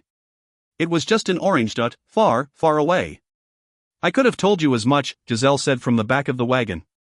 She was sitting up fully now, and feeling much better. But ye didn't," said the dwarf called Bruenor, and Giselle thought it the height of presumption that a dwarf had named his child after that long-ago king, and the height of absurdity that any dwarf of any clan would want to take the name of the dwarf who had imperiled the whole of Lurur out of such cowardice. "So busy are ye with throwing your insults and your threats, ye not bothered to tell us anything worth hearing," the dwarf went on. "So much akin to your stupid ancestors." "Bah! What would you know of that?" Giselle retorted, for clearly, this dwarf was younger than she, but... "Yeah, ye keep thinking that, stubborn fool," the dwarf mumbled and turned away. Giselle stared after him and started to throw an insult, but Catti spoke first. "Let your anger pass, both of you," she begged. "There is no point to it. We are not enemies." "Ain't friends," Bruenor insisted. "And no need to be," said Catti, and she turned to Giselle. "Just give me my horse and I will gladly take my leave," the rider of Nezem said. Catti shook her head. "Not yet, I beg. The halfling's poison is a potent brew. The slumber might return, in mid-ride even. Just a bit longer, and I'll renew my spells upon you, and you can safely go. Besides, our road is your road for a bit longer if you mean to return to Nezem, in any case." "I prefer a quieter road," Giselle replied, and she stared at the back of the dwarf's hairy head. "As would I," said the huge man called Wolfgar, and he turned back to regard Giselle. "So would you please shut up, Dot?" Giselle glared at him, but he didn't blink and didn't back down. Indeed, a sly smile spread on his face, as if he knew something she did not, and under that intense gaze, Giselle felt herself blushing. Tucked into the leaves of a high branch, Regis looked upon the encampment with trepidation. The orc encampment, he believed, judging by the cut of the tents and the hunched forms he saw silhouetted against the central bonfire. Dark Arrow Keep lay many miles to the north and east, for he was on the very western edge of Lurur, a place not known for orcs. Or had the minions of Abood spread so far and wide, spilled from the borders of what had been their granted kingdom, expanding their lines with the sheer weight of numbers? Regis didn't think that likely, particularly given the odd sky above and the rumors he had heard in the mead hall of Targ Kiefer. The notion, however, inspired a memory of Bruenor, sitting about a campfire one long-ago night, in the days of the first King Abood's great invasion. "Bah, but they breed like bunnies in a field o' clover," the dwarf had said. "And who'd think it, for who'd want to breed with a thing so ugly?" The halfling turned back in the direction of the wagon and his companions, thinking he should go and tell them. But where had Drizzt gone off to? And what would he tell them, exactly? He looked back to the encampment. His mind drifted back across the years, to what he had been, to what he had determined he would be, to what he had become. He tapped his blue beret, settling it more firmly upon his head and called upon its magic. He closed his eyes and tried to remember. He hadn't encountered many orcs, but having seen one or two up close on occasion made it a hard image to forget. He pictured the lupin ears and the dry and rough skin. Was it green or gray? And the tusks, he whispered to himself, and imagined a boar's face. He brought his hand up to where his hat had been, and now found long and stringy black hair. He reached into his pouch and brought forth a small mirror, but in the dim light, he couldn't be sure of the disguise.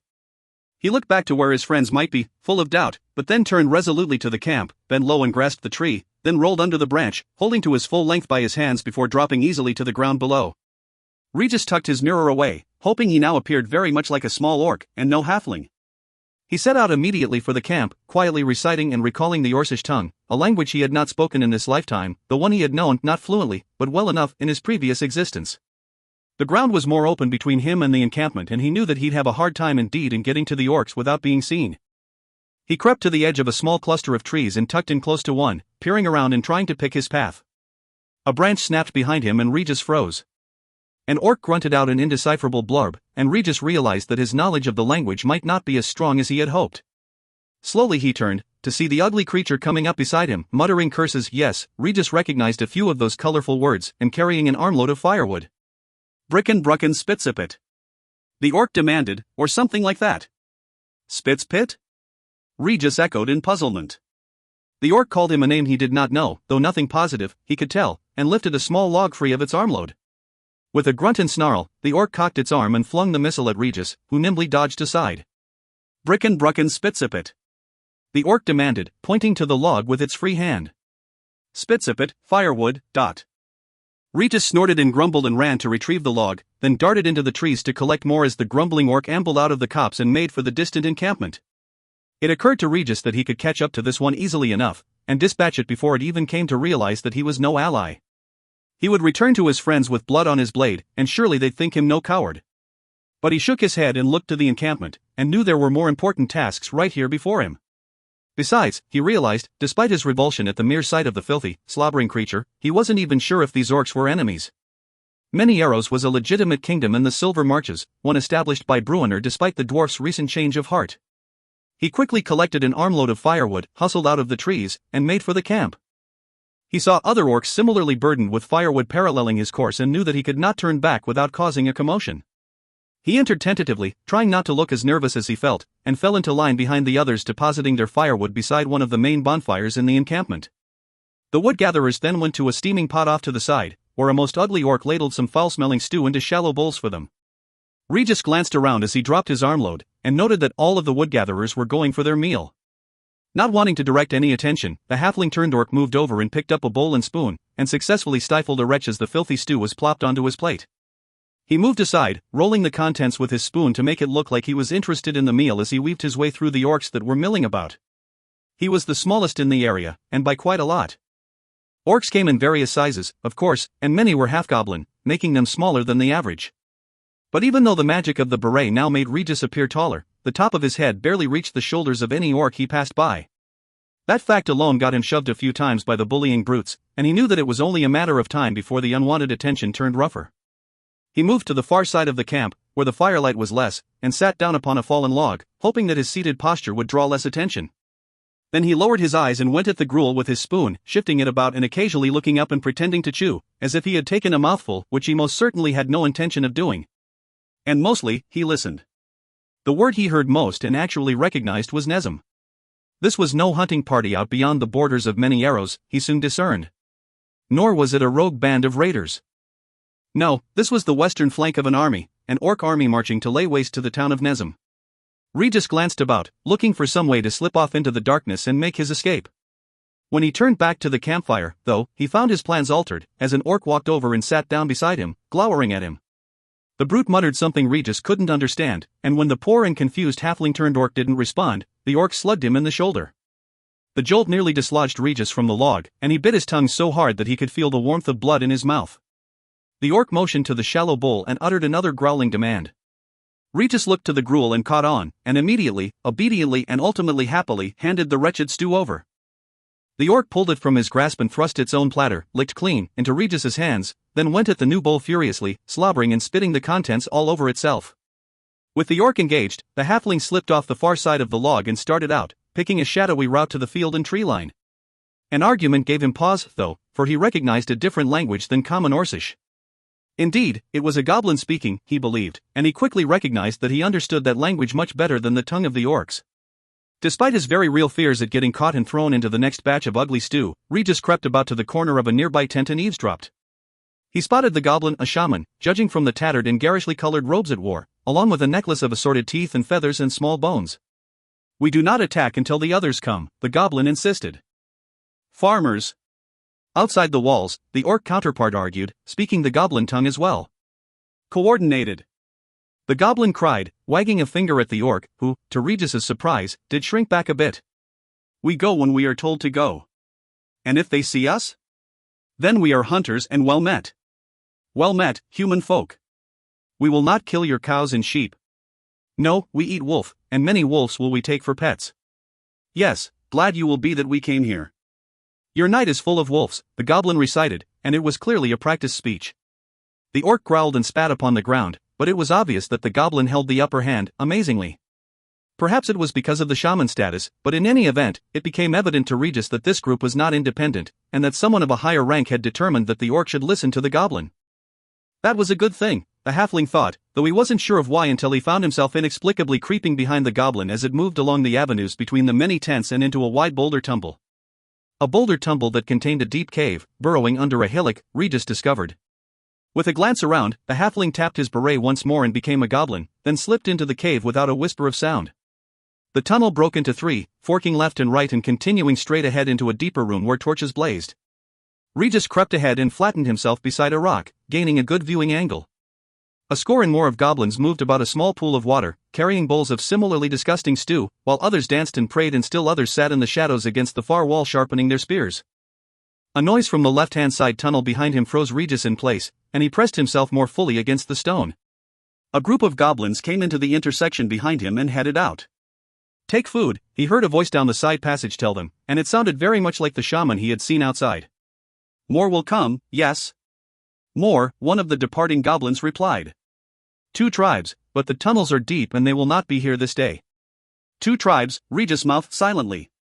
He held his place for many heartbeats, then slipped back the way he had come and eased down the left-hand tunnel. The tunnel ended only a short way down, around a sharp bend, with an oval natural chamber lying before him and a second one off to his right. He crept up to the makeshift, ill-fitting door and peered in. There stood the goblin shaman, the goblin leader, it seemed, fiddling with stones set in lines on rough shelves along one wall, arranged like some crude abacus. In the center of the room, a ladder protruded from a hole in the floor. Deep tunnels, Regis silently recounted, and he realized that this was a hole into the Underdark, likely, and that the goblins were gathering reinforcements. He moved to the other room, noted the makeshift cot and bedroll, and with a glance behind, crept in. He found a bundle of parchments, written in stylish letters and rich ink, neither of which could have goblins as its source. Flipping through, he noted roles, names, and orders. And noted, too, the signature of the author, Tos Unduerden. The halfling turned dork turned goblin's jaw dropped open. He knew of one named Tos Un, but that drow was surely no Duerden. Regis swallowed hard, not knowing what to make of all of this. He heard the shaman coming his way. There were no other exits. Eyes to the east. Oh, they will head east, no doubt, Beniago said to Jarlaxle. The pair walked the streets of Luskan one warm evening. The wind blew off the water, offering a bit of relief to the muggy and hot weather that had settled over the Sword Coast this midsummer month of flame rule. Jarlaxle looked out at the boats bobbing in the harbor and shook his head. Drizzt and the companions of the hall returned in together again, youthful and ready for adventure. And ready to go to war, no doubt, and likely Quenthal's war in Lurur. What word from the Silver Marches? Jarlaxle asked. Beniago shrugged and shook his head. I have spent the last 10 days reorganizing the Bregendarth soldiers you slipped out of House Duerden and have sent my way.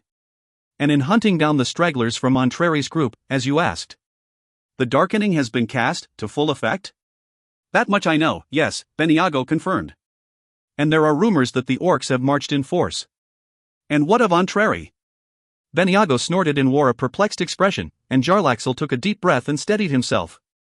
He was all over the place, his questions bouncing back and forth with little logical guidance. I am relieved to be out of Menzoberranzan, and out from under the thumb of dear matron Mother Benra, he said calmly in explanation. And I am relieved to have you back in command, Beniago replied, and he dipped a respectful bow. To your question, Artemis Entreri got out of Gondlger, Xorlarin. This much I know, and I have been told by one of the Zorlarin commoners that Priestess Baralip was murdered in her bed. Matron Mother Zirith has whispered it to be the work of Drizzt Duerden, but I think not. Entreri, Jarlaxle stated more than asked, and Beniago nodded. So he is out and about, though as to where, I cannot begin to guess, Beniago went on. He has not found the trail of Drizzt and the others, it would seem, and did not go to or through port last. Of that I am certain, or as certain as one can be with the likes of Artemis Entreri. Beyond that, however, I can find no sign of him.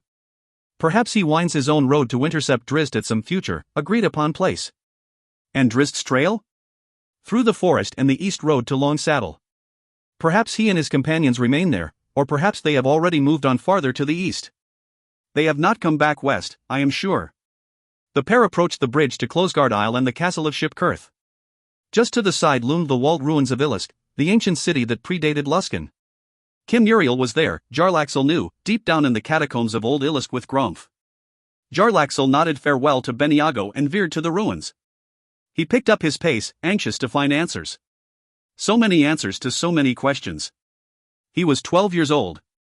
He could barely hold level the spear which had been thrust into his hands, its large tip continually dipping, though the boy gallantly leaned back to try to counterbalance its weight. He was 12 years old and he had no experience with battle. His sister stood beside him before the parapet of Sundabar's south wall, her helmet far too big and constantly falling over her eyes, her short sword seeming more like a bastard sword in her tiny hands. She was younger by 2 years, though almost his size. "Stay alert!" came a barking command, and young Giles Wormick knew that the recrimination had been aimed at him. That one was always yelling, always criticizing, always telling Giles and the others that any mistakes would cost the city, their home, dearly. That one, Elina Brightlance, Knight Captain of the famed Knights in Silver from Silverymoon, was relentless indeed, both in ferreting out any and every able-bodied man or woman to take up arms, and in patrolling the length of Sundabar's walls, yelling at anyone who seemed less than perfectly vigilant. She was not of Sundabar, but had taken over the garrison at the request of King Firehelm when nearly all of his military officers had been killed in a tragic bombing. "They will come against us today," Aelina shouted. "They come against us every day," Giles muttered quietly. "Be quiet," said his sister Carolina. "The Knight Captain is speaking." "The Knight Captain is shouting," Giles corrected under his breath. "The Knight Captain is always shouting." Thoroughly miserable, the boy who was not yet a man took a deep breath and stared off into the darkness south of the city. To his right, the Robin River ran dark under a starless sky, a night so dark that only the sound of the rushing water confirmed to Giles that the river was still there. Before him, to the south, lay darkness and silence, a fact for which he was truly grateful as the sounds of battle erupted anew back behind him, as the many arrows orcs came on yet again. Soon enough, the ground shook under their charge, the cacophony of horns rent the night air, and when he put his hands against the stone of the wall, Giles could feel the vibrations of the impacts, as flying boulder, both giant-hurled and catapulted, crashed against the northern reaches of the circular walled city. Every night and most days, those walls shook. The field north of Sundabar lay thick and black with orc bodies, red with orc blood. The charge of the orcs this night resounded with the sickly squishing of boots stomping on bloated corpses. But still they came, and their numbers did not seem diminished, each charge seeming thicker than the last, and each charge getting nearer to the walls, inflicting more damage and more death on the beleaguered city and its desperate citizens. "One night, they will send a second force around to the south, to attack under cover of the battle at the north wall," said a voice suddenly beside Giles, and he nearly jumped out of his boots and turned to see Knight Captain Aelina Brightlance standing beside him, and the mere fact that she had gotten there without his noticing shamed him and screamed at him to stay alert. "When that happens, will you be ready, boy?" She stared down at him severely. "Yes," he answered, a response made more out of fear of this imposing warrior than out of any real conviction that he would be ready, or that he even could be ready. "Ready for what? Ready to fight against a savage orc warrior? Wielding a spear he could hardly lift and with armor so ill-fitting that a strong wind would blow it free?" The wall shook then, so violently that Giles nearly tumbled, and his sister would have, had not the Knight Captain caught her by the arm and held her steady. Before Giles could react, before Carolina could even thank the powerful woman, Aelina Brightlance was gone, bounding down from the wall and screaming orders to those across the way to close that breach. Giles glanced back and swallowed hard. A huge stone, hurled from a mighty catapult no doubt, had taken down a sizable section of the north wall. Even from this distance, scanning through the taller buildings, Giles could see the commotion as orcs poured into the breach, holding long logs to be used as an impromptu bridge across the moat that flowed between the stone barriers of the double-walled city. They were met hard by the Sundabar garrison. Torches danced in the hands of running men and women, and flew through the air and across the narrow waterway into the midst of the attackers. "Drive them back," Aelina called, and to another group, she yelled for temporary barricades. The command sounded so familiar in the ears of Giles Wormick. Every night there came a breach now, as the walls withered under the unending barrage, and only the courage and skill of the Sundabar garrison, and the hard and determined work of the masons and mages had kept the city clear of orc vermin. "Eyes to the south, all of you!" Aelina Brightlance screamed at Giles and the other curious sentries upon that southern wall. Giles spun around, managed a glance at his sister, who was sniffling and trying to hold back tears, before turning his vigilant gaze back to the dark southern reaches.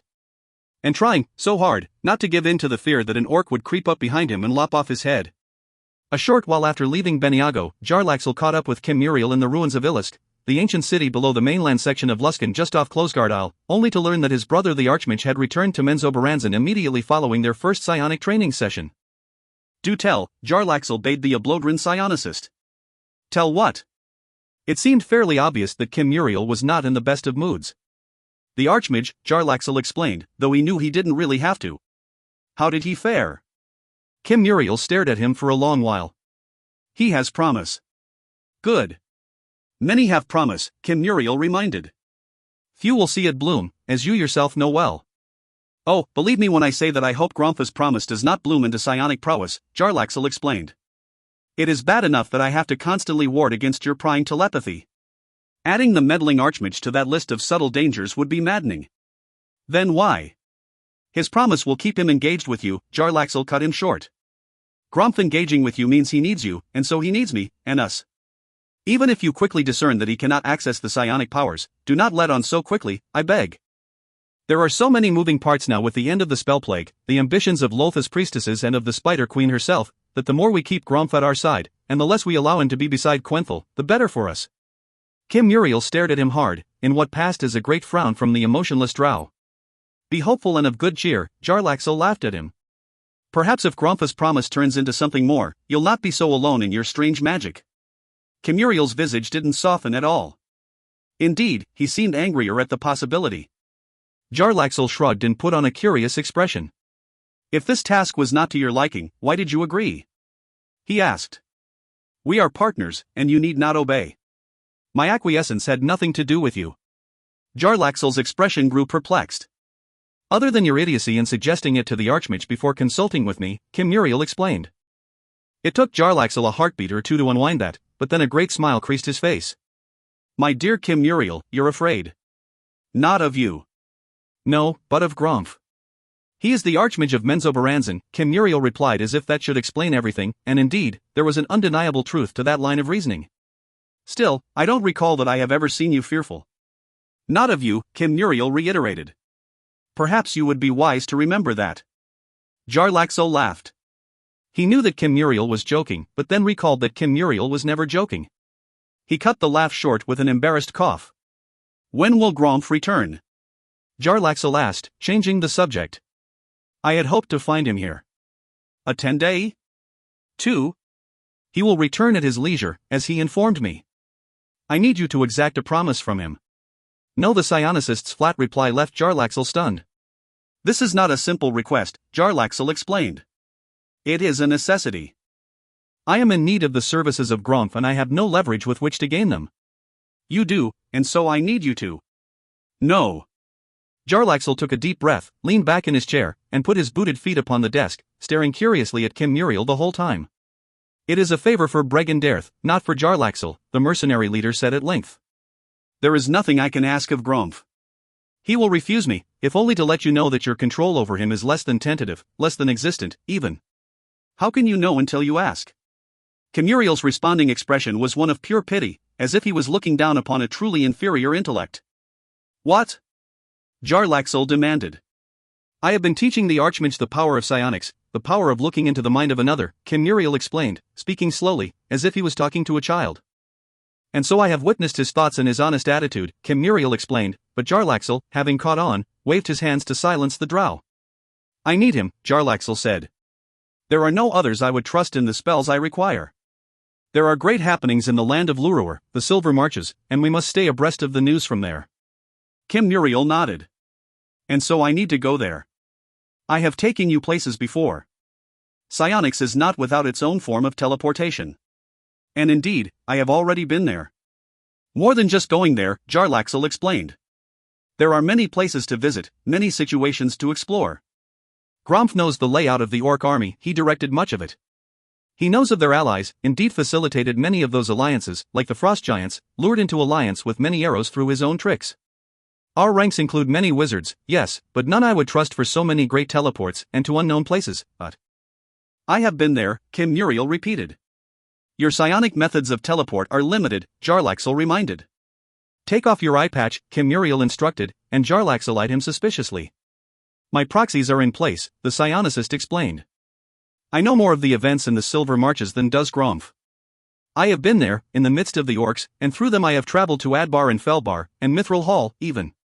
The mention of Mithril Hall surely piqued Jarlaxle's curiosity, though he wasn't quite sure what Kim Muriel was talking about. Through them? He asked quietly. My proxies in Lurua infect all they contact, orc to dwarf, dwarf to dwarf, orc to human. In fact? What are you talking about? Take off your eye patch. I'll not ask again, and if you choose to miss this opportunity, then know that you have severed the bonds of trust between us, and those bonds are all that keep us in harmony as co-leaders of Bregenderth. It took Jarlaxle many heartbeats to realize that he had just been threatened, but then to unwind that notion enough from his instinctive reaction to realize that no, Kim Muriel did not threaten. Kim Muriel only warned, and warned honestly. Jarlaxle took off his eye patch. Do not resist my intrusion, Kim Muriel explained. I will join with your consciousness and take you to see. Before Jarlaxle could even ask for clarification, he felt the intrusions of Kim Muriel Ablodra into his mind. Reflexively he resisted, no rational reasoning being would ever surrender identity in such a way, with defenses based purely on instinct. Indeed, the very notion of basic survival rebelled against such a violation. But Jarlaxle wasn't any subject here. He was old, centuries old, and hardened by experience, and wizened by an insatiable curiosity and a desire to know everything. He fought back, then, ferociously, but not against Kim Muriel. No, he fought back against his own natural revulsion. He let Kim Muriel in. Almost instantly, Jarlaxle understood the psionicist's references to proxies, and believed Kim Muriel's claim that he knew what was transpiring in the Silver Marches, for almost instantly, Jarlaxle found himself looking through the eyes and hearing through the ears of a young man, a boy really, pressed into service on the south wall of Sundabar. He knew it was Sundabar immediately, for he knew what the boy knew, immediately. The great city was besieged and battered. The orcs had come on, every day. The walls shook under bombardment, every day, all day. The field outside the city lay black with bodies and carrion birds, but the houses of healing within the city bulged with patients, and lines of dying men and women lay outside the doors, awaiting their time with the clerics if they were fortunate enough to ever receive any healing. The cries of battle began anew. Thunderous retorts resounded from the shaking walls. The air filled with the stomp of thousands of boots, the war whoops of tens of thousands of orcs, the orders and cries for assistance from dozens of locations along the crumbling wall of Sundabar. Jarlaxle felt the boy's fear, palpably. And then he felt a curious twist in his own thoughts as the child pulled information from his consciousness as he had pulled from the boy's. Then curiosity, the boy becoming aware that something was very much amiss. It all went for naught a moment later, however, when above it all, a great screech rent the air. Oh good, they have a dragon, Jarlaxle heard himself say. Two, he heard Kim Muriel reply in his thoughts. Jarlaxle nearly fell out of his chair as he flew from the scene in Sundabar, to find himself in a dwarf cavern. For a moment, he thought it Mithril Hall. But no, he realized as he found the memories and sensibilities of his new host. He was in Adbar, in the court of King Harneth, in the body of a dwarf named Orthospikes, a great warrior who had been sorely injured in the Battle of the Cold Vale, where his king, Brom, brother of Harneth, had fallen. Ease out again, one of the other dwarves in the room said, and the conversation began, the dwarves talking about, lamenting, that their young king Harneth, so full of despair over the loss of his brother, kept going out of Adbar looking for orcs to slaughter. Sometimes he went with a raiding group, but often, he went alone. Many of the dwarves in here were gravely concerned, could Adbar survive the loss of both her kings? All that Jarlaxle felt from Orthospikes, though, was regret that he was still too injured to go along with the angry young king of Adbar. Orthospikes wanted to kill orcs, and dark elves, and dragons. The dwarf silently cursed the name of House Duerden. Clever Quenthel, Jarlaxle thought, and it pained him greatly to think that Lady Lolth was indeed getting her revenge on Drizzt and his goddess. Giles Wormick felt dizzy, and violated, though he had no idea of how that might be possible. It was as if someone else was in his thoughts, or something strange like that, but it was far beyond the boy's experience to understand. Except the violation part, that he knew and felt keenly. And now the screech, and he fell out of his contemplation and nearly fell over entirely as the scene before him came into view. He turned fast to his sister, but she was not looking back at him. Her bulging eyes looked to the north. Her expression, one of abject horror, prompted Giles to spin that way. Giles, run! He heard her say, but distantly, even though she was standing right beside him. It wasn't that someone was inside his head again, no, but rather, the sight before him that pushed any thoughts of Carolina aside, and that froze him in place with terror. He had never seen a dragon before. He had fancied that one day he would like to see a dragon. Now he saw a dragon, and knew that he never wanted to see a dragon. Now he heard a dragon, and that was even worse, if there could be an even worse. And then he saw the dragon better, bigger and closer, as it dived across the field north of Sundabar, as it skimmed over the north wall, hind legs clipping men and throwing them into the air, and knocking over stones as easily as Giles blasted through pillows on the bed when he and Carolina were at play. He saw the dragon and he knew doom, utter doom. They could not defeat this beast, no army could stand against the magnificence of this dragon. Its horns could skewer a dozen men, and even holding them atop its head wouldn't slow its biting maw. The monster shined white even in the dim light of the darkened sky, its eyes glowing bluish-white with inner cold, its teeth, most as long as Giles' arm, glistening with their icy coating, catching and reflecting with crystalline clarity the meager sparkles from the bonfires about the city. A single flap of its great wings as it soared across the city nearly extinguished any of those nearby fires, bending the flames away as if they, too, cowered in fear as the godlike creature passed. "Giles, run!"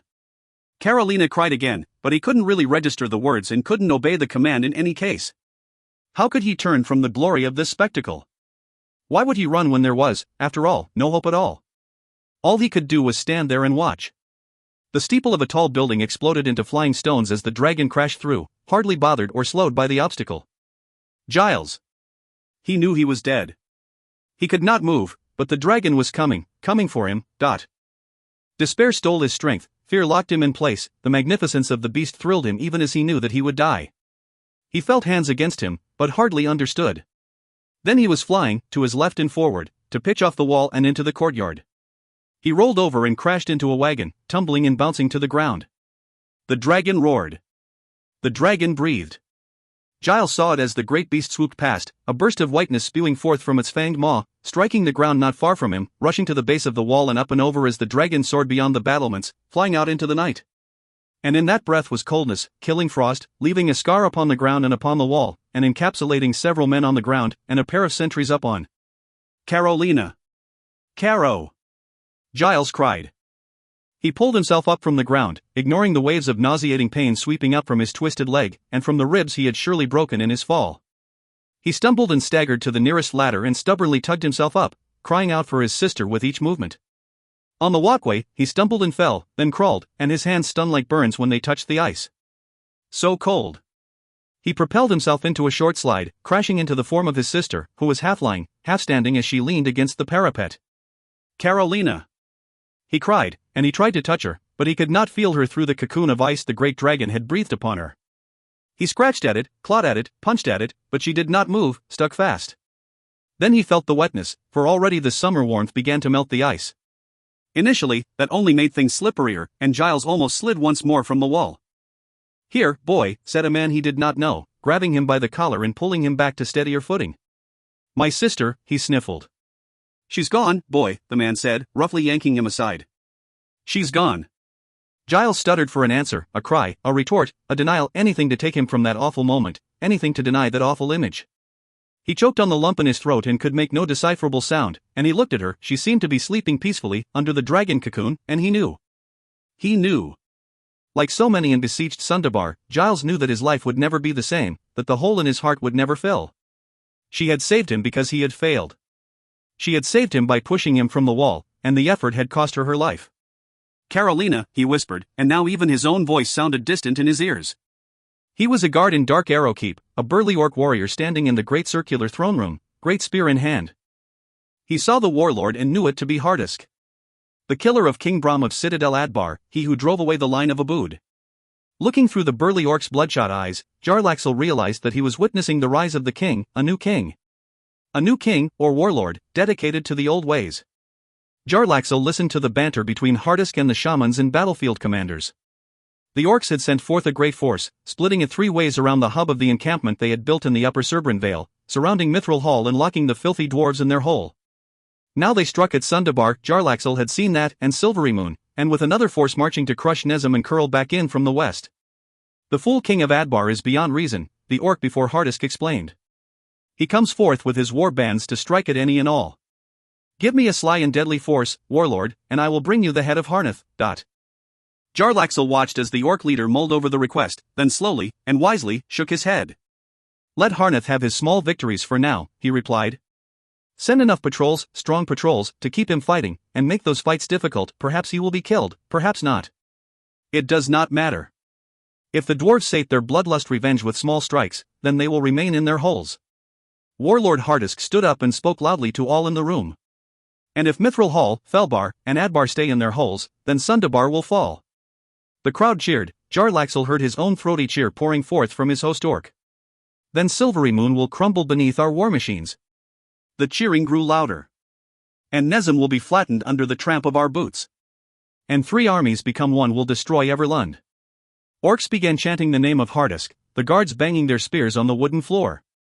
All but the poor fellow inhabited by Jarlaxle and Kim Muriel, at least, for this one was too internally tousled to begin such a coordinated movement as that. And the dwarves will still be in their holes when our armies return wearing the armor of the knights in silver, and carrying the swords of the Sundabar garrison. The bearded fools will know their folly then, that they should have come forth while their allies drew breath. But what will be left for them when the great cities of men and elves are thrown down, when the Glimmerwood is burned and harvested? Not, I say. There will be nothing left for them but their tunnels and their mines, and we will have those soon enough. The silver marches will be ours. Grunge! The wild cheering commenced, and this time even Jarlaxle's orc managed to clap the butt of his spear on the wooden floor. It seemed like it would go on for hours, an orc orgy of screams and shouts and cheers, but just when Jarlaxle was ready to flee this body, in a most interesting twist, a contingent of much more refined warriors entered the room. Ravel Zorlarin, Jarlaxle realized, and almost inadvertently prompted his host to say. And with Tos Unarmdo and Doomweel beside him. And in walked Tiago Benra. Jarlaxle willed himself, into a fast retreat, and he opened his eyes back in Ilisk, beneath the coastal city of Luskan, seated across from Kim Muriel. That is brilliant, the mercenary leader congratulated, and Kim Muriel nodded his acceptance of the compliment, as if it was surely deserved. How many of these hosts do you have? 5 in the region, Kim Muriel matter-of-factly explained. These are momentous events. Bregan Darth would be ill-served if we were not informed of the every turn in Lurur.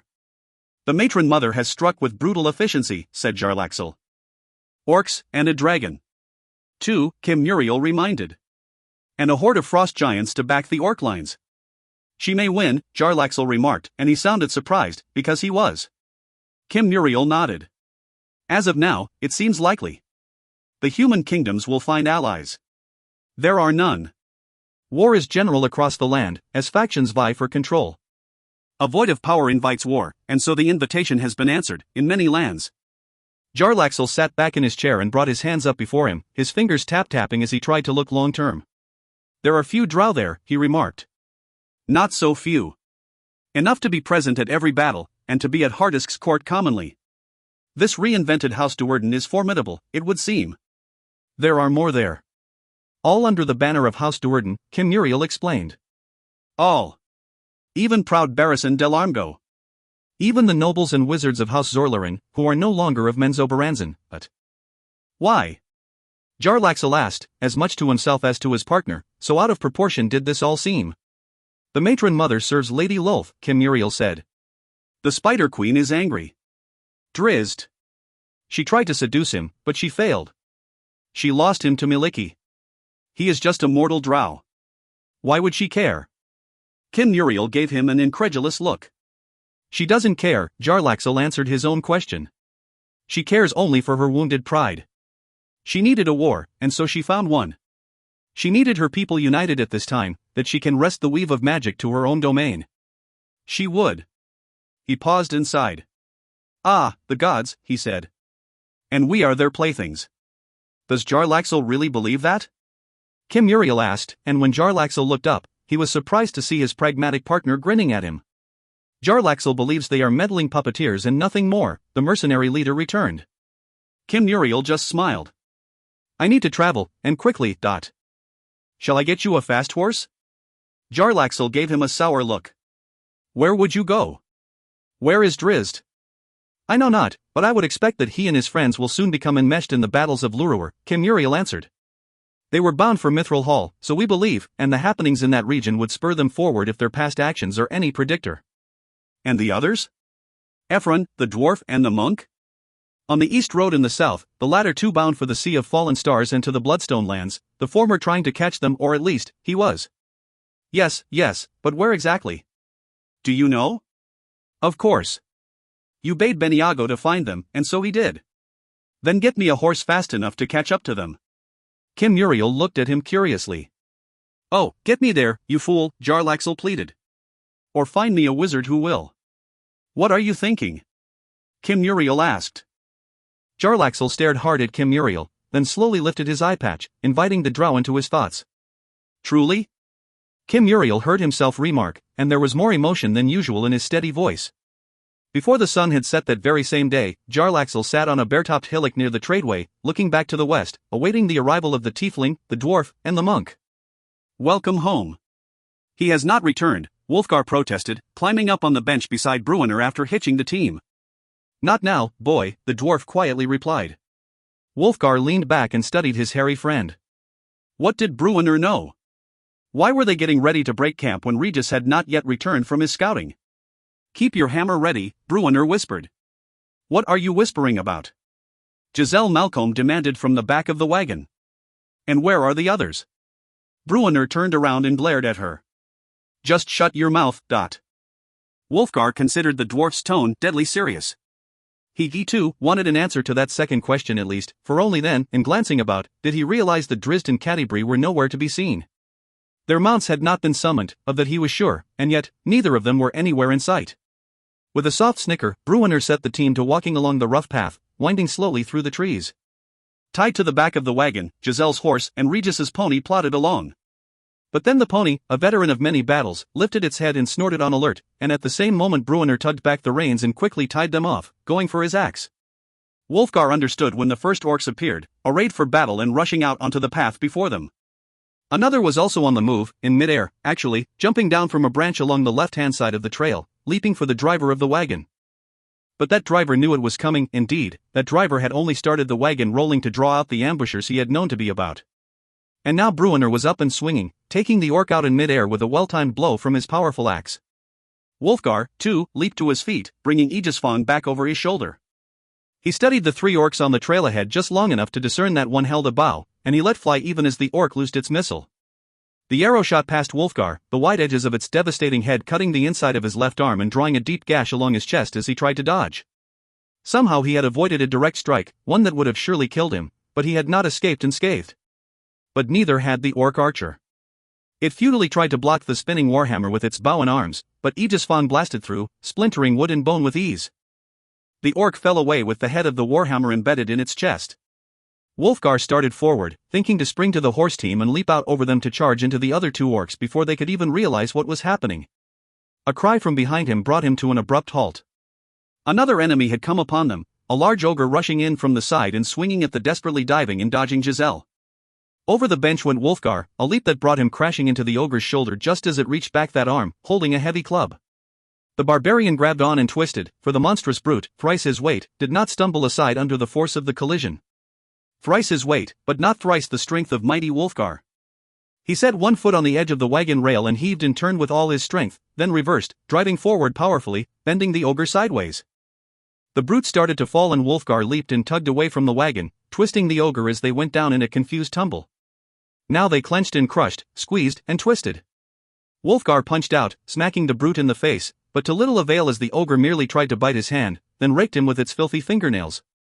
And the brute tried to wriggle free, and Wulfgar knew that if it managed any separation, that heavy club would cave in his skull. He hung on. For all his life, he hung on. Giselle grabbed up her sword and started for Wulfgar, but before she got over the side of the wagon, she saw other forms, many forms, moving about the shadows. She slid her sword into her belt and took up her bow instead, then rushed for her mount, unfastening the tether, thinking to gain some distance and mobility. She had just got into the saddle when the first arrow struck the horse. The steed reared in pain, but Giselle hung on and started away. A spinning hand axe cracked across the side of her head, dazing her, and only good fortune brought the spinning weapon upon her with the backside of the head. Still, she felt the warmth of her blood and it took her many heartbeats to set her vision straight, and even then, the world seemed to swim as the horse leaped and darted. A ball of flames exploded behind the tree line, and the poor horse reared again and was hit with a spear this time, burrowing into its flank. Now it staggered sidelong, then turned around and darted back for the camp, but then stumbled again and fell over, throwing Giselle hard to the ground. She knew she had to get up. She still had her bow, but no arrows. Instinctively, she went for her sword while rising, leaning on her bow for support. She heard a horn, discordant and painfully off-key, and took it to be an orc battle call. Indeed, it had to be, she thought, for they were all around her now, with a trio of orcs rushing out of the brush, spears leveled and forcing her back. But the other way came another ogre, huge and ugly and holding a club that resembled an uprooted tree with giant spikes stuck through it. Giselle cried out and spun desperately, and saw another enemy in a branch above her, a giant black panther, all muscle and claws and killing teeth.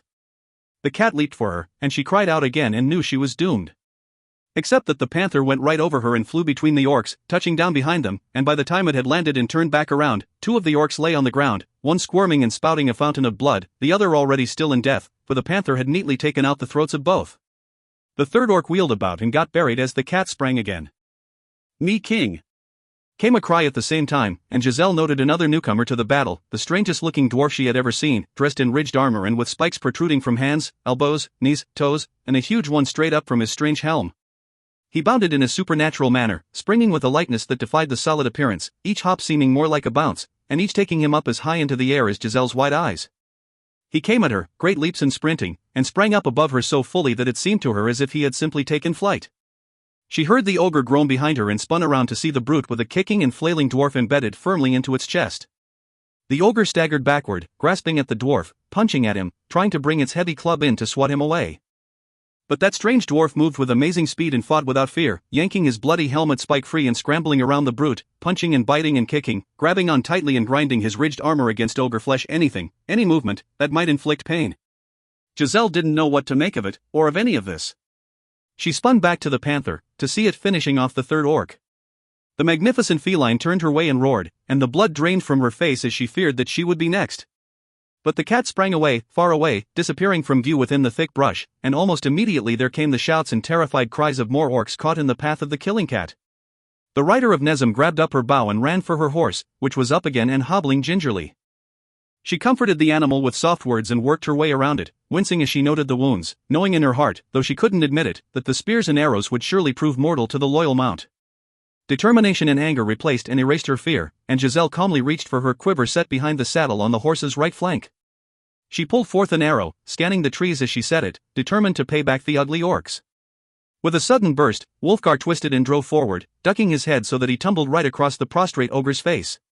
He rolled to the ground and over to his feet, quick-stepped ahead and away from the beast, where he skidded to a stop and spun around. The ogre was halfway up, in a crouch and swinging about, club sweeping in. But Wolfgar was quicker, and Aegis Fong was back in his hand, magically returned to his grasp. The ogre came in from the side, but Wolfgar went straight ahead, inside its reach, and drove his warhammer into the ogre's forehead as the brute tried to fully stand. Wolfgar's muscles corded with the brutal hit, the weapon vibrating as profoundly as if he had struck granite instead of flesh and bone. The powerful weapon tore through that flesh and smashed through the skull, splashing ogre brains all around, and the brute went down to a confused jumble on the ground. Spasms twitched its limbs and rolled its eyes, but it was already dead. And Wolfgar was already gone, running out after enemies he saw scrambling through the brush. He realized his error only as the spear entered his left side when he passed the nearest large tree. With amazing reflexes, Wolfgar's hand clamped down on that stabbing shaft before the orc could drive the spear tip in too deeply.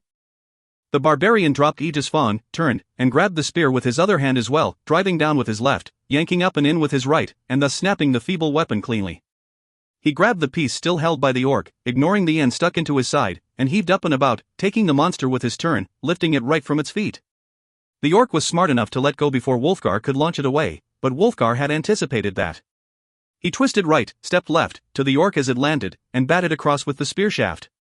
The orc's head snapped to the side, blood and teeth flying from its mouth. Dazed, it staggered, but somehow managed to hold its footing.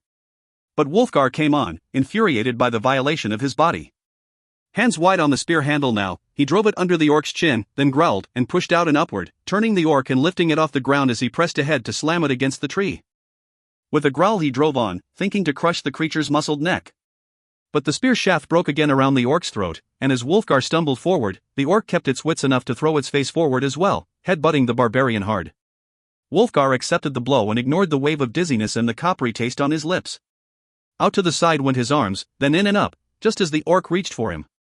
The splintered ends of the weapon shaft served as short spears, each driving in hard through the orc's ears.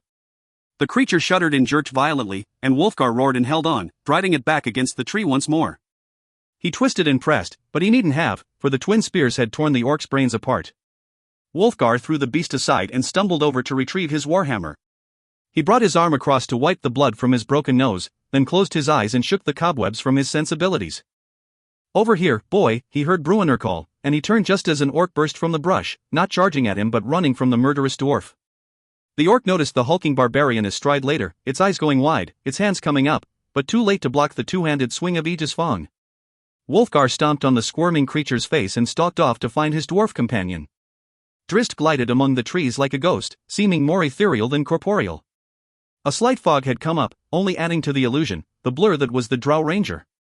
He approached a pair of trees and made for the hollow between them. But the extra sense that had guided this veteran warrior through 1,000 battles warned him of the course. At the last moment, he tossed one scimitar through the gap, while rolling around the other way, going about the thick trunk of the tree to his left. He came upon the orc pressed against the bark preparing the ambush, the orc that was now looking curiously at the scimitar that had come flying through. The oblivious beast even leaned out to look more closely, to peer back through the hollow. Drizzt's remaining blade crashed down upon the back of its neck, severing its spine, and as it dropped straight and fast to the ground, the drow noted its companion across the way, pressed against the other tree and staring back at him wide-eyed. With a howl, that orc lifted its spear and let fly. With his enchanted anklets enhancing his speed, Drizzt could have easily sidestepped the clumsy throw, but instead he moved just a bit and brought his curved blade back across his body, the flat of the weapon smacking against the spear tip, stealing the missile's momentum. Before it bounced away, Drizzt's free hand nabbed it out of midair, and he deftly flipped it about. In the space of all those movements, the orc had come on, but only a step, and now it dug in its heels to halt its momentum when it noted the drow holding a scimitar in one hand and its own spear in his other. The orc stepped back, awkwardly swung about and stumbled off. To its credit, it actually got a couple of running strides from the drow before its own spear violated its back. The orc staggered to one knee, but kept pressing forward. It had allies close by, it knew. If only it could get to them. Darkness fell in the form of a scimitar, creasing its skull, and a second blade fast followed, for Drizzt had been quick enough to retrieve it in his fast pursuit, stabbing the orc through the throat. And the hunting ghost swept on, noting movement ahead, but up in the trees. Away went the scimitars, and out came Talmaril. A macabre dance filled the woods about Catti-brie as a trio of orcs rushed about, flapping their burning arms wildly. 3 others lay dead from her fireball, and flames licked at many of the nearby trees. It occurred to the woman that perhaps she should not have used that particular spell in this particular location, for now, surely, enemies far away would see those flames. Another orc came tumbling down from the boughs, though, crashing through the branches to fall dead at her feet. It still clutched its bow. The woman nodded, changing her mind. That was the 3rd archer she had inadvertently taken down with the blast, for she had been aiming only at the quartet who had come at her on the ground. So yes, she thought, perhaps the fireball had been the correct response after all. She glanced about, thinking it best to move along, but a volley of spears came flying out at her from the brush ahead. She winced and dodged instinctively, but she needn't have, for of the 4 missiles, the 2 that were on target rammed against her magical shield and were defeated. Behind those throws came another foursome of orcs, however, and the woman moved fast, calling upon her divine powers this time. Blue swirls of magical energy curled out of her robe's right sleeve, twisting about her and mingling with the swirl that had come from the spellscar of Mistra on her left forearm. One of the orcs slowed and nearly toppled forward, its boots grabbed by the remaining grasses. 2 others stopped completely as tree limbs reached down to enwrap them. The 4th got through, drawing a short sword and leaping in for the kill. Catti-brie lifted her spread hands before her, thumbs touching, and met the charge with a fan of flames. Even as they sprouted from her fingertips, the woman fell off to the side. The orc barreled through, blinded and burning, and swinging wildly with downward chops and desperate thrusts. It staggered for many steps, tiny flames licking at its clothing and hair, before it could stop its rush and swing about. More flames appeared on the creature, not biting at its flesh but outlining it clearly for the enemy who stood against it. I need to get a weapon, Catti-brie lamented, and she began casting yet another spell, and a quick one, for the orc soon realized that this fairy fire wasn't hot and stopped slapping at it, instead renewing its charge. 1, 2, 3, 4 went the magic missiles, singeing the creature, burrowing into the creature. It kept coming forward, but out of momentum and not conscious thought, Catti-brie realized. She crouched low and swung up and around with a timed circle kick to the dying orc's face just for good measure. The creature proved too heavy for her to fully block its advance, however, and so Catti-brie ducked and dodged as it crashed past. She rolled up under its still lifted arm and caught hold, and managed to extract the orc's sword from its dead hand before it ever hit the ground. She shook her head at the pathetic balance of the weapon and put it through a quick practice swing, or tried to, until a tremendous cracking sound spun her about. Unbeknownst to the priestess, her entangling enchantment had caught another victim, so it seemed, bigger than an orc, bigger than an ogre. Catti-brie swallowed hard as she watched the frost giant extricate itself from the grabbing tree, by ripping the heavy limb right off the trunk. Now it held the broken branch like a giant club, and with a look of grim satisfaction, it strode to the woman. Wolfgar winced as he batted aside the thrusting spear, for the movement painfully twisted the spear tip that was embedded in his side. He could feel the blood streaming from the wound, and worse, he could feel it pooling inside of him. The orc before him swept the spear back in, but Wolfgar moved inside its reach and the shaft banged harmlessly against his hip. He locked it in place with his right hand and punched out with Aegis Fong in his left. The orc ducked the blow and returned a stinging punch to the big man's face, but he accepted it and spat blood as he let go of the spear and brought his hand up frighteningly fast, clamping it about the orc's throat. But the powerful humanoid tightened its jaw, flexing its considerable neck muscles against the pressure. It punched out again, repeatedly, rapidly, snaking its hand about Wolfgar's attempts to block, pummeling him again and again. No novice to warfare, the orc also used the barbarian's self-imposed disadvantage, for both his hands were engaged, one with the warhammer, trying to block the punches, the other grabbing at the orc's throat. So the orc's spear was free, and the monster brought it up fast to clip the barbarian's already bloody face. The orc threw its arm back and loosened its grip, sliding the spear back to shorten its forward length. Now it could thrust under the barbarian's arm and score a kill. Except that the orc did not understand the power of Wolfgar, the sheer strength of the man. Wolfgar had accepted the punishment in order to get the orc rocking forward, which it did then as it tried to stab. But Wolfgar spun around, yanking the orc around with him, and he heaved the monster through the air, sending it spinning into the trunk of a tree. "Behind ye, boy," he heard Bruenor shout from the side, and indeed, Wolfgar too had seen the second orc rushing in to join the fray. Wolfgar rolled his left arm down and under, launching Aegis Fong into a spinning flight. He leaped around to see the charging orc collide with the hammer, and stumble forward, and he slapped the creature's sword aside, grabbed it by the hair and helped it on its way, launching it into a forward pitch to crash into its dazed companion. "Wahaha!" Bruenor howled, and Wolfgar turned to regard him just in time to see the dwarf bury his axe through the collarbone of his ugly opponent. "Tempus!" Wolfgar growled, calling his hammer back to his hand. He leaped forward, towering over the two tangled orcs and began to chop mightily. He didn't aim, didn't try to sort one out from the other. He just brought the hammer down with two-handed chops, turning flesh, muscle, and bone into mush. He didn't know how many strikes he had landed, a dozen at least, when he heard Bruenor's cry for him. "Boy!" The dwarf bellowed. "Boy, get down!" But Wolfgar was already jumping about, and still standing straight. He saw the arrows coming, but had no time to react defensively. One drove into his chest just under his right breast, a second jabbed right through his left shoulder. Wolfgar felt the explosions, dull at first, then burning with fire. The strength left his legs and he began to sink, and he saw two orc archers coming out of the brush, setting arrows and sneering at him. He saw them draw back. He saw. Giselle could feel her heart thumping in her chest. She had known many battles before, but mostly against goblins or orcs, or even annoying trolls that had slithered out of the trollmoors. And on those occasions, she had been among fellow riders of Nezem, skilled and coordinated and well practiced in their movements. She had never seen a true giant before. To her, an ogre or a troll had seemed an incredibly powerful beast, but measured against the frost giants she discovered in the forest, even those formidable foes seemed no more than puny goblins. She noted the woman, Catti-brie, launching another magic missile barrage at the behemoth, which winced but didn't even slow its pursuit. Around a tree Catti-brie rushed, cutting back under some low branches. Out came the giant behind her, simply tearing those branches from the trees as it passed, then hurling them forward at the dodging and scampering woman. Giselle swallowed hard and lifted her bow, and with a determined grimace, she let fly. Her aim proved true, how could it not when it seemed to her as if she was shooting at the side of a mountain, and the arrow caught the behemoth in the upper arm. It didn't even flinch, didn't even turn to take note of her. The woman looked at her quiver. She had but 5 arrows remaining, and what use might they prove? But she had to help.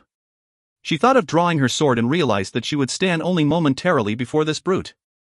Her mind whirled. She felt helpless, felt like a coward.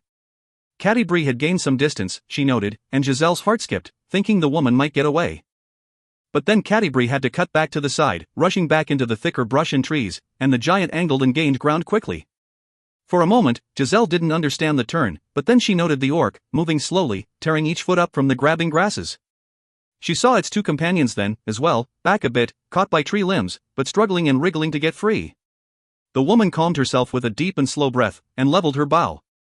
The nearest orc tore free its boot and stepped forward. Giselle shot it dead. She nodded grimly. Determined to open the escape route for Catti-brie, she took a quick look at the giant, then advanced for a clearer shot at the remaining orcs. By the bearded gods! Came a roar from the side. Bruenor leaped out of the shadows. He sent his battle axe spinning out before him, the weapon twisting and rolling with little chance to take out an orc. But it did crash in before the pair, disrupting their shots. One arrow fell harmlessly aside, the bowstring twanging uselessly. The second orc got its arrow away, though the angle was wrong, and the shot aimed for Wolfgar's chest stabbed into the big man's thigh instead. Behind the axe came a leaping Bruenner. The nearest orc drew out a long knife and turned to meet him. The dwarf didn't slow, springing high, taking the hit in exchange for burying this enemy beneath him, and the pair went flying away into the brush. The other orc charged ahead following its shot. It saw weakness there, in the huge barbarian, who swayed as if he could barely stand his ground. And indeed, nauseating waves of pain had Wolfgar teetering. Blood streamed from his side, from his chest, from his shoulder, from his thigh. He raised his hammer to meet the charge, and let fly with a cry to his warrior god. The weapon flew past the charging orc, however, for Wolfgar had spotted a more important target, as another orc appeared near the brush where Bruenner wrestled the first. So intent on lining up a strike with its axe on the rolling dwarf, the orc never saw the warhammer coming and made no move to dodge or even block. It wouldn't have mattered anyway, and Wolfgar nodded in grim satisfaction that he had given his friend a fighting chance at least before he himself was slain. He set himself for the orc's charge, knowing his only hope was to get in close, to use his superior strength to choke or crush the orc before it could bring its short sword to bear. But the orc was no novice. Like many of the orcs of this kingdom, it had waged many fights and many raids against the peoples of Lurua, even against fellow many-arrow orcs. It pulled up short and slashed hard at Wolfgar's reaching hand, and though he retracted, he did so with a painful gash from forearm to palm. The barbarian shrank back and the orc smiled wickedly, even laughed aloud as it began to circle slowly. 1,000 cuts and you die in your blood, the orc teased. Wolfgar shrugged. Aegis Fawn came back into his hands. The orc's yellow eyes went wide and it made a strange squeaking sound, and Wolfgar now came forward, jabbing ahead with his mighty warhammer. The barbarian rushed forward, his weapon now sweeping in great circles, around, and the orc did well to keep its weapon back from that killing flow. It looked for an opening, it tried to go left, then right, seeking an angle to get inside the devastating cuts of the warhammer. Surely the big man, blood pouring freely, would tire. But Wolfgar merely let go of the warhammer on the next spin, and though it wasn't an exact or well-aimed throw, he was standing just a few feet from his opponent. Aegis Fong smashed and crashed in, twisting and turning the orc, and Wolfgar leaped in right behind it. He drove his right forearm under the orc's chin as he stepped beside the beast, strategically placing his right foot behind the orc's left to prevent it from stepping back even as he forced it backward. The barbarian's left arm slapped at the orc, catching hold about its torso and pinning its right arm, and that sword, in tight. Wolfgar pressed down and forward, laying the orc out flat. It would have fallen to the ground, but the barbarian drove his knee up into its back. The move cost Wolfgar his breath, as the orc collided with the arrow still sticking into its chest.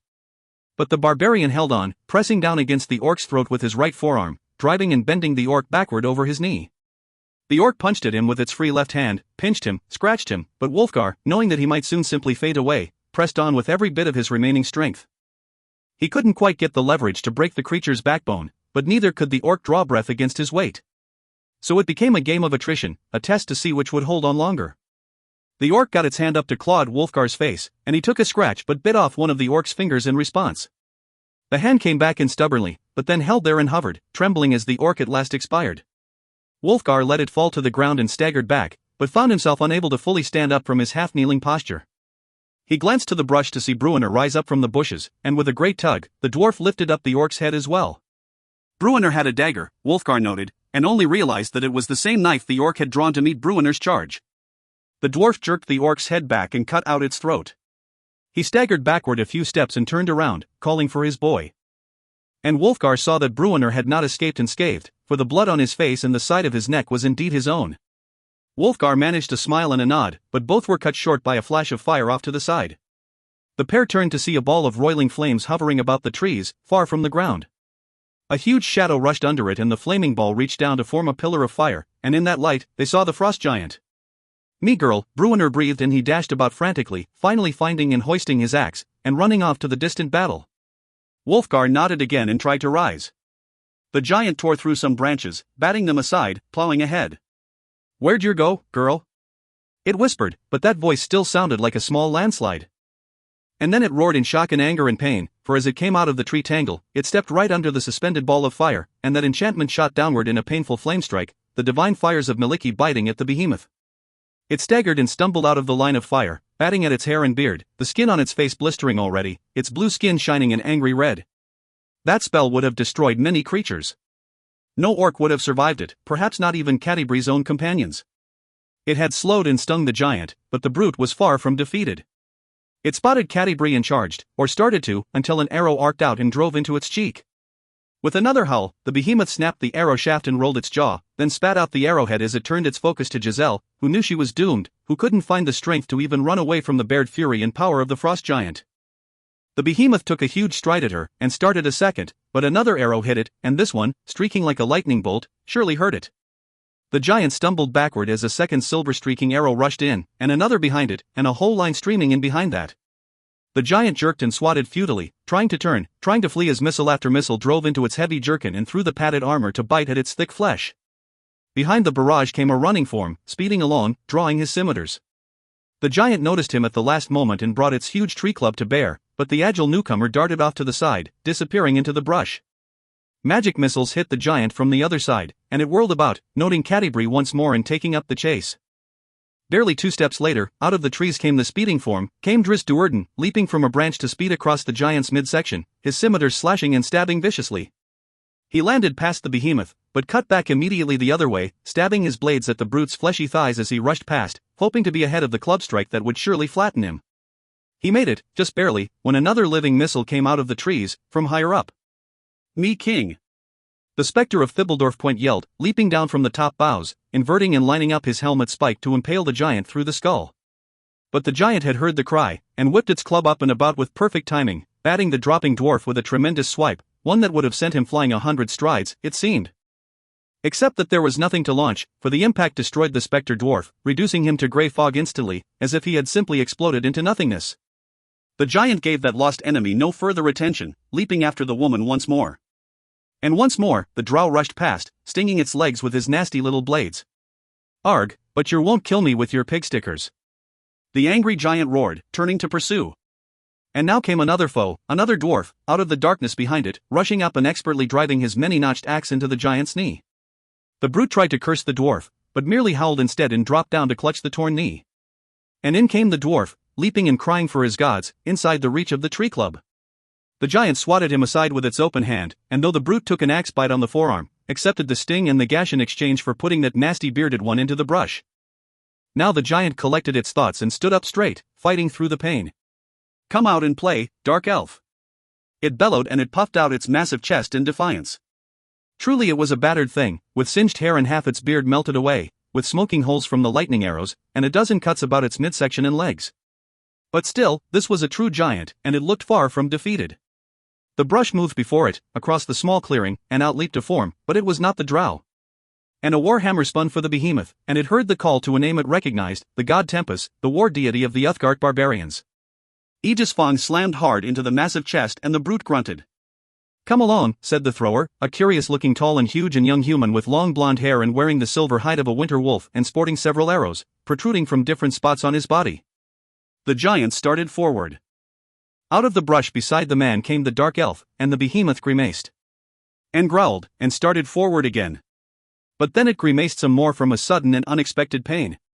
It was down to one knee, unsure why, but feeling a strangeness in its chest, right where the warhammer had struck it. And had cracked the rib, and had driven that rib into the giant's heart. The frost giant looked at the barbarian and the drow curiously. A ball of fire appeared in the air above its head, and as it fell face down, a second flame strike lashed down to curl its flesh. But Catti-brie needn't have bothered, for the behemoth was already dead.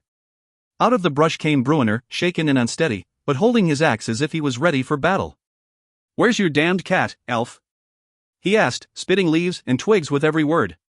Some orcs ran off and she went in pursuit. "With the darn frost giant here?" Bruenor asked incredulously, brushing away Catti-brie and motioning to Wulfgar as she tried to tend him. "I didn't know about the giant. Better that no orcs return to alert their encampment." "Encampment?" Giselle asked with concern. "Huge," Drizzt answered. He turned to Bruenor. "And so I expected a visit this night from one of the many scouting parties such a camp would deploy." "Aye, and they likely saw some of the fires, or heard the roars, or noting the lighting of your arrows," said Catti-brie. She looked Wulfgar in the eye, nodded, and jammed the arrow the rest of the way through his shoulder, pulling it out the back. Wulfgar nearly swooned, doubling over, and had Catti-brie not caught him, he would likely have fallen to the ground. "So we should be going," Bruenor said to Drizzt, and the drow nodded. "But where is Regis?" Wulfgar asked, gasping every word. All eyes went to Drizzt, but the drow had no answers for them. "Inside information." "Why are you here?" The goblin shaman shrieked when it saw Regis, now disguised as a goblin, in its private chambers, and near a pile of sensitive and confidential communiques from the drow leaders. Regis turned slowly and smiled crookedly at the shaman. "Orc spy." The goblin cried, and Regis took a step for him and tossed something his way, but then disappeared, or seemed to, leaving the goblin shaman to stare in puzzlement, and to ponder the remnant the intruder had left behind, a small length of rope, or was it a small branch, or a living serpent? The goblin shaman batted frantically at the living missile, then sucked in its breath when it felt the point of a dagger against its back. And the snake, and oh, it was a snake wrapped about a finger of that slapping hand, and before the goblin could react, sped along its arm, to the shoulder, to the throat. The goblin did a good job of jumping forward and turning around, instead of simply recoiling, which would have driven the dagger deeper into its flesh, and started to cry out again as it stared at the intruder, facing it. The halfling-turned goblin smiled crookedly as that cry was fully stifled, for the enchanted serpent got about the shaman's throat. A heartbeat later, the leering face appeared, the specter tugging the garrote so brutally that the goblin shaman lost one of its shoes as it flew over backward to the floor. A short while later, a goblin climbed off the ladder and into the adjoining chamber, his tooth necklace clattering. He straightened his shamanic robes, and with a glance around to ensure he was alone, went to the small basin of water set off to the side of the room. It was hard for Regis to make out the details in the dim light, but he was pretty sure that he had managed the look of the dispatched shaman pretty well. He glanced back to the hole and recounted his steps in the tunnels below, hoping he had also done well in properly stashing the body. He heard a commotion on the ladder then and reflexively started for the exit.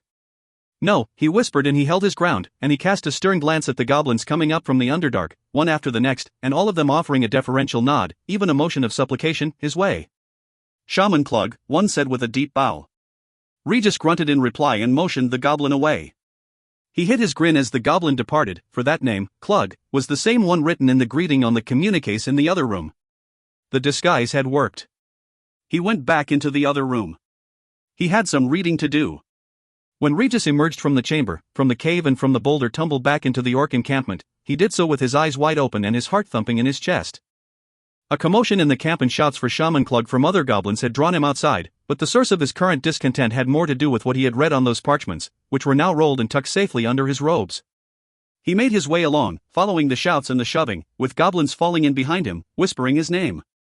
They were afraid, he realized, as goblins often were when immersed among bullying orcs.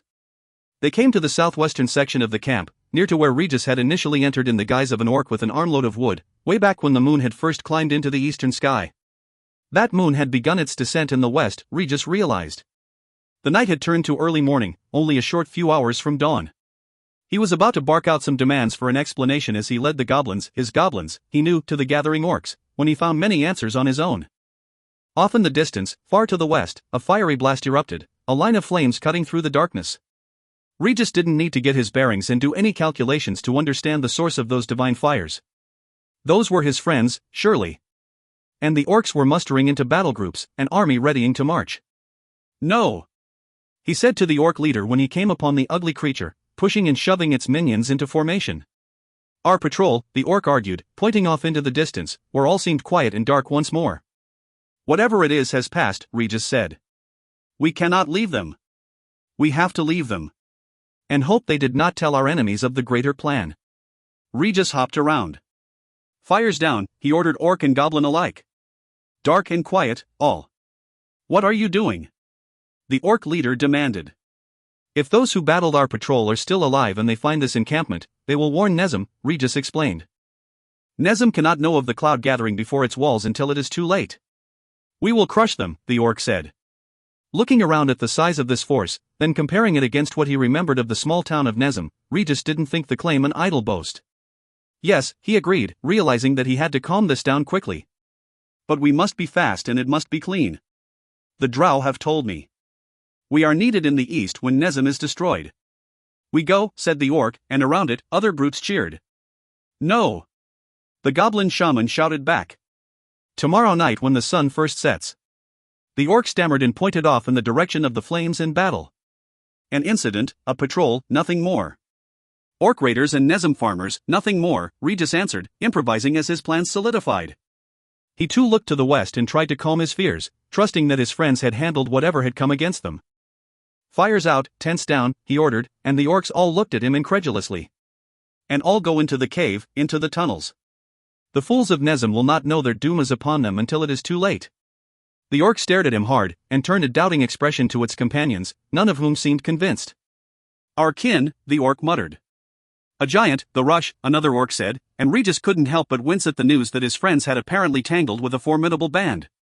Still, he had to trust Drizzt and the others, he knew, for his options were few indeed. Break the camp and go hide in the tunnels, he said to the orc leader.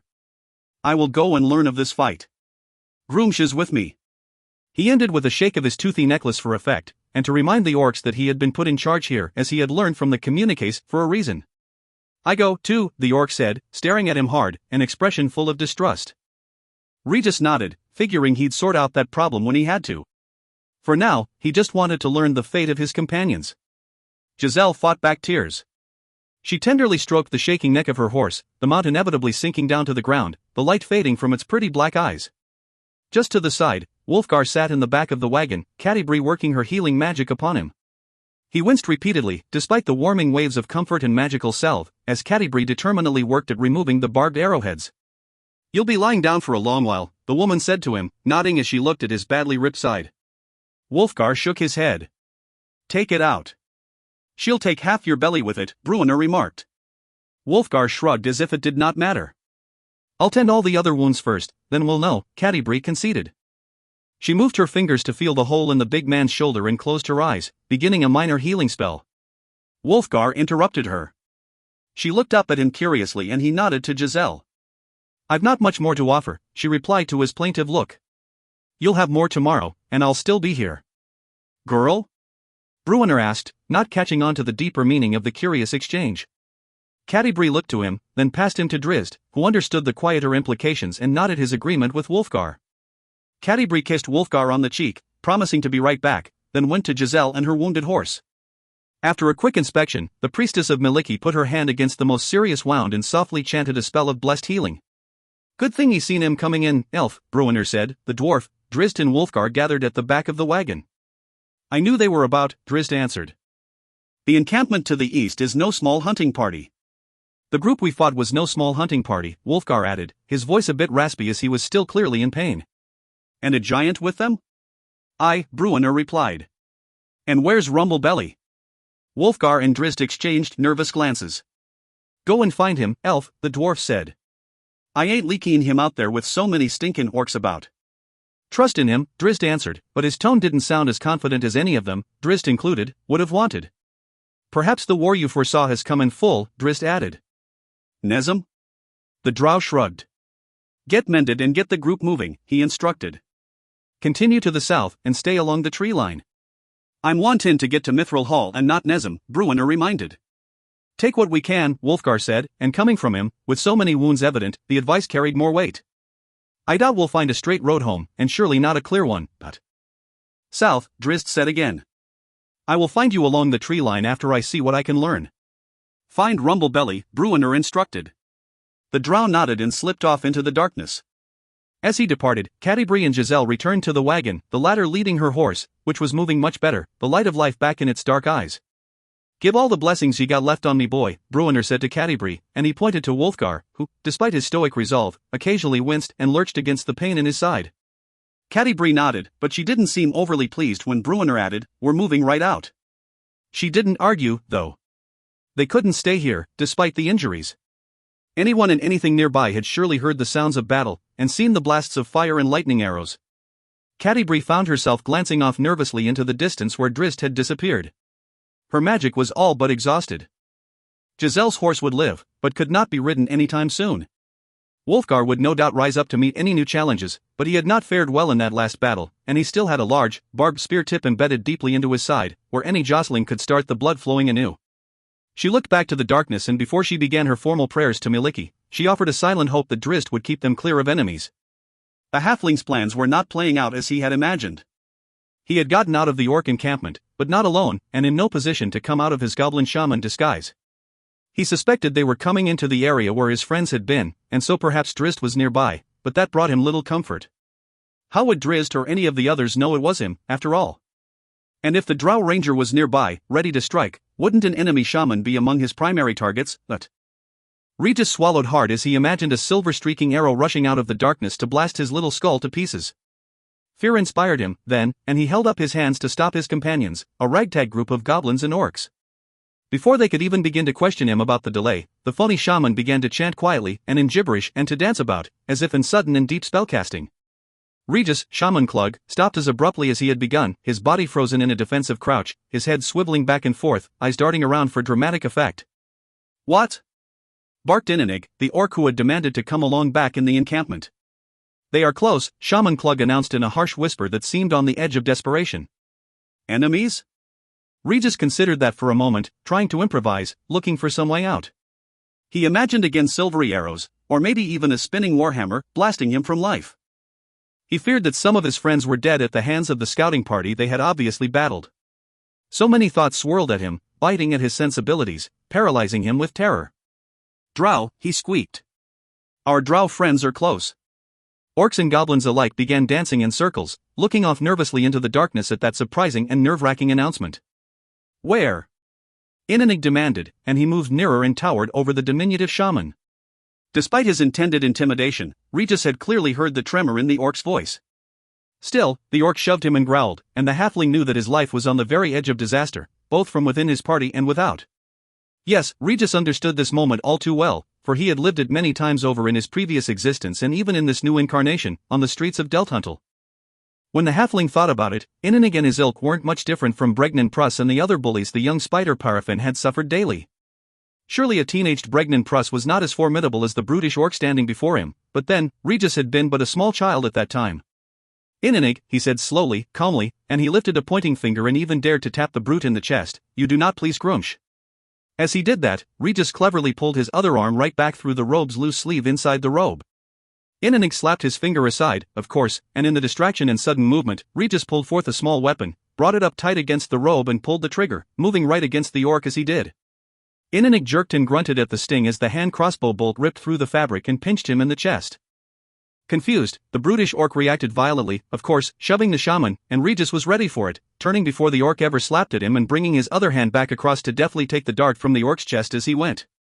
He spun and hopped and rushed back, putting ground between himself and the brute, where he stood pointing at Inanig and crying, Grumsh is angry. Grumsh will not forgive. All around him, goblins and orcs began jostling, pointing fingers and weapons and hurling curses one way or the other. Regis worried briefly that he might have started a battle here, orc against goblin, but mixed in with that trepidation was a measure of hope that he had indeed done just that. Maybe he'd find his escape in the coming commotion. For now, though, he focused on Inanig, standing before him and staring hatefully at him. The orc hunched his shoulders forward and clutched his chest, he could feel the burn of poison, no doubt, the disguised halfling knew. Grumsh is not happy. The fake shaman cried loudly, demanding the attention of all as he pointed repeatedly and accusingly at Inanig. Grumsh is mad at you. He shouted and hopped, and skittered backward as he landed, for now the large orc straightened. Succumb, Regis muttered, prayed, under his breath. Inanig took a step toward him, and fell over on his face, just dropped straight to the ground and lay in a heap, very still. He looked quite dead, but he was not, Regis knew, only sleeping, so soundly, under the influence of the infamous drow poison. The fake goblin shaman breathed a sigh of relief. He almost swooned with relief at dodging that moment of near disaster, but realized that he still had a lot of work to do. Grumsh! Grumsh! Grumsh! He yelped, hopping about and pointing accusingly at this orc or that goblin, using the god's name like a blunt weapon to slap his minions into obedience. And with Inanig, the strongest of the orcs, lying so still on the ground, the results proved immediate and effective. The group calmed around him, and looked to him for orders. I will go find our dark elf allies, he informed them. Stay in group. Here. He looked around, still improvising, and pointed to the fallen Inanig, whom he feared might start snoring at any moment. Tend to him and when he awakens, remind Inanig that Grumsh rules, not Inanig. He hustled out of the ring of orcs and goblins, rushing into the darkness, hoping that his friends were indeed nearby. He knew that some of the ragtag band he had left behind were likely watching him, that perhaps a couple of Inanig's closest allies were even following him out for a bit, and hardly trusted him. He wanted to get out of this disguise, though, and as soon as possible, and certainly before he came upon his friends, particularly a certain dark elf and a rather nasty bow the ranger carried. He glanced back many times, looking for quiet pursuit, and finally dared to dart across an open patch of ground that brought him into a tangle of trees. At the near edge, he stared back across the long open expanse, and at perfect angle to note any silhouettes moving across the Leah, even in the meager light of the darkened night. He saw nothing. He was clear of them and could become Regis once more. he reached for his beret. He was too late. He got hit hard in the side and was launched through the air sidelong, flying to the ground. Barely aware, but enough to know that he was surely in the last moments of his life. Traveling companions. The boat rolled over a wave and splashed down jarringly, white spray flying around the front of the deck. Salty bath, Afrin Fear said to Ambergris as the dwarf spat out a considerable amount of water. Ba to any bath, she replied, but cheerily. We bathe often at the monastery of the Yellow Rose, the monk said. It will be expected of you, as well. The desired state of cleanliness. Baths make ye sick, Ambergris finished with a dismissive wave of her hand. Moran these waves e'er could. Almost as if in response, the prow rose again to climb another large wave. The sky above was clear, the day quite warm, but dark clouds gathered to the east above the sea of fallen stars, the portent of quite a storm if these leading swells were any indication. The captain of the boat was not concerned, though, for he expected to make the mouth of the river Vesper and the great port city of Calant before the weather turned. The boat crashed down and Ambergris stumbled forward, catching hold of the guide rope just before she pitched forward, which would have landed her in the arms of another dwarf who came around the mainmast at the same time, a dark-bearded and slender fellow whom neither of the companions had noted before. Ah, but it'd be a great catch to have ye fallen into me arms, eh? He greeted the female dwarf heartily and he moved to help steady her. Ain't got me sea legs, Ambergris replied, a bit embarrassed. Aye, and you'll get in just as we put into dock, not to doubt. He laughed a bit too exuberantly then, drawing curious looks from Ambergris and her human companion. Well met, then, Lady Ambergris, he said and held out his hand. Ambergris looked at it, then at him, skeptically. Aye, well met, then, and who ye be? A friend. A friend? Afrin Fear echoed, coming forward and on his guard. We have been aboard this boat a 10-day, and seen all there is, and all there are, and there aren't many. One more, now, said the dwarf. Came aboard in Procamper when I saw you weren't getting off. Ambergris and Afrin Fear shared puzzled and concerned looks as that curious remark sank in. And who might ye be, then, what's looking for us? Ambergris asked. The dwarf rocked on his heels as if taken aback. What, ye don't know me, then? He asked incredulously and shook his head, but then brightened. Bah, but it's me accent good one, though, eh? Waha, if I telled ye that ye'ry owin me your lives, ye both, would ye guess me name then? The companions shared another skeptical look.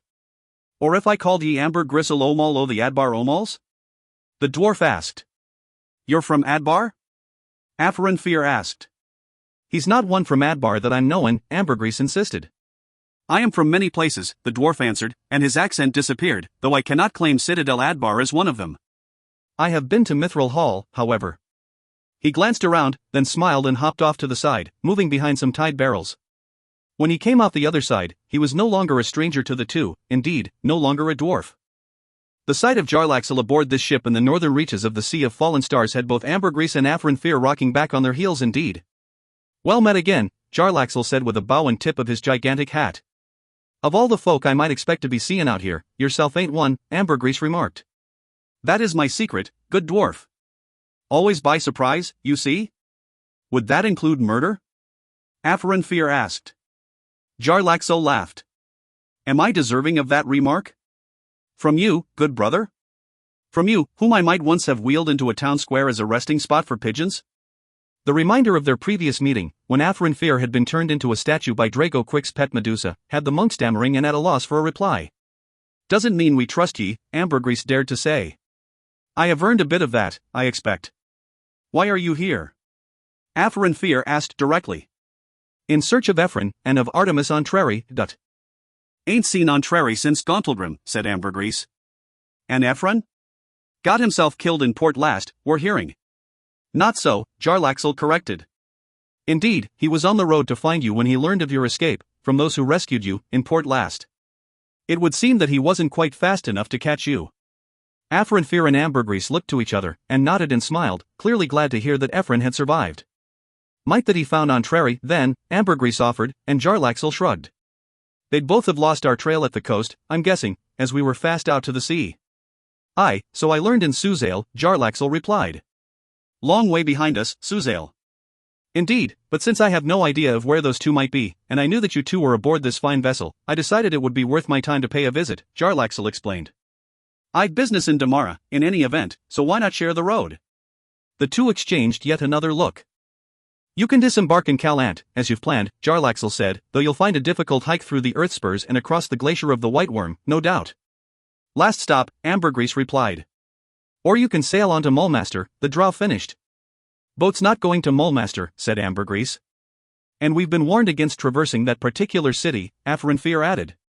I've convinced the captain otherwise, so yes, we will sail next to Mulmaster, the drow replied. And fear not, for I can navigate the streets of Mulmaster quite easily, I assure you. The place is known to me, and knows of me. Once more, Ambergris and Afarenfir glanced to each other for support. And I've news and stories to share, and some to hear, I hope, Jarlaxle added. The two paused and seemed hardly convinced. If not Mulmaster, then know that you've erred, the drow told them. You would have been much better off disembarking in Procamper than at the port of Calant soon before us. Your intended destination is a longer road from Procamper, but one more traveled and one far safer.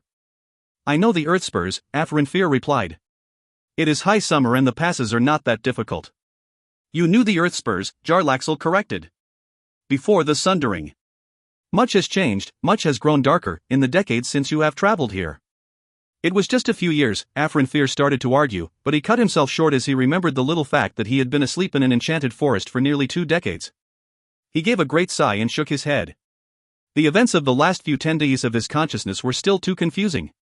So, Mulmaster, Yuri saying? Asked Ambergris. Jarlaxle nodded. The captain will take us there. And ye can get us through? Jarlaxle nodded again. Why would ye? Why would I not? Jarlaxle answered. I prefer to share the road when I find good company and strong companions. As I told you, I seek Ephron and Entreri, and they may be seeking you. And besides, he added, tossing a wink at the dwarf, if we are overwhelmed by enemies, I know I can outrun you. Aye, and I believe ye'd do just that, said Ambergris, but now she too was smiling widely. As the shock of seeing Jarlaxle way out here had worn off, Ambergris had to remind herself that this drow was indeed no enemy. He had saved her from certain death at the hands of drow assassins in Luskan. He had rescued her friends from Dragoquick, and had put them all on the road to the north. And no doubt, he had done all of that at no small personal risk. Drizzt had explained Bregendarth to her as an organization still tied to Menzoberranzan, and among those assassins seeking her in Luskan, Ambergris had learned, had been none other than a noble of the greatest house of that drow city. She recalled that dark night then, muttering, poor Stuvai, as she considered the young dwarf she had escorted out of a tavern, and who had been murdered on the street beside her. She came out of her memories nodding. Mulmaster, she agreed. And glad I am to share the road, a drink and a few good tales beside ye, Jarlaxle. She looked to Afarenfir as she finished, and the monk nodded. Oh, I expect you'll be gladder still as the road grows long, the drow mercenary said, and he wore that little smirk that was so typical of Jarlaxle, the one that conveyed the likely truth that he knew more about the situation, whatever the situation might be, than the person to whom he was speaking,